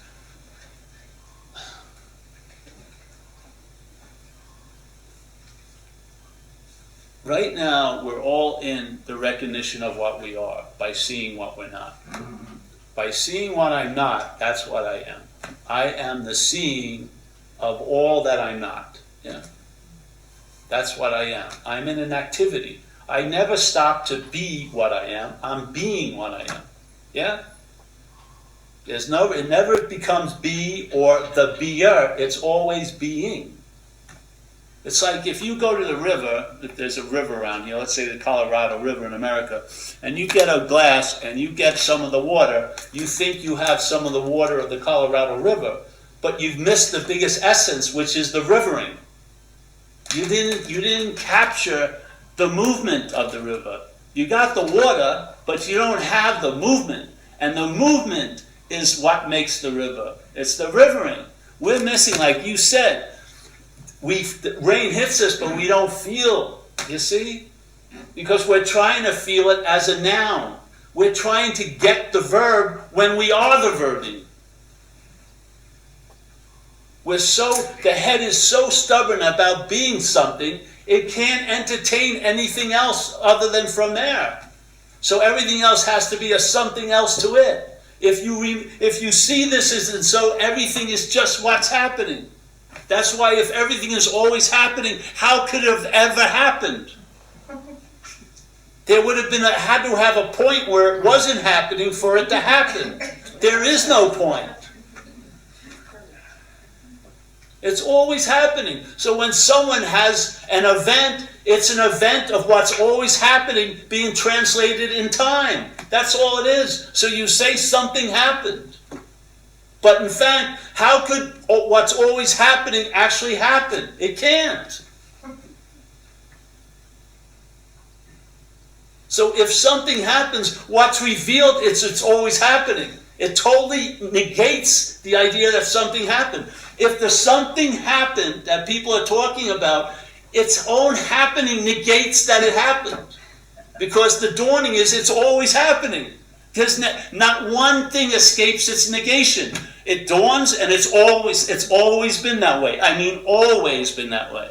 Yeah? So immediately that negates that it happened.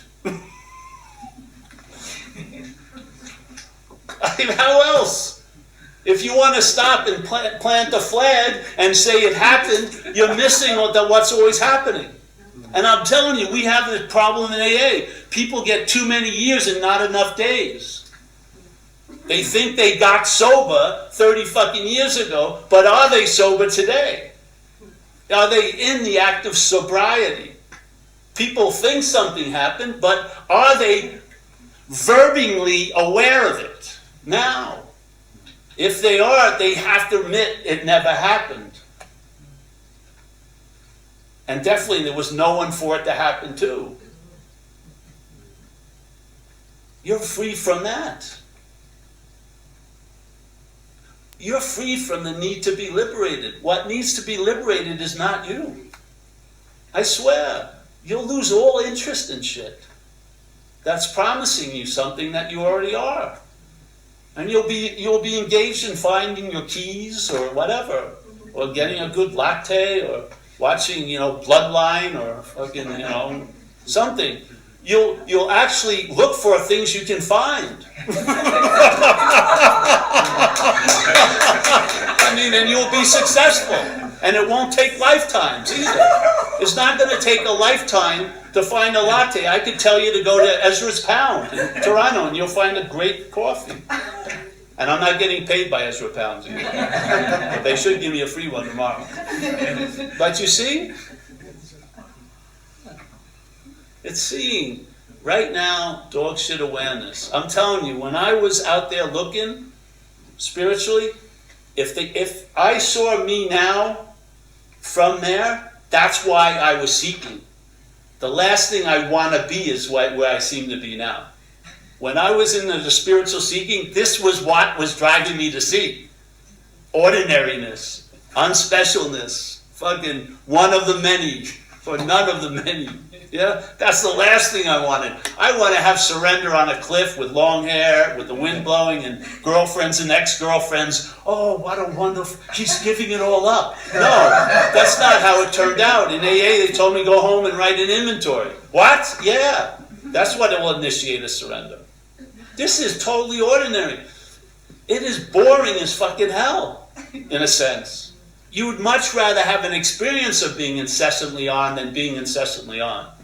From the mental state point of view, it's much rather have a peak experience of finally feeling it's excessively on than to be constantly on.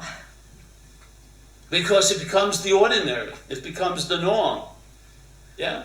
But if you missed it, and then you could have it, it would be one of the greatest peak moments you've ever had in this life. But it's always available at all times. It's like normal. Yes. So I feel that, I feel that rest that you talked about, that which is looking is that which you're looking for. Yeah. And then you said, freedom from, Yeah. instead of freedom as the individual. And then just now, you talked about peak experiences, or I was wondering, do you feel free from Paul, or do you have peak experience, or you ever like hiking and you're like, this is great? Or you Oh, ever, yeah. Oh yeah, all of it, yeah. Oh yeah, I have great. And you have shitty experiences too? For sure. This is one of them, probably. But it's the seed assignment. But yeah, sure. I don't have them, but there's shitty shit, sure. I don't want to get too personal, but man, I'm involved in things that are bringing stuff that I thought had long past gone. And they come arising. Because nothing ever goes, because it was never here. It just appears at times to us. Yeah? So if I change a situation, things that haven't appeared will appear. And the action figure, the best posture it can have is it's overwhelmed. And realize it's not managerial quality. Really, that's worked for me. But oh yeah, you don't get gypped at all. But do you feel free of Paul, or do you want to be free from Paul? No, I don't want to be free from Paul. That's the freedom from Paul. Literally.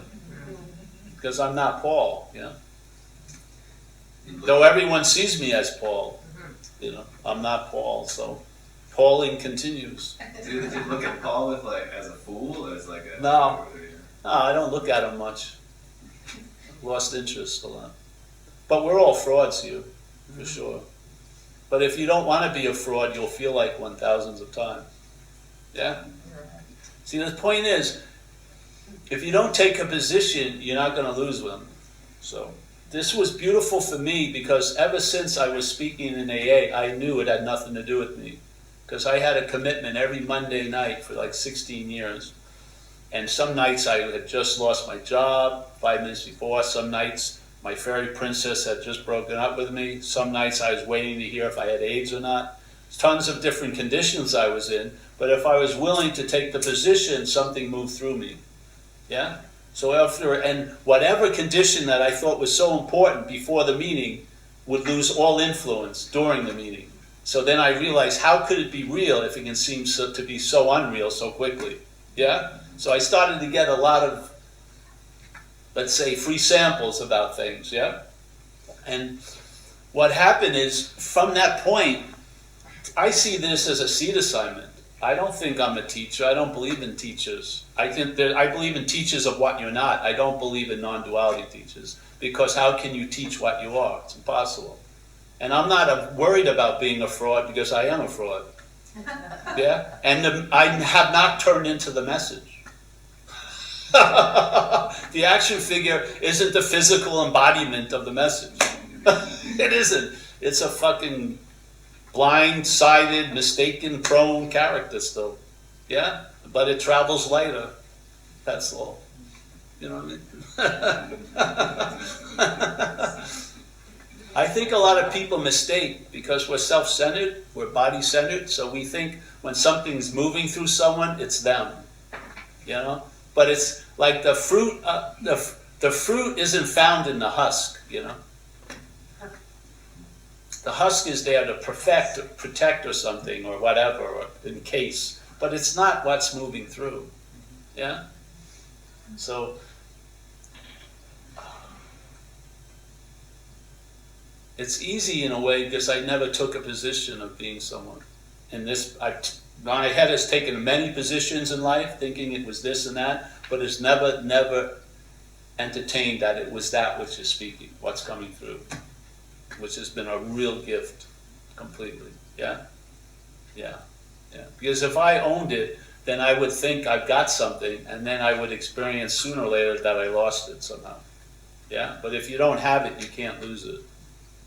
Yeah? That's the beauty of it. If you don't buy the first coin, if you see, each coin is two-sided no matter how many times you cut it. So if you believe you achieve something, you also believe you can lose it. But if you don't believe you achieved it, then the sense of losing it never comes up. Yeah?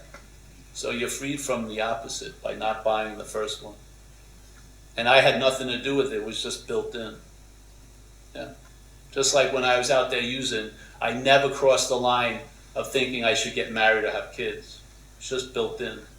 Yeah? Where I saw a lot of my friends have kids and things didn't go well for the kids or them. Yeah? But to me, I never even thought of crossing that line. And in AA, it was so beautiful, the solution that was demonstrated when I was struck sober, because the urge to use was removed. And I haven't had a thought or a feeling about using or drinking for 29 years. With no effort. I don't need any skillful means, because there's nothing to fight. I never have a thought about drinking or using since, ever. Yeah? Now that's a solution here to me. The urge was removed. Now the selfing has a different type of urge. It's necessary for this place to appear the way it is. But let's say it's it's blown up too much, yeah? Because without the selfing, in a sense, there would be none of this going on, yeah? So the selfing is a part and parcel of the dreaming. It's a mental process. It has nothing to do with you, yeah? It's going to continue like it has, because it was never based on you for its continuance. See, there was no self, yeah, that was doing it, and therefore there's not going to be a non-self when it stops doing it. You know what I mean? It's not necessary for the selfing to stop. Yeah? What happens is the selfing, you've lost interest in the selfing. And your interest has been fucking invested somewhere else, let's say in the presence, yeah? So now you have immunity to yesterday and tomorrow, because you're just not fucking that interested in what's not happening. I'm not interested in what's not happening. I'm not comparing this talk to any other talk. I don't think of trying to get into the moment, because I realize I can't be out of a moment. Yeah? I mean, absolutely. So I never try to get into a moment, ever now. And you never get gypped. You're never missing a fucking thing. Yeah? So no, it's that fuck. My underwear may be too tight right now. So I feel a little, discomfort there. Is it me feeling it? No. It's just discomfort. Yeah? But the discomfort's still there. Yeah? And I'll take care of it later.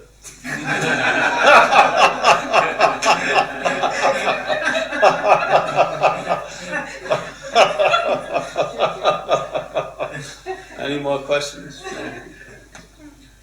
I want to get this clear in a way. Just the messenger thing.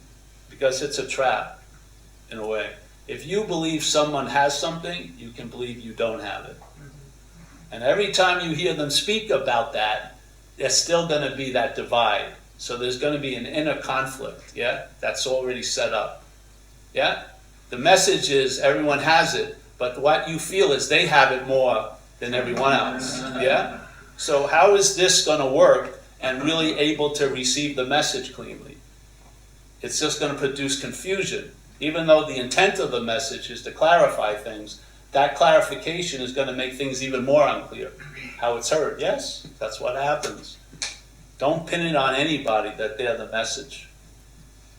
Look at people who were proven by all, by tons of research that they were frauds, supposedly like Carlos Castaneda. Yet those books, remember those books, Don Juan books? A lot of people got taken off by those books, yeah? Because it's not the person or the book, it's the mind that's reading it. And if the mind is what's dreaming, it's like there's a statement in the Course in Miracles that says, you and I are the dreaming of the dream. And we're going to dream ourselves out of the dream. And as we do, the dream will get happier. So this is mind dreaming itself out of the dream. That's what this satsang is. Yeah? It's an event in dreaming, but the mind's using the dreaming to dream itself out of the dream. Yeah? That's the beauty.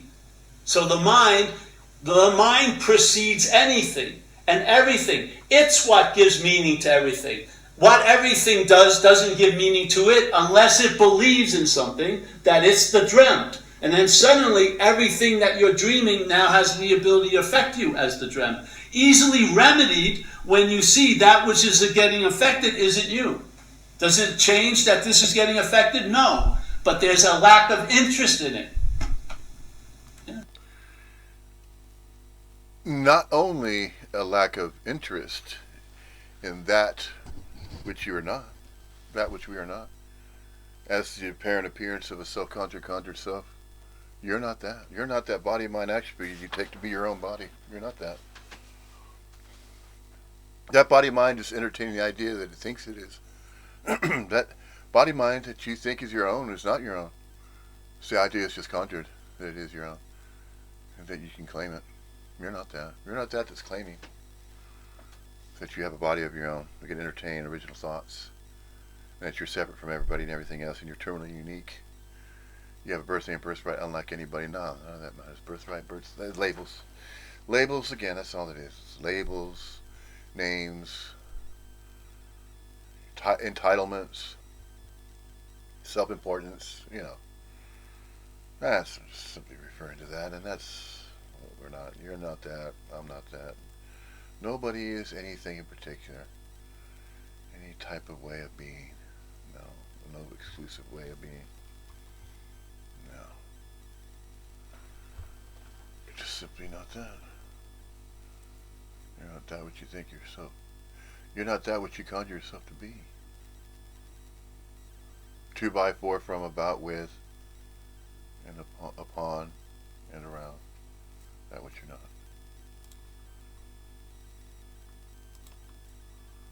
That you could never make happen because that would be interest. If you have a huge interest to produce a lack of interest, that's interest. You can't get out of it. You have to lose interest in the system, not try to lose interest as the system. If you lose interest in the system, it doesn't have the boomerang effect. There's just loss of interest. Yeah? And that's the most interest of all. The most interest is what we call loss of interest. That's the most richest interest, is what the mental state would call, I'm losing interest in everything. Fucking hallelujah. That's the interest in nothing. Yeah? The interest is nothing can be translated, I'm losing interest in everything. Fucking great. See what it looks like when you lose interest in everything, and now the interest is in nothing. Maybe everything will be seen totally different than it's being seen as now. Maybe you would see this is a possibility of expression, not of achieving, not of finding, but expressing what could not be lost. Yeah? And Yeah. So that which expresses is expressing via the rivering or via the aliveness of the absolute that is infinitely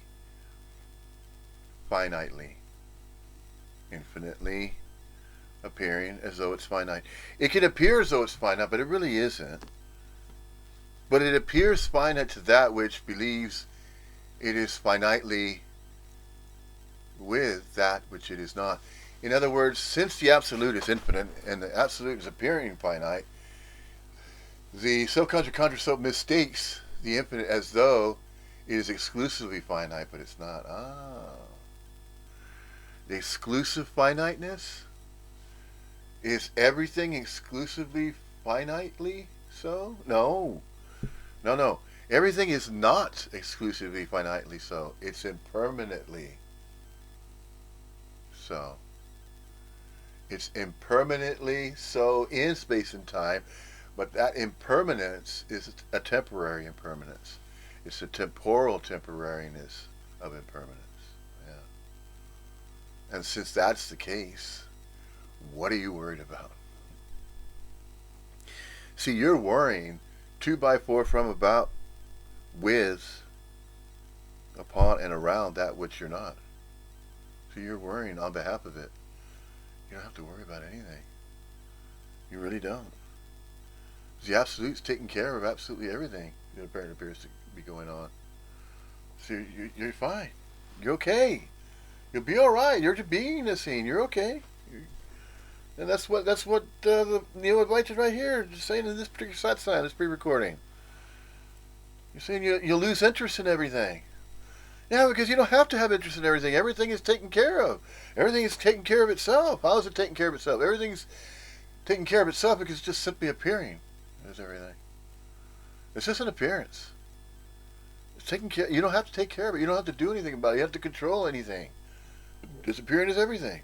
You don't have to control that. You really don't. You don't have to do nothing about it. You don't even have to know it either. In other words, you don't even have to proclaim and say, you know what, I'm with the Absolute now. Oh, I proclaim I'm with the Absolute. It's just like praising. It's the same thing as with the Christians that believe they have to tell it on the mountain. Go tell on the mountain, over the hills and everywhere, that Jesus Christ is born. You know what? He never was even born. He wasn't born. He didn't die. Of course, he's a representation of what? He said, I am the truth, I am the way, I am the truth, and the way, the light. Yeah. I am the way, the truth, and the light. See? We are. We are the way, the truth, and the light. Yeah, indeed. Because that's the Absolute. The Absolute is the way, the truth, and the light. See? He never proclaimed that since I'm in body and form and I'm permanent, so I'll always... No, see? Even as an example, he revealed that, look, just because it appears as though it was born doesn't mean it was. Just because it appears as though it died, it didn't really die. It's just an appearance of death. There's the appearance of birth as well. Just as there's an appearance of birth and an appearance of death, those are just appearances of births and deaths. Doesn't mean that's the beginning of anybody. No. Nobody had a beginning. It's just the appearance of a little infant, a little small born body. Could be any identification of it. You could call it all these different species, a body of a fish, a body of an animal, body of any type of species of an animal is born. Sure, there's births of that. There's births of those. So, but you're not that that's born, and you're not that which dies. You're not that. These are just appearances of births and deaths. There's no beginning, there's no birth, there's no beginning of a person, there's no end of a person. Just remember, there's no beginning, no end. The Absolute, you're with it. If you're with the Absolute, the Alpha and Omega, then of course, naturally, you had no beginning and you'll have no end. Because you're with the Absolute. See, it's so obvious, isn't it? It's cut dry, it's straightforward, it's spontaneous. That's it right there. That's the default position. That's the way it truly is and is not. It is and it isn't. We are and we are not. The Absolute is everything and nothing, inseparably so and not so.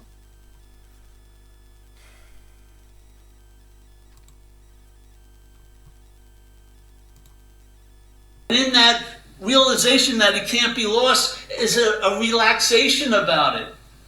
You're not focused, you're dispersed. Yeah, it's like beautiful art. Mm-hmm. You see so much more when you're not focusing. Yeah. Yeah. You don't have to. Your mind opens up. You're in what they call in Dokchen, relaxed awareness. Yeah, you're not sending it on any missions. It's just that to me is traveling lighter. Yeah. Yeah. And the mental state and the action figure is going to demonstrate what it's demonstrating, but you'll see it instead of looking from it, which is totally hugely different. Yeah. The same thing will go on, but if you see it, it's much different than when you're looking from it. Yeah.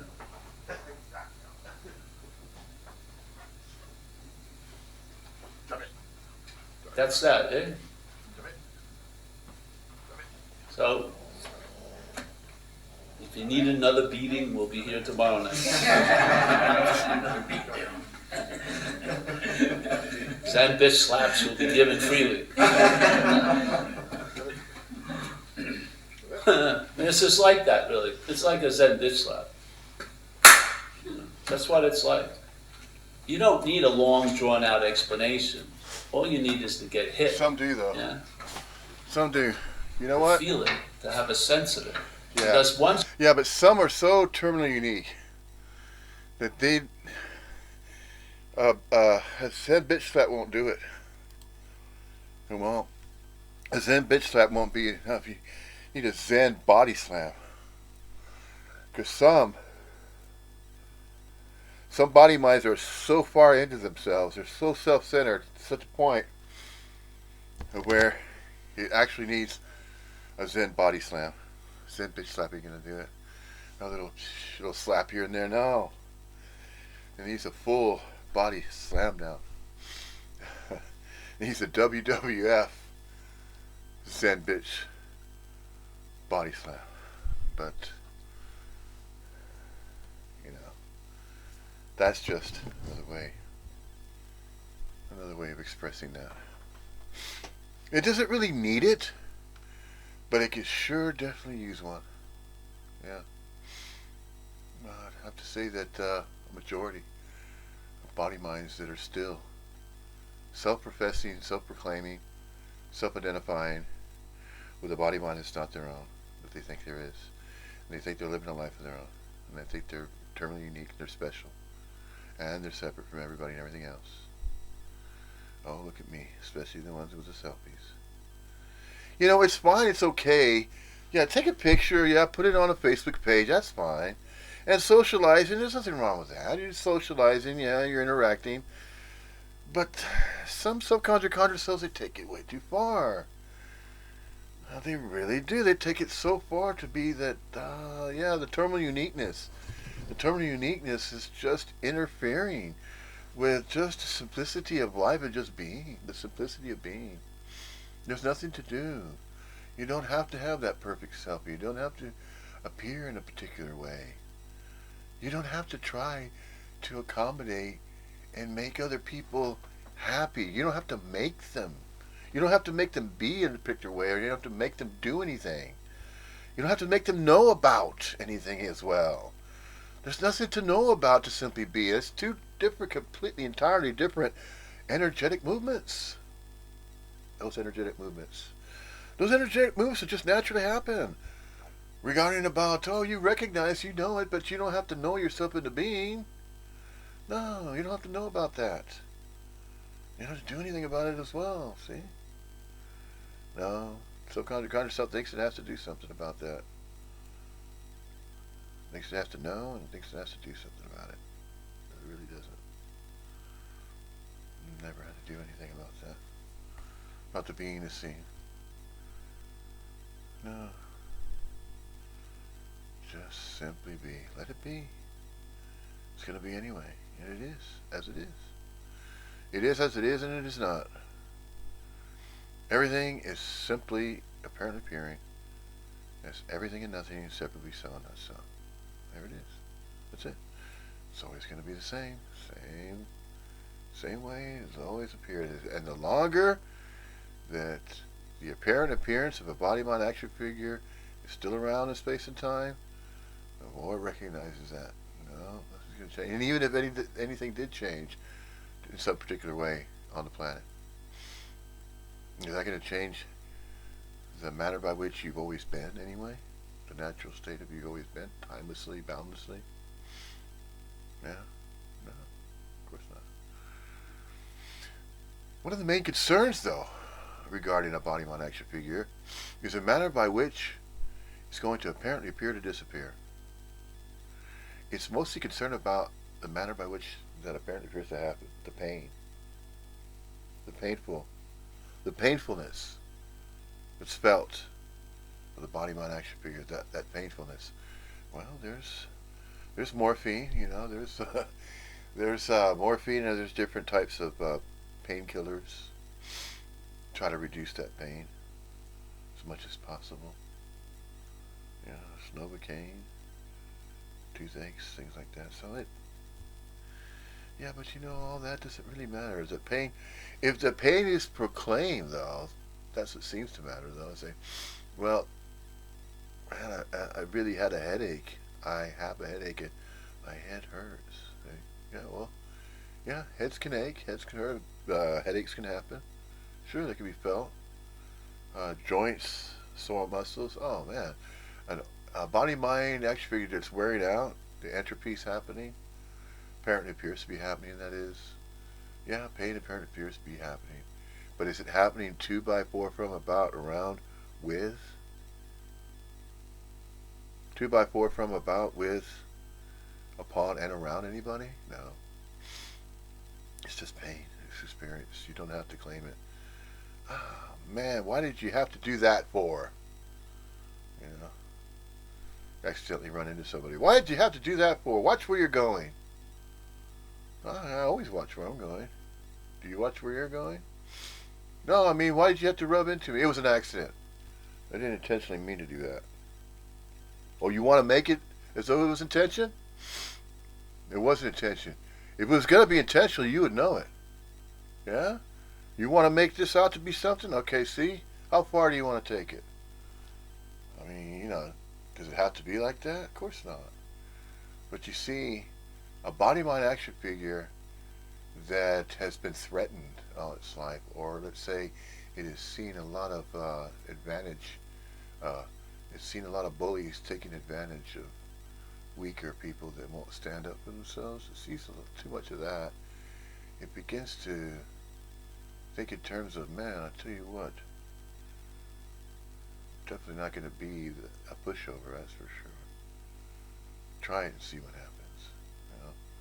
Is that a threat? No, that's a promise. You want to see a threat? Is that what you like? You want to see one? So why does it have to be like that? Why does it have to be violence? And it seems as though there's a lot of body, mind, action figures that will not respond to kindness. They don't seem to respond to much kindness very well. You're kind to them. Say, oh, yeah, thanks. Thanks a lot. Thank you. It's okay. Fine. Yeah. Or, I guess it depends on the degree of helpfulness, perhaps, or the degree of what a person apparently appears to do for somebody else. I mean, if it's can you do me a favor? Yeah, sure. Can you hold the door for me? Oh, thank you. That's great. Appreciate that. I owe you one. You could be that way about it, but no, you don't owe me anything. I'll just holding the door for you. That's all. No, you don't owe me absolutely nothing. No, nobody owes anybody anything. Because the moment it starts to become conditional like that, about conditioned life, then it starts going that way, in that direction. Because when it starts becoming conditions, if there are conditions to life, to living, and where there never have been, the only conditions that are ever witnessed would be in nature. You see the conditions in nature. That's atmospheric and that's obvious.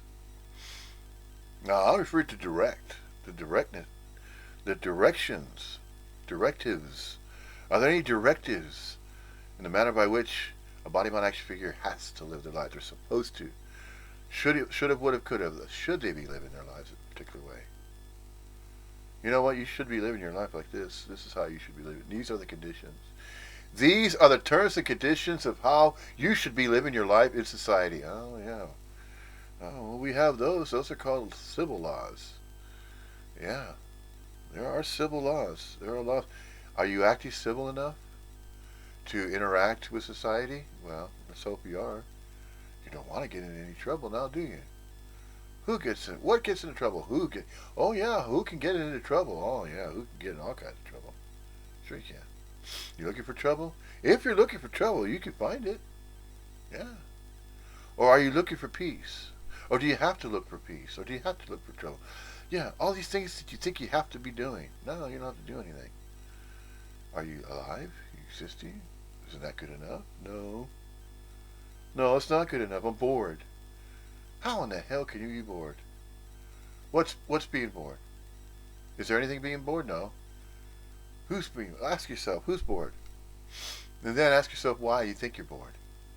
Ah, see? You only think you are. See? You're not bored at all.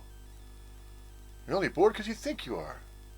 If you think you need to be doing something in particular, well, I'm bored, I'm not doing anything, so that's why I'm bored. Because I don't do anything, I don't know what to do. Well, you don't want to play a game? No, I don't want to play a game. Would you like to play a game of chess? No, I'm not into it. I don't know how to play chess. Would you like to learn? No, I don't want to learn. I don't want to learn about that. So why are you bored for? Because I don't know what to do right now. I'm bored. I mean, there's all kinds of things I could be doing, but for some reason I'm kind of complacent. I can't make up my mind right now. What? What did you just say? I can't make up my own mind. Well, since when did you have a mind to make up of your own anyway? Oh, we're going to have that kind of conversation, are we? And then a person gets defensive when they hear that. So who are you to tell me? Well, you just asked me, didn't you? Well, don't ask me that question then. If you don't want to hear the brutal honesty and the truth. Can you handle the truth? No, you probably can't. What's the truth? The truth is that you are not living a life of your own. No, you can't handle that one. Hell no. That's one of the main truths that most self-conjured souls cannot handle. They can't handle that one, that's for sure. First of all, not only will they not believe in that one, that they will not believe that they are not living their life, a life of their own. Not only will they not believe that one, they will avoid you at all costs. They won't want to have that conversation. They will avoid that conversation in all kinds of ways. If they ever knew, if they ever heard, and they accidentally stumbled across, I bet you 9 times out of 10, a majority of people that put the thumbs down on a YouTube non-duality presentation, a majority of them don't understand none of it. And they don't realize because they're trying to understand it. See, and the moment they try to understand it, then it becomes a skillful means. Then it becomes a method. Then it becomes an Eckhart Tolle or Muji exercise. Then it becomes a Muji meditative practice or an Eckhart Tolle spiritual practice of some type. So it turns out to be. Or it turns out to be Lisa Karen's non-duality philosophy. It turns into philosophy. Or some other skillful means, some other way of being. Some other type of way. A specific, particular way of being. Yeah. Be this way. Follow this particular path. Or take Muji's example. Or take Eckhart Tolle's examples. Buy their books. Go to their... spend their spiritual retreats, but you're going to have to spend quite a bit of money.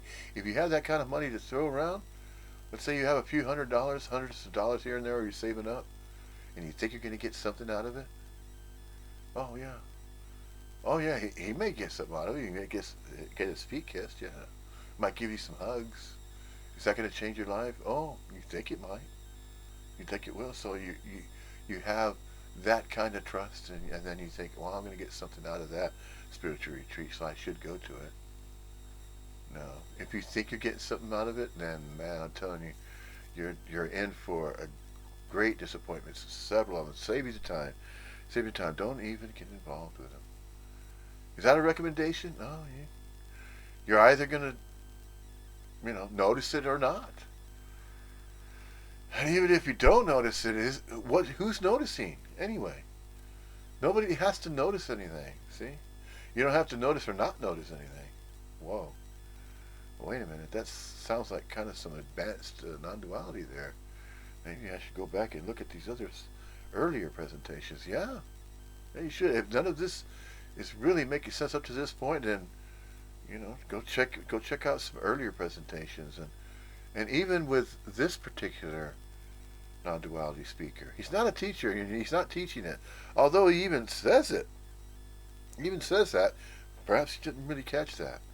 You can go back to it, and if somebody were to ask and say, what do you mean? I thought in one sign you said that non-duality is not a teaching, and then this other one you say that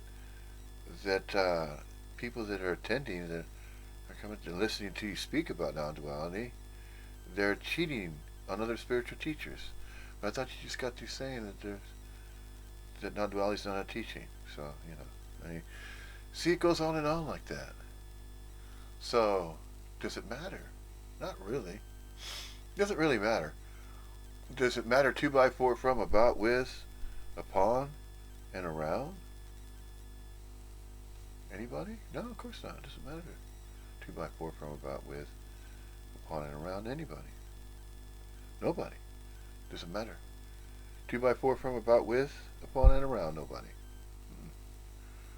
Never did, never will. Repetitively saying these same statements over and over and over, and it's starting to get really redundant at this point. So there should be fewer and fewer, and get to the point of where, you know what, enough's enough. There have been enough of these presentations already. There's plenty of content. There's enough content on this channel. Don't need any more. Really don't need to add anything else. There's nothing else to add. It's already been repeated in so many different ways. It has various statements. You don't need that much. Nobody needs that much to simply recognize it and realize they're not that. They're not that which they take themselves to be, turning unique, separate from everybody and everything else. It doesn't take much to recognize that. It really doesn't. And once it is recognized, and then it's recognized and it collapses and it keeps collapsing. It doesn't stop at a certain point and collapse, and that's it right there. Okay, it collapsed, so I'm a non-self now, so now I can continue. And I can go and join Lisa Cairns, and I can start listening to her non-duality philosophy satsangs. Now I can watch those presentations, start following non-duality philosophy. I got to find out what that's about. Maybe I could live the non-duality philosophical way now. No, just another conjuring. It's just, it's just continuing. It's picking up where it left off in the collapse. It had collapsed and now it's suspended its collapse. See, it suspended the collapse by joining non-duality philosophy, and then it's going to branch off over there, and it's going to have terminal uniqueness with non-duality philosophy, and then off it goes. And and then it's following that which it is not. There is no philosophy to follow. There is no particular, just as there are no meditative practices to follow, no specific meditative practices to follow, no specific mantras to repeat, no particular lotus stances or anything like that, no particular types of yoga to follow, no bhakti yoga, none of these yogic practices. No practice whatsoever for being, to simply be. It's not even for being, just be. It doesn't take any spiritual practice, no meditative practice, to simply be. Yeah, that's the beauty of it. Just simply going along with the current and the flow of the Absolute. As the Absolute continues to flow. And it's even flowing outside. The beauty of it, it's not happening in space and time. No, the Absolute's not happening there. It can apparently appear to be happening in a particular way, but that's just temporary. That's the beauty of it. So just let it manifest, however it's going to manifest. Everything's going to manifest in some particular way, but Doesn't mean it's always going to manifest in the same exact way every time. No. Whoa. Nowhere to go. There really isn't. There's no evolution. There's no need for an evolution because everything's already complete, perfect, and whole, just as it is. Hey, the absolute can appear as though there's an evolutionary process going on. Yeah, it could appear that way. But to be and adjust to that, no adjustments necessary. Because the mingling is already natural. The mingling, you're already part of it. You're already being part of it, naturally. Nothing to do about that. There's nothing to know about it. There really isn't. No. It just simply is and is not. That's it. It is and is not. What is, what it was, what it shall be. If you don't mess with it, just don't mess with it. Don't mess with what is and is not. Already. It's already whole, complete, perfect balance. Leave it alone. Don't interfere. You don't have to interfere with it. Interfere with it, and then you're going to see that which you believe you're interfering with is not just conjured. It's not really happening. Nothing's really happening. No. Nothing's happening 2x4 from, about, with, upon, and around anybody. Nothing is happening 2x4 from, about, with, upon, and around nobody.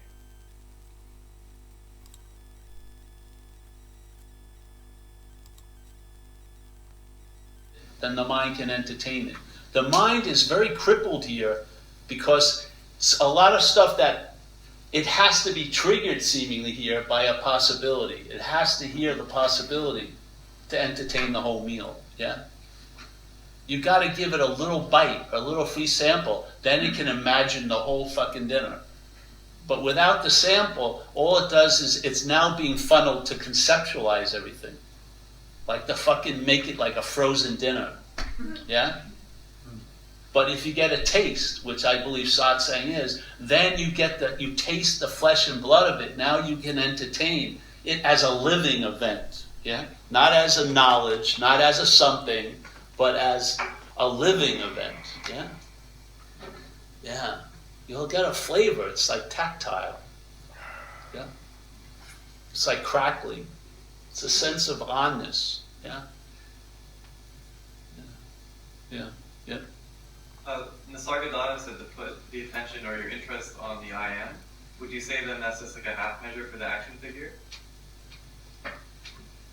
Well, it could be a lot of things. It matters who it is, yeah, or who it's not. Yes?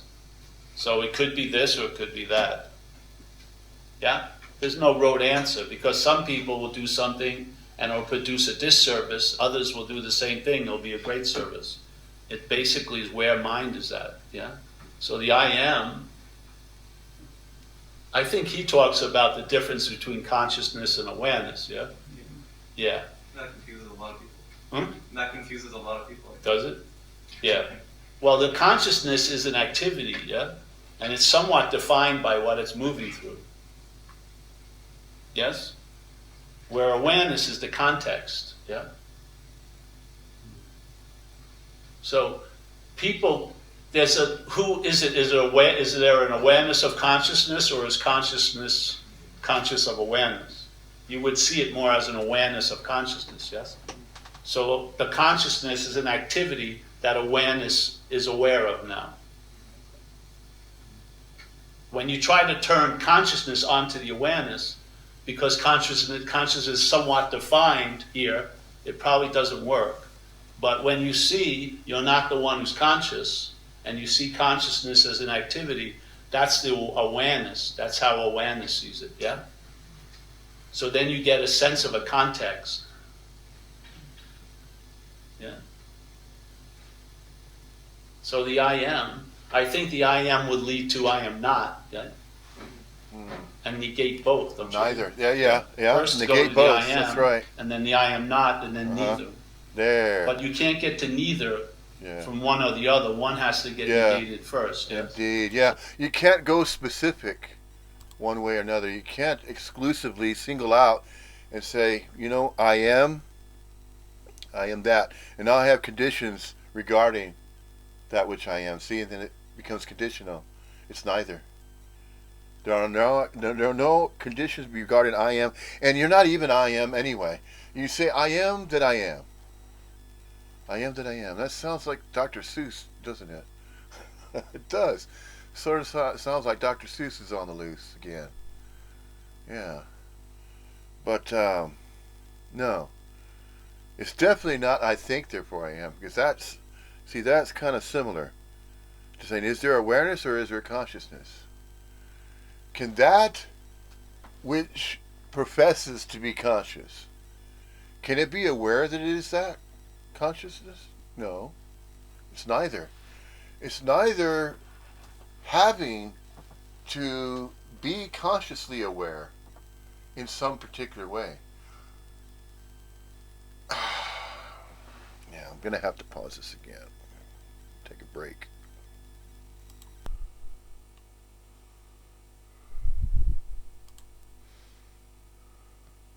It's negated, and it's I am not, and then you're not that either. Yeah? Yeah. You ever see Buddhism? You ever read Wei Wu Wei? Very conceptualized, but he would talk about triple negation in Buddhism, which is really beautiful. Like Buddha said, you're neither born, not born, or neither of those either. Yes? So negation is always the way it has to go, sooner or later. Because the whole point is there's an identification as a false reference. So the false reference, all it needs to be negated by what's so, yeah? And then suddenly you're not trying to get out of a non-existent thing as a non-existent thing. Yeah. But I don't think anyone gets there through affirmation. I think the only way you get there is by realizing there's no getting anywhere. Just by negating that which things has to get somewhere. Yeah? So then the solution becomes always available at all times, right where you are, but not to you. Yeah, that's the beauty of it. Yeah, not to you. Not to you. Not to you. Not to, by, for, from, about. Not to, by, for, from, about, around.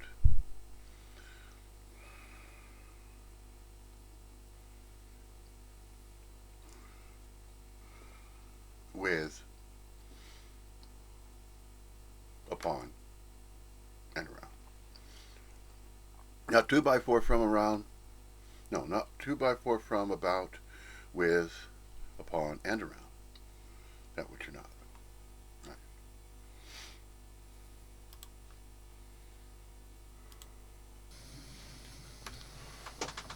Yeah, that's it. You have a done, bro, there, back there? Yeah, you? Yeah? Done? I got lots of questions. There's a 2-question quota. You can spend your second question now. You have mine. Oh, no, there's no swapping question. You want another one? Sure.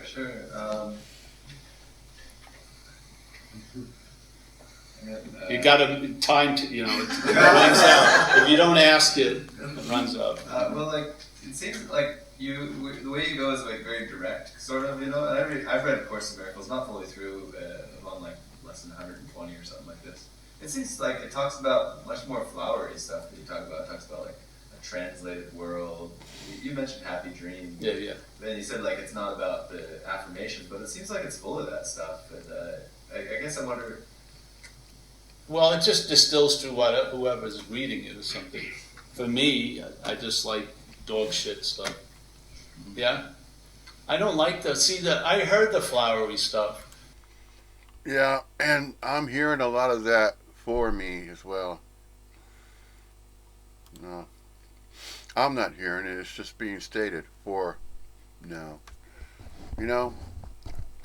Out of all honesty, come on.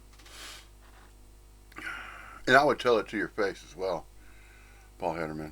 Because really, seriously, the Neo-Advaitin, birthday and birthright Paul Hederman, you say there are no nouns to be found. Well, that includes the pronouns as well, okay? You can't just say, well, there's no nouns to be found, but we can use pronouns like to and for and from, with and with. Well, with me, it's like this. Or to me, this is how it is. Or with, no. That's not Advaita Vedanta. Sorry, but being brutally honest here, truthfully. To, by, for, from, about, with, upon, and around. No. Mm-mm. No pronouns to be found as well.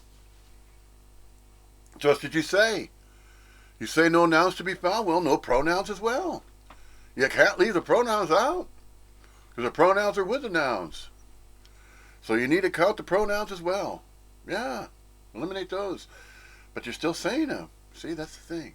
And that's not non-duality fucking Pharisees or police either. So don't say that either, because you start saying, fucking non-duality police, non-duality Pharisees, or nobody talks like that. That's right. How is anybody talking like that? If nobody talks that way, then how is anybody speaking? You know how they're speaking? Like, this, like that. Fuck that like. Too many likes. Don't be so fucking redundant like this. Makes you sound like a blithering idiot. Which most self-contradictory selves are. Very fucking ignorant. Very full of themselves. No, it's supposed to be this way, baby. No, it's this way. It's the way I say it. You're such a fucking hater. You hear all these fucking commentaries. You're not that. But if you think you are, then that's the way you're going to be. You're going to be the way you think you are. The way you believe you are, you're going to fucking express that way. I'll tell you what, once the collapse happens, there's no fucking expressions of that which you're not anymore. Mm-mm. No. And it calls it out. It recognizes it. Fucking Neo-Advaitins, man, if you're gonna represent and seriously, really, if you say that you're following Neo-Advaita, not really following it. It's not even a following. You're just being, natural being, and that's Neo-Advaita. Neo-Advaita is all about the Advaita Vedanta message. It's all about the serving a spiritual subpoena and all that sort of thing. Yeah, that's just what you say. But you can't turn around and say, well, to me, and with me, or this is the way it is for me. No, that's the way it was. It might have been, or it was for you. And with you it was, but it's not with you now. Oh, fuck no. That's not with you now. You can't say that, oh, well, the me is still with me. Or the you is still, the you that I was calling myself you, and you and me, us, we, no. No, pronouns, fuck it, drop the pronouns as well. You can't ride fences here with this shit. Fuck no. And you can't mix it either. You can't mix metaphysics, spirituality with non-duality. Fuck no. And you can't branch off in some stupid non-duality philosophy. That's fucking stupid. It is. It's idiotic. It's ignorance. That's avoiding it, and then that's choosing. And then that's a Neo-Advaitin fucking choosing, making choices, saying, oh, well, this is the way this Neo-Advaitin says it. I don't give a fuck how any other Neo-Advaitin says it. Then it starts going off like the guru, like the ancient times of the guru and devotee. Jim Newman, the birthday and birthright, he already fucked that whole thing up. He may not even realize, he may not give a shit, as long as he's getting that money. Oh, yeah. You don't think Jim Newman cares about that fucking lifestyle? Fuck yeah, they do. Otherwise, he wouldn't even bother doing it, would they? Of course not. It's always been about the fucking money. It always has. Oh, man, I tell you, the lovers of money, especially if they're associated with spirituality, because they pay, man, I tell you, there's people out there that have more money than sense. They do. They have more money than sense. And they spend all this money for spiritual retreats thinking they're going to get something out of it. And it's going to make them look all important, special. Look at me. I know how to do all this guru. I bet you don't. Just because I'm improving myself. What have you done, All that fucking horse shit. Stupid bullshit. Senseless, mindless fucking bullshit. That's all it is. It's all fucked up. It really, truly is. It's not necessary. Yeah. Call it for what it is. And that's what it is. It's obviously that. It's obviously dual bullshit. It is. Oh, mine's better than yours, and it's all this fucking self-centeredness. Fuck that. Mm-mm. You can't return and go back to say, oh, well, I'm a Neo-Advaitin, however, for me, with me, and to me, about me. No. See, the Neo-Advaitin's still collapsing. It hasn't collapsed all the way. It says, no, I recognize that which I'm not. I'm not representing that which I'm not anymore, not expressing that which I'm not, and yet you turn around and say, well, to me, for me, with me, but no, fuck no. You can't combine it and mix it together. No. It's not one way or the other.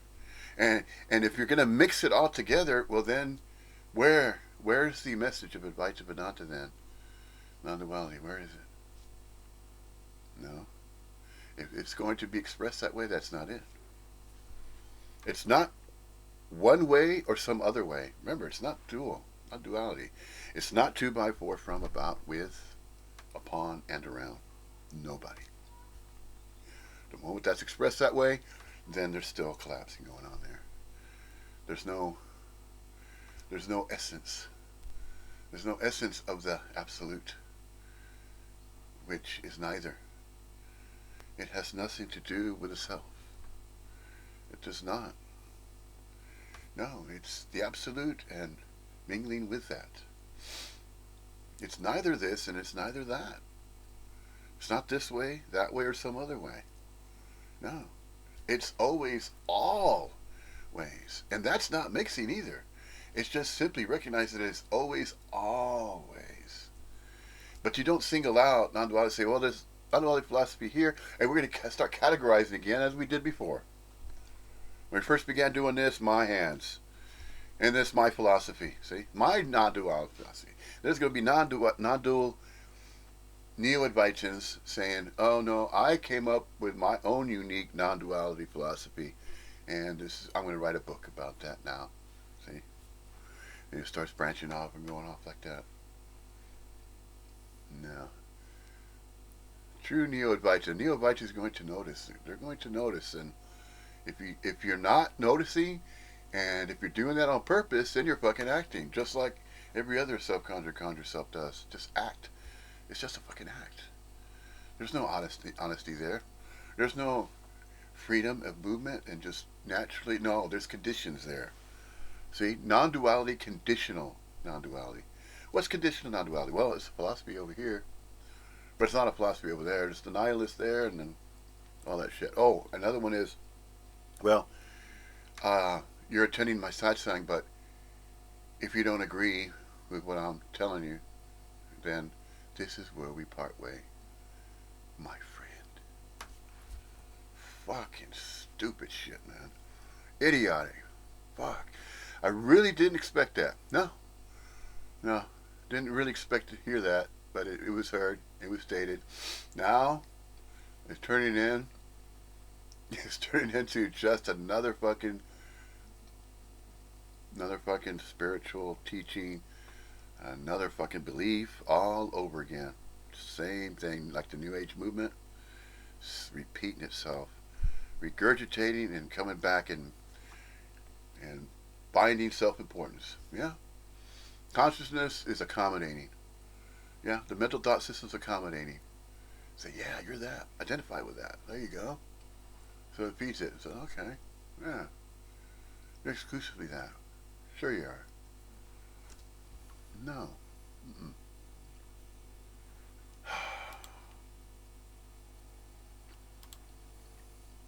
And I heard people like trying to describe the indescribable.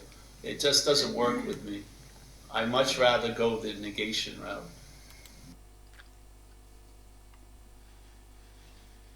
I can't even fucking eat a meal. Not let me eat a fucking meal.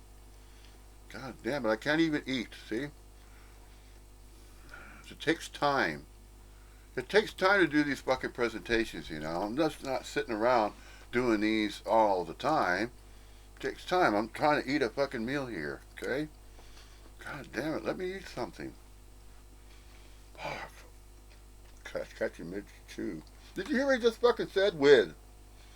Well, with me, it's like this. No, it's not with anybody. No, duality's not about with anybody. Fuck no. Not about with Lisa Cairns and her fucking non-duality philosophy. It's not about that. And it's not about Jim Newman's fucking high and mighty. This is where we part way, my friends. Fucking idiot. You know, it's like children in the playground all over again. You know, seeing a couple of kids kicking dirt on the kid that's minding his own business. He's just there peacefully by himself. 2 kids kicking dirt on a lunch that his mother lovingly prepared for him. He's trying to just simply enjoy. He's not bothering anybody. And there's 2 fuckheads going kicking. You know, that's what this reminds me of right here.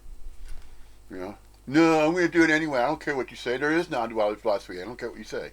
There is non-dual philosophy. See? Same old playground shit. Forgive them, for they know not what they say, know not what they do, what they think they're doing. No, it's forgive them, for they know not what they think they're doing. They think they're doing what they need to be doing. They don't need to be doing nothing. You don't have to do anything about it. I mean, the absolute's already perfect, complete, and whole. Leave it alone. No, the self-conscious artist says, no, I know better. Yeah, the self-conscious artist says, no, I know better. So I'm going to tell you like it is. Even the non-duality now. Even the non-dual teaching. Even Neo-Advaitin. Now there's Neo-Advaitin. See? Now there's a Neo-Advaitin movement. Just like it was with the New Age movement. Here we go again. History piece of the whole damn thing all over again. All right, fine. Fucking do it then. Fine. Go ahead. Do it anyway. Fine. Do it. Do that. See what that gets you. Yeah. Might be all right for a while. Because I truly believe the act of being identified as a self is the sort of the obscuration. It's an activity. Yeah. Yeah, obscures all. Fucks it all So by up. seeing what The you're harmony. not, Fucks by up the harmony. recognizing you're not that reference point, then the possibility of the reference point is pointless. Yeah. That it's always available right where you are becomes obvious. Yeah. So I was thinking, I was gonna do a lot of course talks, but I just shrink it down to, I think, the essence, which is seeing the preoccupation with the verb of the act of being identified as a self. I think that's all you need to see. But if you don't see that, you'll be looking from its effects. So you might as well. Yes?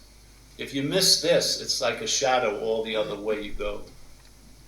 That's why some people would call it the problem and stuff like that. They give an emphasis to it because of its influential effect, yeah? Because if you start, let's say you can buy all the maps to LA, but if you made a mistake and you're thinking you're in Omaha and you're Miami, if you follow those maps diligently, you're not going to get to LA because you mistook where you're at. Now, if you see you're not in LA or Omaha, you'll lose interest in buying maps to LA. Because you're in LA.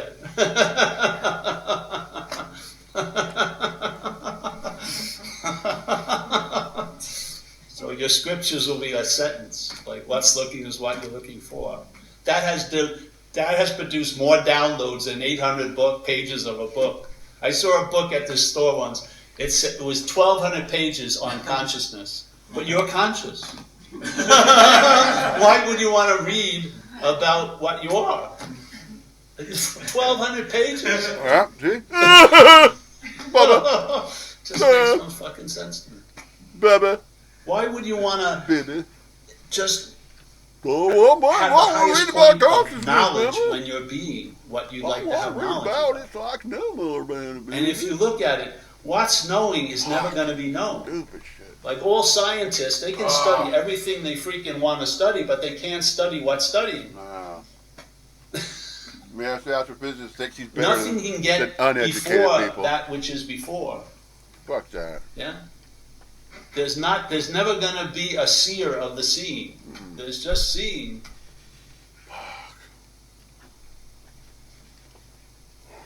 So if that dawns in you, end of any search. You've hit pay dirt. You've been resting in it. You're wallowing in it. You're rolling around in the pay Yeah, you're dirt. fucking wallowing like a fucking Looking pig. for pay dirt. Yeah. Or like the man in the river selling water. It's just like that joke. But we're a like fucking people joke. in the river buying water. Yeah? Yeah. Because we think someone's more wet than us.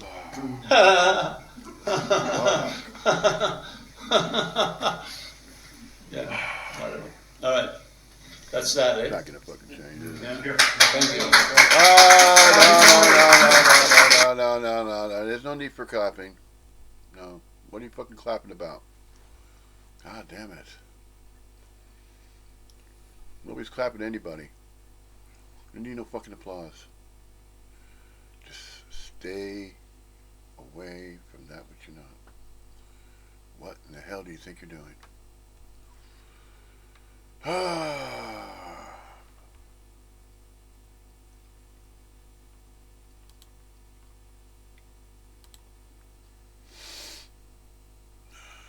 the latest one?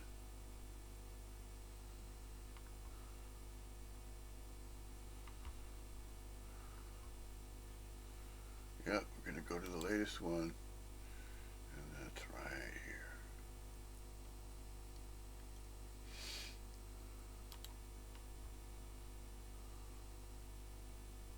That the bell hits. I'd rather be going with the movement than getting hit by both ends. I mean, sure, we want a savior. Everyone wants to be saved. Everyone wants something to ride in and save you and then make it all right. You know, but truly, if you are what you're looking for, the saviors have to fail you. Yeah, because that's one out of many things that have to drop for you to recognize The collapsing. you are what you're looking for. Right. It's going to take time. If you keep finding replacements, putting that off, you are, oh, he is what I'm looking for. And then, you know, the weirdness happens, the inner circle, they're telling everyone complete celibacy and they're fornicating like left and right, and you get a little confused, and it's basically do as I say, not as I do, you know, and then so you leave, fucking it served you in a way. It failed you because you made someone else what you're looking for. But it says what's looking is what you're looking for. Yeah. Yeah. Yeah. You are what you're looking for. In other words, you don't have to fucking rely on anybody else. That's what it's telling you. There's nobody else to rely on. There never was anyone else to rely on. This is why you don't have to go to fucking guru. Nobody has to go and become a devotee and join that kind of a setup. No.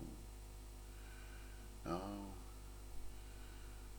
You're already readily available to what you've always been.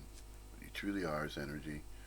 You don't have to go to anybody else and have them explain that fucking obvious nature to you. 2 by 4 from about, with, upon and around. That which you're not. Yeah. Sooner or later, you gotta get fed up with it. Aren't you fed up and tired with it? I mean, come on. You must be getting frustrated, and that's what's causing all the frustration. That you think you have to be a particular way. And that's not you. This character, this acting, this character that you're acting as though, okay, well, I was born a certain way. I was supposed to learn certain things. I learned society's ways. I followed the society structure. I followed all the laws. I was listening to authoritative figures. Because everybody, what they thought it should be this way, that way, or some other way. And then the confusion, and then what to believe in. Is there anything that I should be believing in? Should I believe in anything? No. You don't have to believe in anything. Well, do I need to know about anything? No. You don't have to know about anything. You don't have to do anything about anything. Because everything's already done. Yeah. Absolutely everything's already done. Nothing needs to be done about anything. Because everything's already whole, complete, perfect, just as it is. That's the absolute. It's absolutely perfect. Perfect balance. It's fine. It's already set up. Always has. Nothing to do about it. Nothing to know about it. So why are you bothering? Why do you keep on going on that way? You silly, conjured self. Why can't you notice it? Why can't you just leave it alone? Just collapse. Get all of that to collapse. Get it to collapse. You don't even have to get to it to collapse. Just quit fucking conjuring it all. Quit acting. Quit the act. Cut it out. It's not always going to work anymore. Eventually, we may actually see this take off to such a degree that the fucking conjured self will be the minority. Yeah. Which is how it should be, shouldn't it? It shouldn't really be that way. However, when more self-conjured self cells begin to collapse. And this message gets out there, and it's strong enough and reinforced enough. Instead of all the selfishness, then might sees a little bit more harmony. Just a bit more. I mean, we can always use harmony, right? Yes. Not use it to say, oh, well, if we don't have harmony, then there's no harmony to use. No. You harmonize. Harmonizing. Yeah, there's an idea. There's a nice idea. That sounds like a good one. Let's all be harmonizing. Why not? That can't be too difficult. If you're already mixing and mingling and coalescing and blending with the Absolute, and that's a fact, since we're already mingling with it, with the Absolute, in all spaces and all times throughout the infinite universe, and since that's the case, it's not so difficult to just drop and collapse. You don't have to be in activity. It's not an activity to drop and collapse and say, I'm going to take everything that I'm not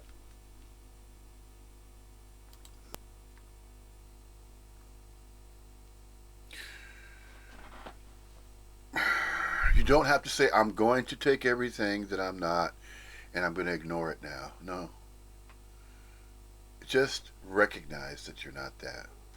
You're not even that thinks it's going to ignore itself. No. Just recognize that you're not that self that either ignores or does not ignore. You're neither nor. Neither that which ignores, nor are you that which does not ignore. No. But the ignorance that's thought to be part of what you are, that doesn't realize it is trying to apply ignorance to its natural state of being. No. You can't add to what you already are. Nothing can be added to the Absolute, and neither can anything be taken away, because it's already whole, complete, and perfect just as it is. So the moment that a self-conjured self tries to make it out to be a philosophy or a skillful means, or if it's still speaking regarding to, by, for, from, about, with, upon, and around itself, if it's still using the pronouns, that is still the self-conjured self that has yet to continue collapsing. No, what it's trying to do is resume its self-conjured ways. It's trying to resume that. Sure, the Absolute is always in space and time and not of space and time simultaneously. That may be the case. To say that may be the case. I'm saying that may be the case because there's still self-conjured selves that believe otherwise. Because they believe in their beliefs. And not only do they believe in their beliefs, they believe what they know, and what they know they believe, hand in hand. And they don't have to be doing that.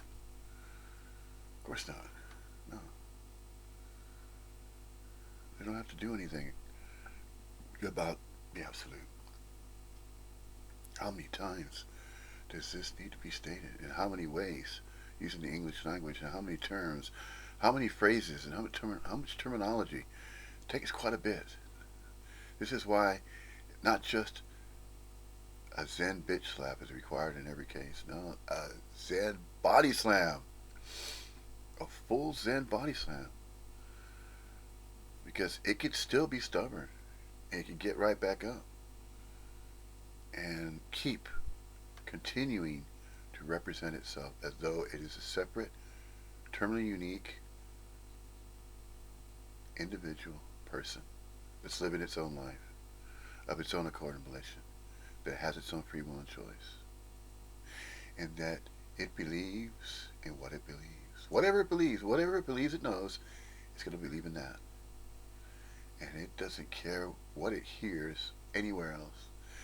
It's going to claim that it's to hear. Yeah, it's going to claim it is to hear. Oh yeah, I heard that there's non-duality philosophy. I need to look into that. Maybe that's going to help me in some way. See, the me is still around. Maybe it'll help for me. Maybe there's something in it for me. Something could happen to me that could be positive and nice to me. See, or something can happen with me. So I should bring non-duality philosophy into my life with me. See, you can't put it into where saying, oh well, I'm with this or with that. If you're with anything at all, it is the absolute naturally. Every single body mind manifestation appearance is already naturally with the absolute. They just don't believe it. They think they have to know it. They think they have to believe it, but they don't believe it. And they think they have to be convinced to be. There's no convincing required to simply be. Nobody needs to be convinced to be.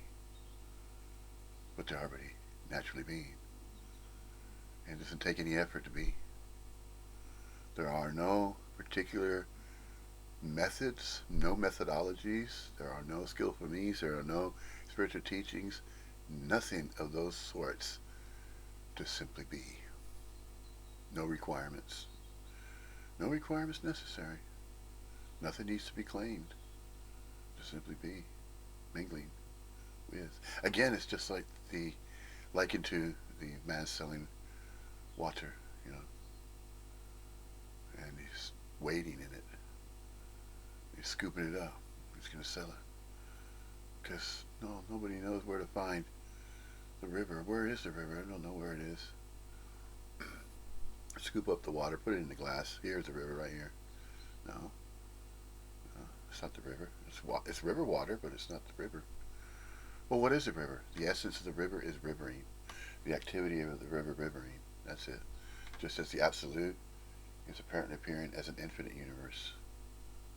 Yeah, but it's not exclusively infinite. You see, it's the infinite universe appearing as a finite universe, and within that finite universe, there could be innumerable finite living things, within that infinite universe. But that infinite universe is appearing finite. So whilst it's appearing finite, in what manner is it appearing finite? Well, upon an Earth-like planet like this. And in its finiteness, it has a timeline, time frame, time continuum. It has a time continuum that apparently appears to be a time continuum. So that's what Earth-like planet is, in its finiteness appears that way. So Earth-like planets throughout the infinite universe are appearing finitely. Yeah, in a finite way. They appear to have parameters, limitations, barriers, walls, partitions, boundaries. Yeah, apparently appear that way. That's finiteness. Indeed it is. But that's the absolute appearing that way. See, the absolute includes not only the finiteness that appears that way, but it is infinity. The absolute is the infinite universe of infinitesimal complexification, but it appears as though it's a finite universe.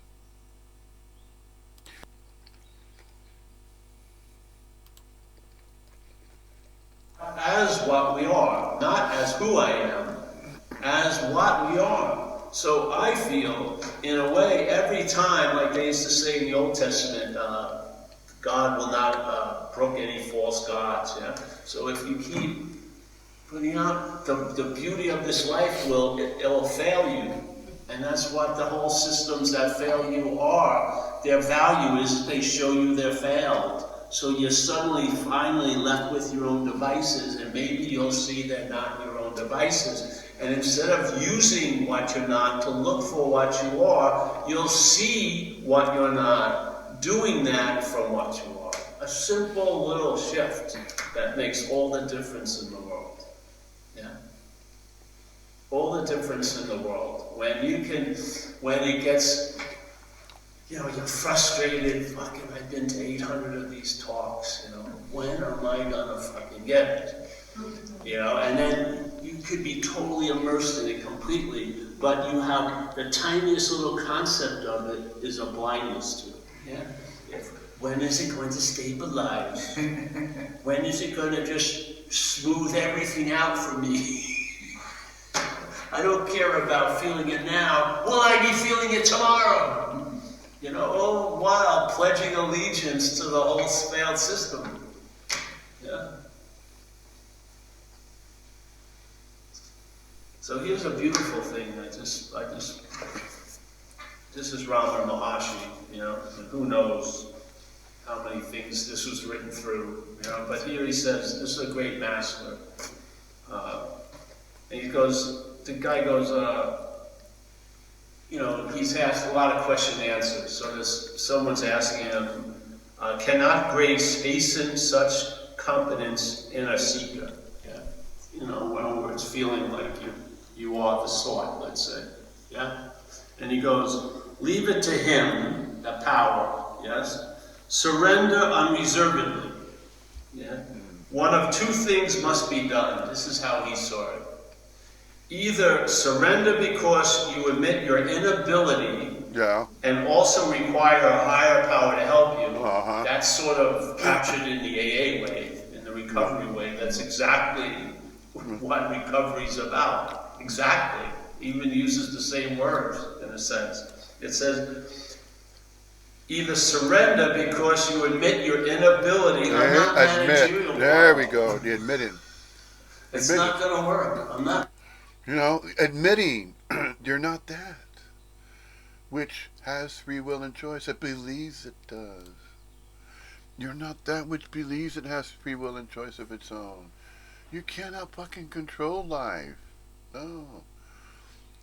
That self-conjured self that believes it has a life of its own to live and can control it. And it gets frustrated when life doesn't turn out the way that it expects it to. The self-conjured self has expectations. It has expectations for its life to turn out a particular way, and when it does it, wah. Then it gets frustrated, it gets pissed off, and it gets anxious. Oh, life didn't turn out for me a certain way. Wah. You know? Come on.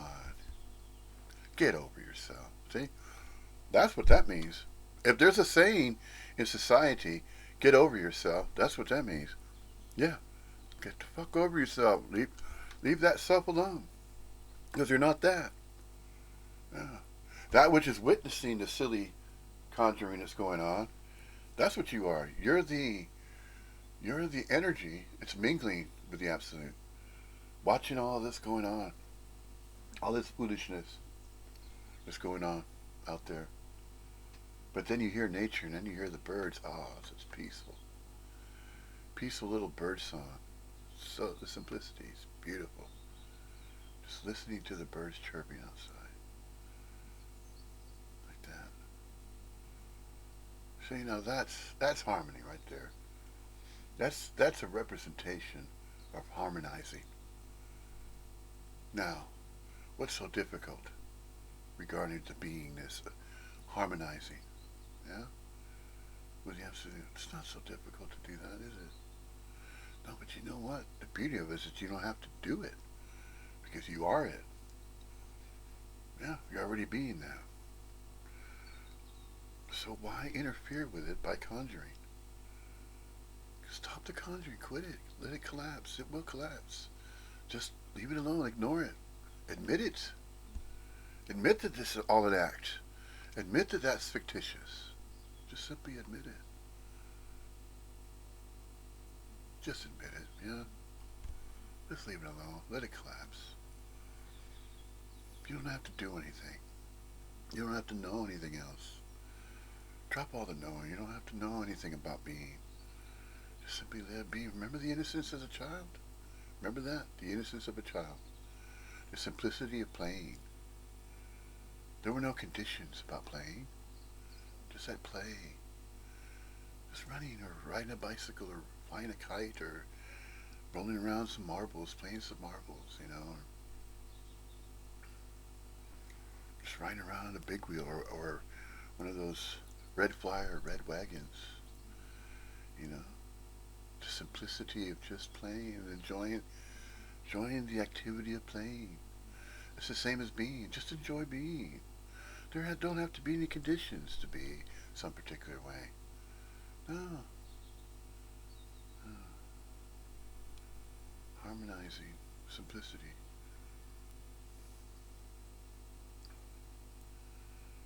Enough's enough. Yeah? Just leave that conjuring alone. Just leave it alone.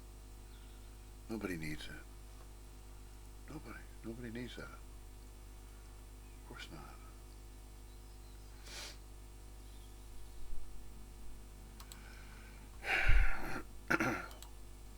Not going to pull it off. Yeah, this isn't going to arrive at the promised land. Yeah, heaven isn't a golf course. So either surrender. Why? Because you admit inability. Yeah. So the surrender isn't everyone's not. Oh, you know. Usually there's something there's a pre-surrender, which is you're fucked, basically, by your own wits. Yeah. There was this person, I used to speak outside of Boston, and I went to these people's house to stay, and then she told me this incredible story. And this guy that had grown up in the neighborhood, one day the police came to her house, and it was a huge front yard. You couldn't even see the street from the yard, from the door. And they knocked on the door, and they said, they brought her out, and there was a guy hanging there. Yeah? And he knew he had grown up in the area, and the name of the street was At Wit's End. And he killed himself because he was at wit's end. At least that's fucking autistic, yeah? I mean, seriously, that's fucking, at least, but here you are. So it may, at wit's end, yeah, when there's a reliance on you, may lead to that condition of killing oneself. But the wit's end is an incredible place, because you realize what you've been relying on is unreliable. Yeah? And that this, which is unreliable, isn't you. So you don't have to kill you to get out of it. Yeah? You see it as other, and therefore, oh, I don't have to get relief. Yes? I can sort of, hey, I'm not that. And then immediately, it's like a dam ready to break. It's just pregnantly available, but you have to see something first. I'm not that. And then when you see I'm not that, you can be free from it. Where he was like, I gotta be free from it this way. No, you can be free from it. Yeah? And so that it's the starting point is at wit's end. You think it's the end, but it's the starting point. That's going to serve you unbelievably. And he's saying it here. This is the great master, Ramana Maharshi. He's speaking to different people all the time. He doesn't stick with one shtick. He talks to the people where they're seemingly at. Yeah, and he's saying, hey, listen, leave it to this power. Surrender unreservedly. Yeah. One of two things must be done. Yeah. That's not that easy, is it? Can you imagine if there was a possibility and the person who was leading into the possibility says, just one or two things. You don't even have to do two things. One of them. One of the either or. We're not even going to pile on with two. Just one of two things. Right? Oh, come on. That's way too much. Fuck. I thought it was going to be, when's it going to stabilize? So he goes, either surrender because you admit your inability. This is how it went with me. This is how it went when I got struck sober. I couldn't admit my inability. Something recognized that, and then it admitted it somewhere, not in the thought system. No. I think they call it the innermost in recovery, to point to some other unsuspected place in you. The heart of the matter. Not the fucking viper's nest of the mental state. Yeah? Heart. But somewhere, and something downloaded that I'm fucked to that place.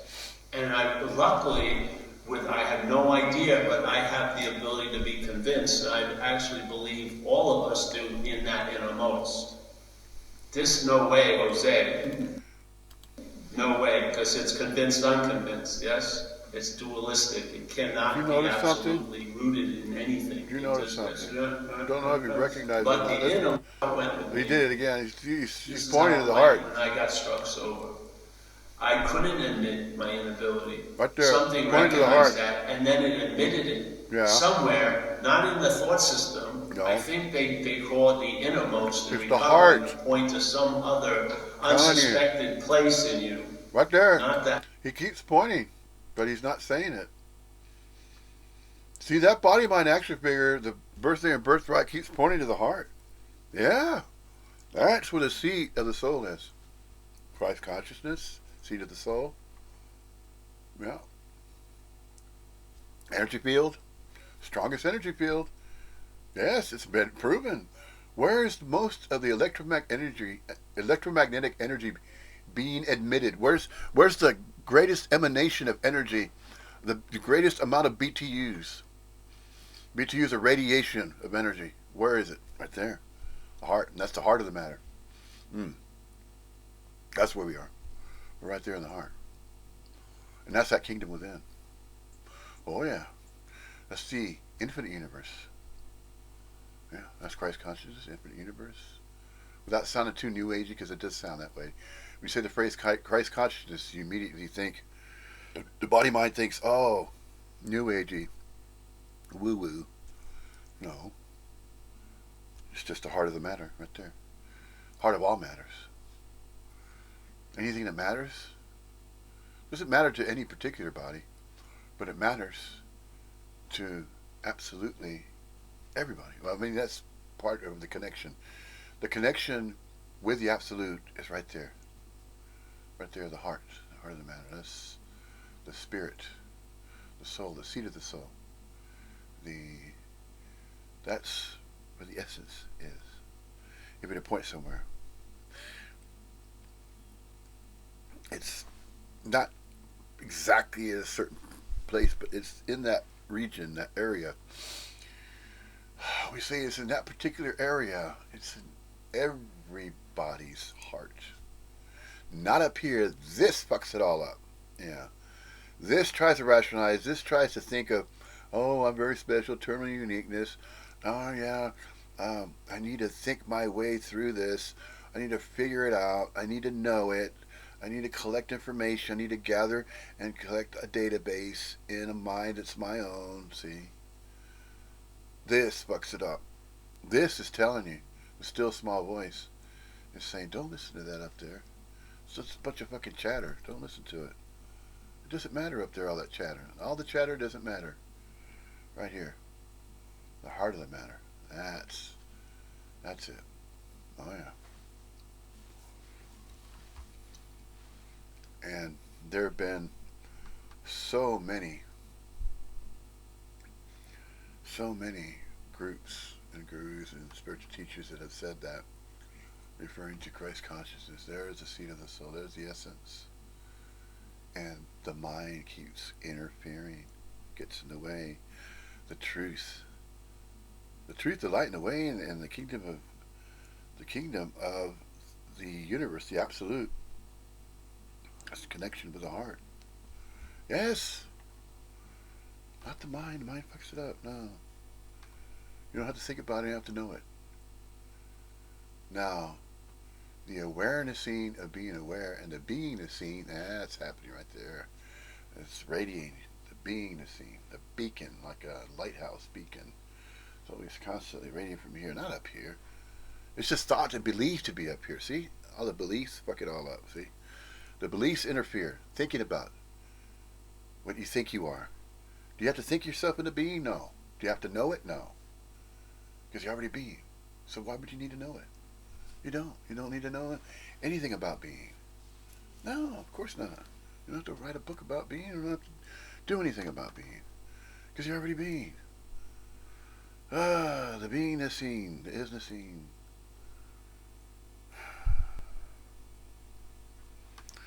Fine.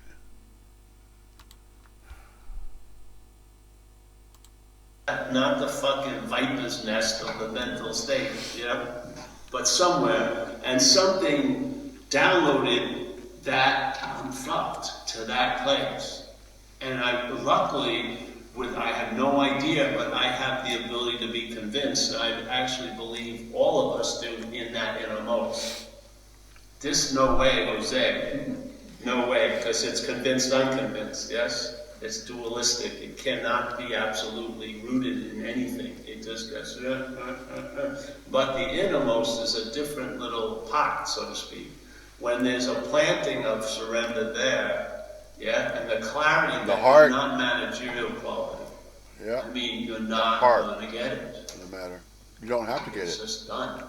And it doesn't come Yeah. up for review every 6 months, or maybe it's changed, you know? No, nobody has to get it. Nobody has to get anything about that. What's tethered and what's rooted, what's connected with the absolute. Just nobody needs to get that. And that's why we're referring to don't listen to this. This is fucked up here. It's just chatter. All it cares about is itself. Yeah, but I'm somebody. You know, I have a birthday, a birthright. You know, I'm important. Look at me. You know, I don't look too bad, do I? You know, conditions. The mind is all about conditions. It's all about figuring things out and knowing it, and then holding on to that knowledge. And no, here's where the beingness is. The beingness, being.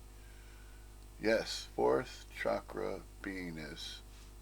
Not knowing, being. Yes, that's the heart of the matter.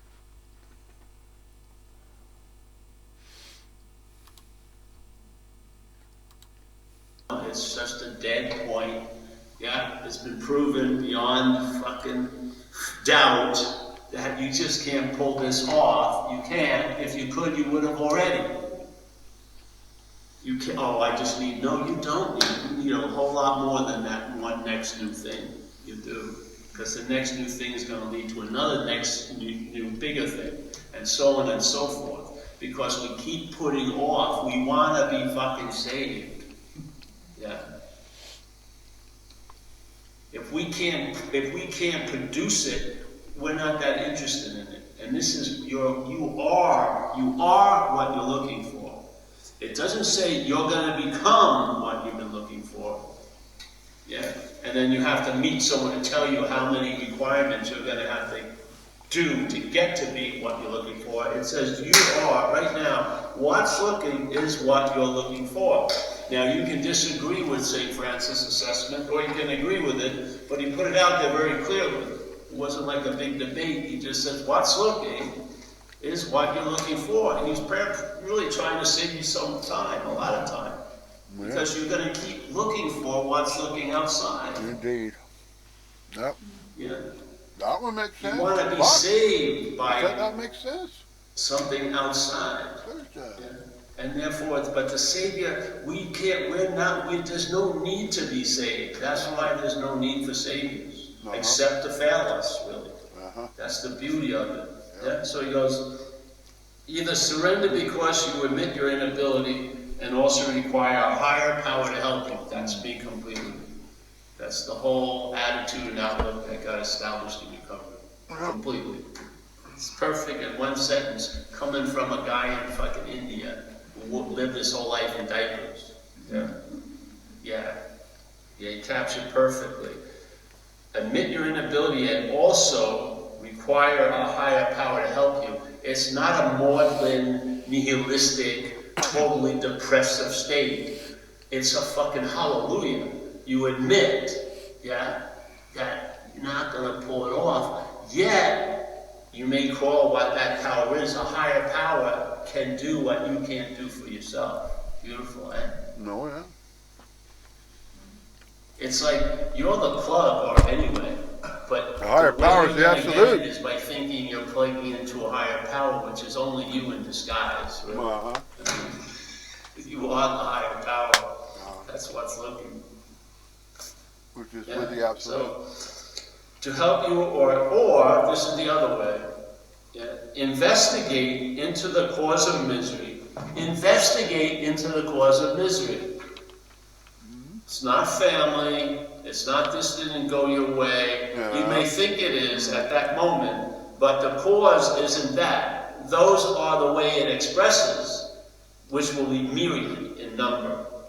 Just like when Jesus confronted the guy possessed, and the guy asked him, "Who are you?" He says, "I'm Legion." Yes, this is what happens when you don't see the cause of misery. You're going to have a lot of fucking reasons to misery. Yeah, but the cause. So he says it beautifully. Investigate into the cause of misery. Investigate into it. Yeah. Just sort of like you've been at a lot of fires. You needed a lot of pails of water. Doesn't it seem suspicious that you're already always are at the fires. You know, maybe you have a big role, or it could be even seen as the cause of the fire starting. Yeah, what? Yeah, you've now investigated and you come to one of the causes of your misery. Yeah. You want to get clearer about it? You're relying on something that's unreliable. Yeah. You're living in what's not happening. The basic condition is misery, and you live on the hope that you won't be miserable someday. But the basic premise starts out as misery, and yet you're living on the hope that it may not be this bad tomorrow. Ah, what a bad deal, man. So it says, investigate into the cause of misery. Go into the source. Go into the source. Yeah, us. Yeah, what we are. Yeah, into the spirit. He says self. He uses self as the big everything. Yeah. His belief, and the way I read it from a lot of his sayings, says, you follow back what you're not, it inevitably takes you back to what you are. Because all there is what you are. So if you, instead of going from here this way, you retrace, it always goes back to the same what is. Yeah? Yeah? Zillions of trails always go back, like all roads lead to Rome, if you walk backwards on the road. If you go backward, yeah, the starting point of all starting points is that spirit, yeah. So you investigate the cause of the misery, yeah, and then hopefully you see you're not the cause of the misery, yeah. You see that, as they say in recovery, we manufacture our own misery. You see that not to be true. You see something has captured the factory that I am, and is using the facility to manufacture misery, but it ain't me. I'm not the manufacturer of misery. All those cups that said made in Paul, I'm fucking recalling them, yeah? Because they're not mine. Yeah? So I'm reclaiming the facility, and instead of having it manufacture misery, maybe presence, yeah? Maybe like chilled outness, I don't know, maybe being of service. The facility doesn't have to just make one fucking thing. It has the ability to make a lot of qualities, a lot of products, yes?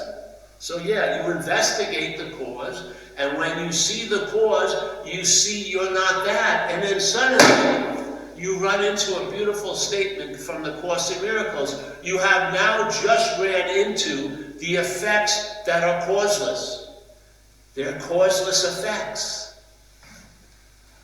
Hallelujah. Because if they were real effects and there was a real cause, you'd have to do a whole lot of real fucking work. But you see, they're not real. Yeah. They're called effect. I don't know what he meant in the Course, but how I see it today is a causeless effect is an imagination, a dreaming, a mirage, yeah? You're something that isn't so appears to be so.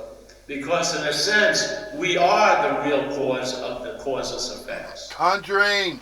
Yeah? We're taking the causeless effect of false evidence appearing real. We're the ones that make it appear real. The ones we're the cause make it appear of the real by effects. conjuring. And when we see that we're not that, then the causelessness, you've gotten to the root of it, the effects weaken. Yeah.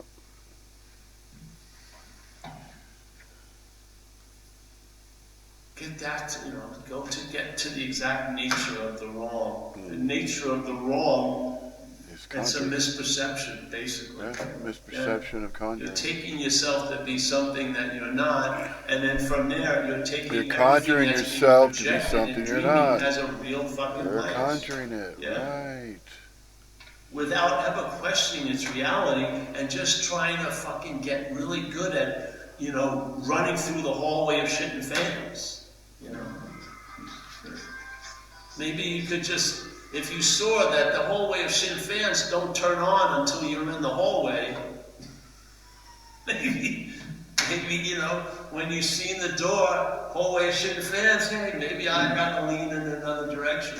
Maybe, the presence and gratitude hallway. Maybe I'd like to linger in there. Who knows? I don't think we have choice, but I believe there's a leaning. You can lean certain ways, catch the drift, you know what I mean? Yeah. So he goes, inability. So first, just admit you can't get out of it, please. Yeah. Don't buy, oh, I should know that, I should be able to get out of this. I should have outgrown this. Don't fucking go for it. Yeah? Just admit your inability. Yeah? Admit it. And so that our power that's unaligned with the mental story can show up and produce an effect, a real effect of being chilled out and being available to yourself and others. That's a real effect. So, or investigate into the cause of misery, go into the source, and merge into this source. You don't even have to merge, you are it, yeah? Either way, you will be free from misery. Either way. I love when people love certain masters, but they don't fucking listen to anything they say. Either way, you'll be free of misery. Forever? No, for today. How about that? Yeah. What's more important, forever or today? I would say today is. Today is the most important aspect of forever. For us. It is. Because this is where we're getting battered by causeless effects. We can't seem to get out of the dreaming as the dream. Alright, so either way you'll be free from misery. God never forsakes one who has surrendered. Why not live like that, you know? God never, alright, so call it whatever you want. Grace will never forsake one who surrendered. Yeah? The power is in admittance of powerlessness. That's where the power lies. That's the unadulterated source of juice. How it opens to you, as you, is by the admittance of being powerless. Not a proclaiming that I'm empowered, no. It's the admittance of being powerless. Listen to his direction. If you look at this place of time, he goes from his statement, you surrender not, because you're a chosen one, because you came up against your inability to fucking pull shit off. Really? Like we say in AA, very few people go to AA out of virtue. It's fucking pragmatism. They're fucked. They have nowhere else to go. It's not like, oh, I'm choosing. It's like, no, they backed in. They were being towed. They were thinking, I'm getting out of here, but the tow truck of total, complete demoralization were backing you into the program. Yeah. So he starts off, first see your inability. Instead of rushing, I should know better. No, obviously you shouldn't. Yeah. Just admit your inability to pull it off. And what happens? Find out, and please, when it starts working, at least freaking honor it. Yeah? I mean, you made temples out of resentments that never even happened for 40 fucking years. You've been worshipping there every freaking night. How about a little mobile temple? Hey man, this used to bother me. I moved through it pretty well. Fantastic. Perhaps there's a better way. Trusting something infinite rather than finite self. Yeah? Perhaps there's a better way. Oh, great one. Comment. It just says it all in one sentence. Trusting something infinite rather than finite self. How will I know it's happening? You will know because you'll be traveling lighter. Yeah? The traveling lighter will assure you you're on to something. It's not false hope or wishing. You just chill out and it works. Yeah? So perhaps there's two ways. Yeah. At this point, we're just offering the solution that would look like the result of something as before something. Yeah? But lately, I'll even give up that fucking ghost because I'm just tired of hearing people call me all the time, really being fucked up. And they have tons of spiritual information to begin with, And I really think that having it not translate into traveling lighter, it becomes like dead weight. They're drowning by their own knowledge. They're barely being able to keep their head up the water. Just do the tried and true mechanism. Go to a soup kitchen, serve someone else, and get out of your head. Yeah? If all else fails, that should fucking pull you out of your ass. You know, it's the one solid divine proctologist that will work. You may not stay, you may go back up seemingly, but at least you'll get a little before you go back. I mean, sometimes I'm willing, all right, that's the big achievement for the day. Just a second or two out of the ass locale. I mean, my target has gone down. I just like to see people. Oh, there are no people. I know that. Yes, but there's a lot of us masquerading as people, and this is a finite amount of time. Do you really want to keep going around this sink? This. It'd be nice just to be able to appreciate just a beauty that gets untouched by all the rabble and all the acting. The place could be going to hell in a basket, and you just look at a tree and it's unbelievably, pristinely tree. So in a sense, nothing's ever going to be touched here. Nothing. Why are we acting with such fucking trepidation all day? Like they say in the Course, your attack thoughts are attacking your invulnerability. Yeah? So, if you were invulnerable, would you be afraid of thoughts that were attacking you? So then you must feel you're vulnerable. If you can't go one way, go the other way. If you can't see the invulnerability, see the inability first, like he said. So look at, I must feel very vulnerable because I feel like I'm being attacked by these thoughts all day. So obviously the invulnerability isn't noticed, obviously. So you can reverse engineer it. If you don't get the sense of invulnerability, you can realize why, because you feel you're fragile and vulnerable, and therefore you must be taking yourself to be a fucking thing. And you're not that which is taking yourself to be a thing. That's the brain. Yes, you're not that. You don't want to,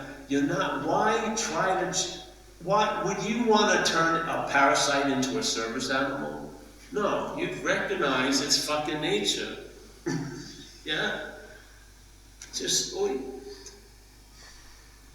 Why work on the brain, trying to convince the brain, where the Course in Miracles sets you free about the whole topic? It says, the brain interprets to the body of which it is a part. So the brain's taking information and interpreting the information to you as a body. Let's bypass working on that code, because you're just going to reinforce the code, because it'll be like a body trying to get out of being a body.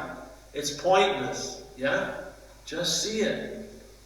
If you're a real follower of the Course in Miracles, use that one sentence.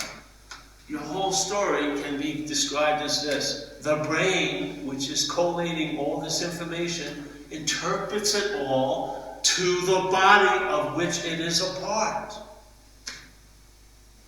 Bad brain, no, it's just fucking fact, That's what do you expect? If do you think it's going to present quote unquote leaving the body as an easy fucking effortless thing? Of course not. It's going to make it seem impossible to leave the body as the body. The system itself is going to be the last thing that's going to leave the system. Yeah? You can save the whole Course. Read the one sentence. Trust me. Yeah, seriously, you can trust me on this. The brain interprets to the body. In other words, everything that's taken in is seen as how it pertains to the body. Yes, body. body, body. So the brain interprets to the body of which it is a part. Period. Yeah. Move on. Now, are you confused anymore? Would you waste trying to condition it not to do that when you see it's the source code of the whole system? And that you tinkering with the source code is part of reinforcing the source code? You trying to get out of you is the bigger you that you're in. You don't see it? Well, see it now. See your attempts to escape reinforce the thing you want to escape from. It's said so beautifully with the presupposing of a non-existent thing, wanting to get salvation for the non-existent thing. Alright? That's set up. False evidence. What happens when that's the basis? Your spiritual practices themselves are reinforcing the non-existent thing. So your whole system of getting out is a bigger in. Do you need to see 800 aspects of the system? One will do. You can see the failedness of the system by one example, unless you really like to get beaten over the fucking imaginary head. You can get it like maybe less than 10, 15. It doesn't have to be zillions of fucking evidences. Your head will leap. You'll see, hey, wait a minute. So all this false evidence, yeah, is truly just hoping for the real false evidence to appear real, which is you as the body. Yeah. Even when you start fighting the false evidence, it's you as the body. It's already won, you see? In this condition, you as a body is already established, and now it's just riffing. I've seen people now, they weren't doing what they're doing now in their heads when they were 5, 6 years old. They're like fucking Olympic gymnasts. They are doing leaps you couldn't corkscrew up your ass that deeply with such vim and vigor unless there was a lot of habit there. Yes? So here, you see it, right? My wanting to get out and my efforts to get out are reinforcing the in I really want to get out of.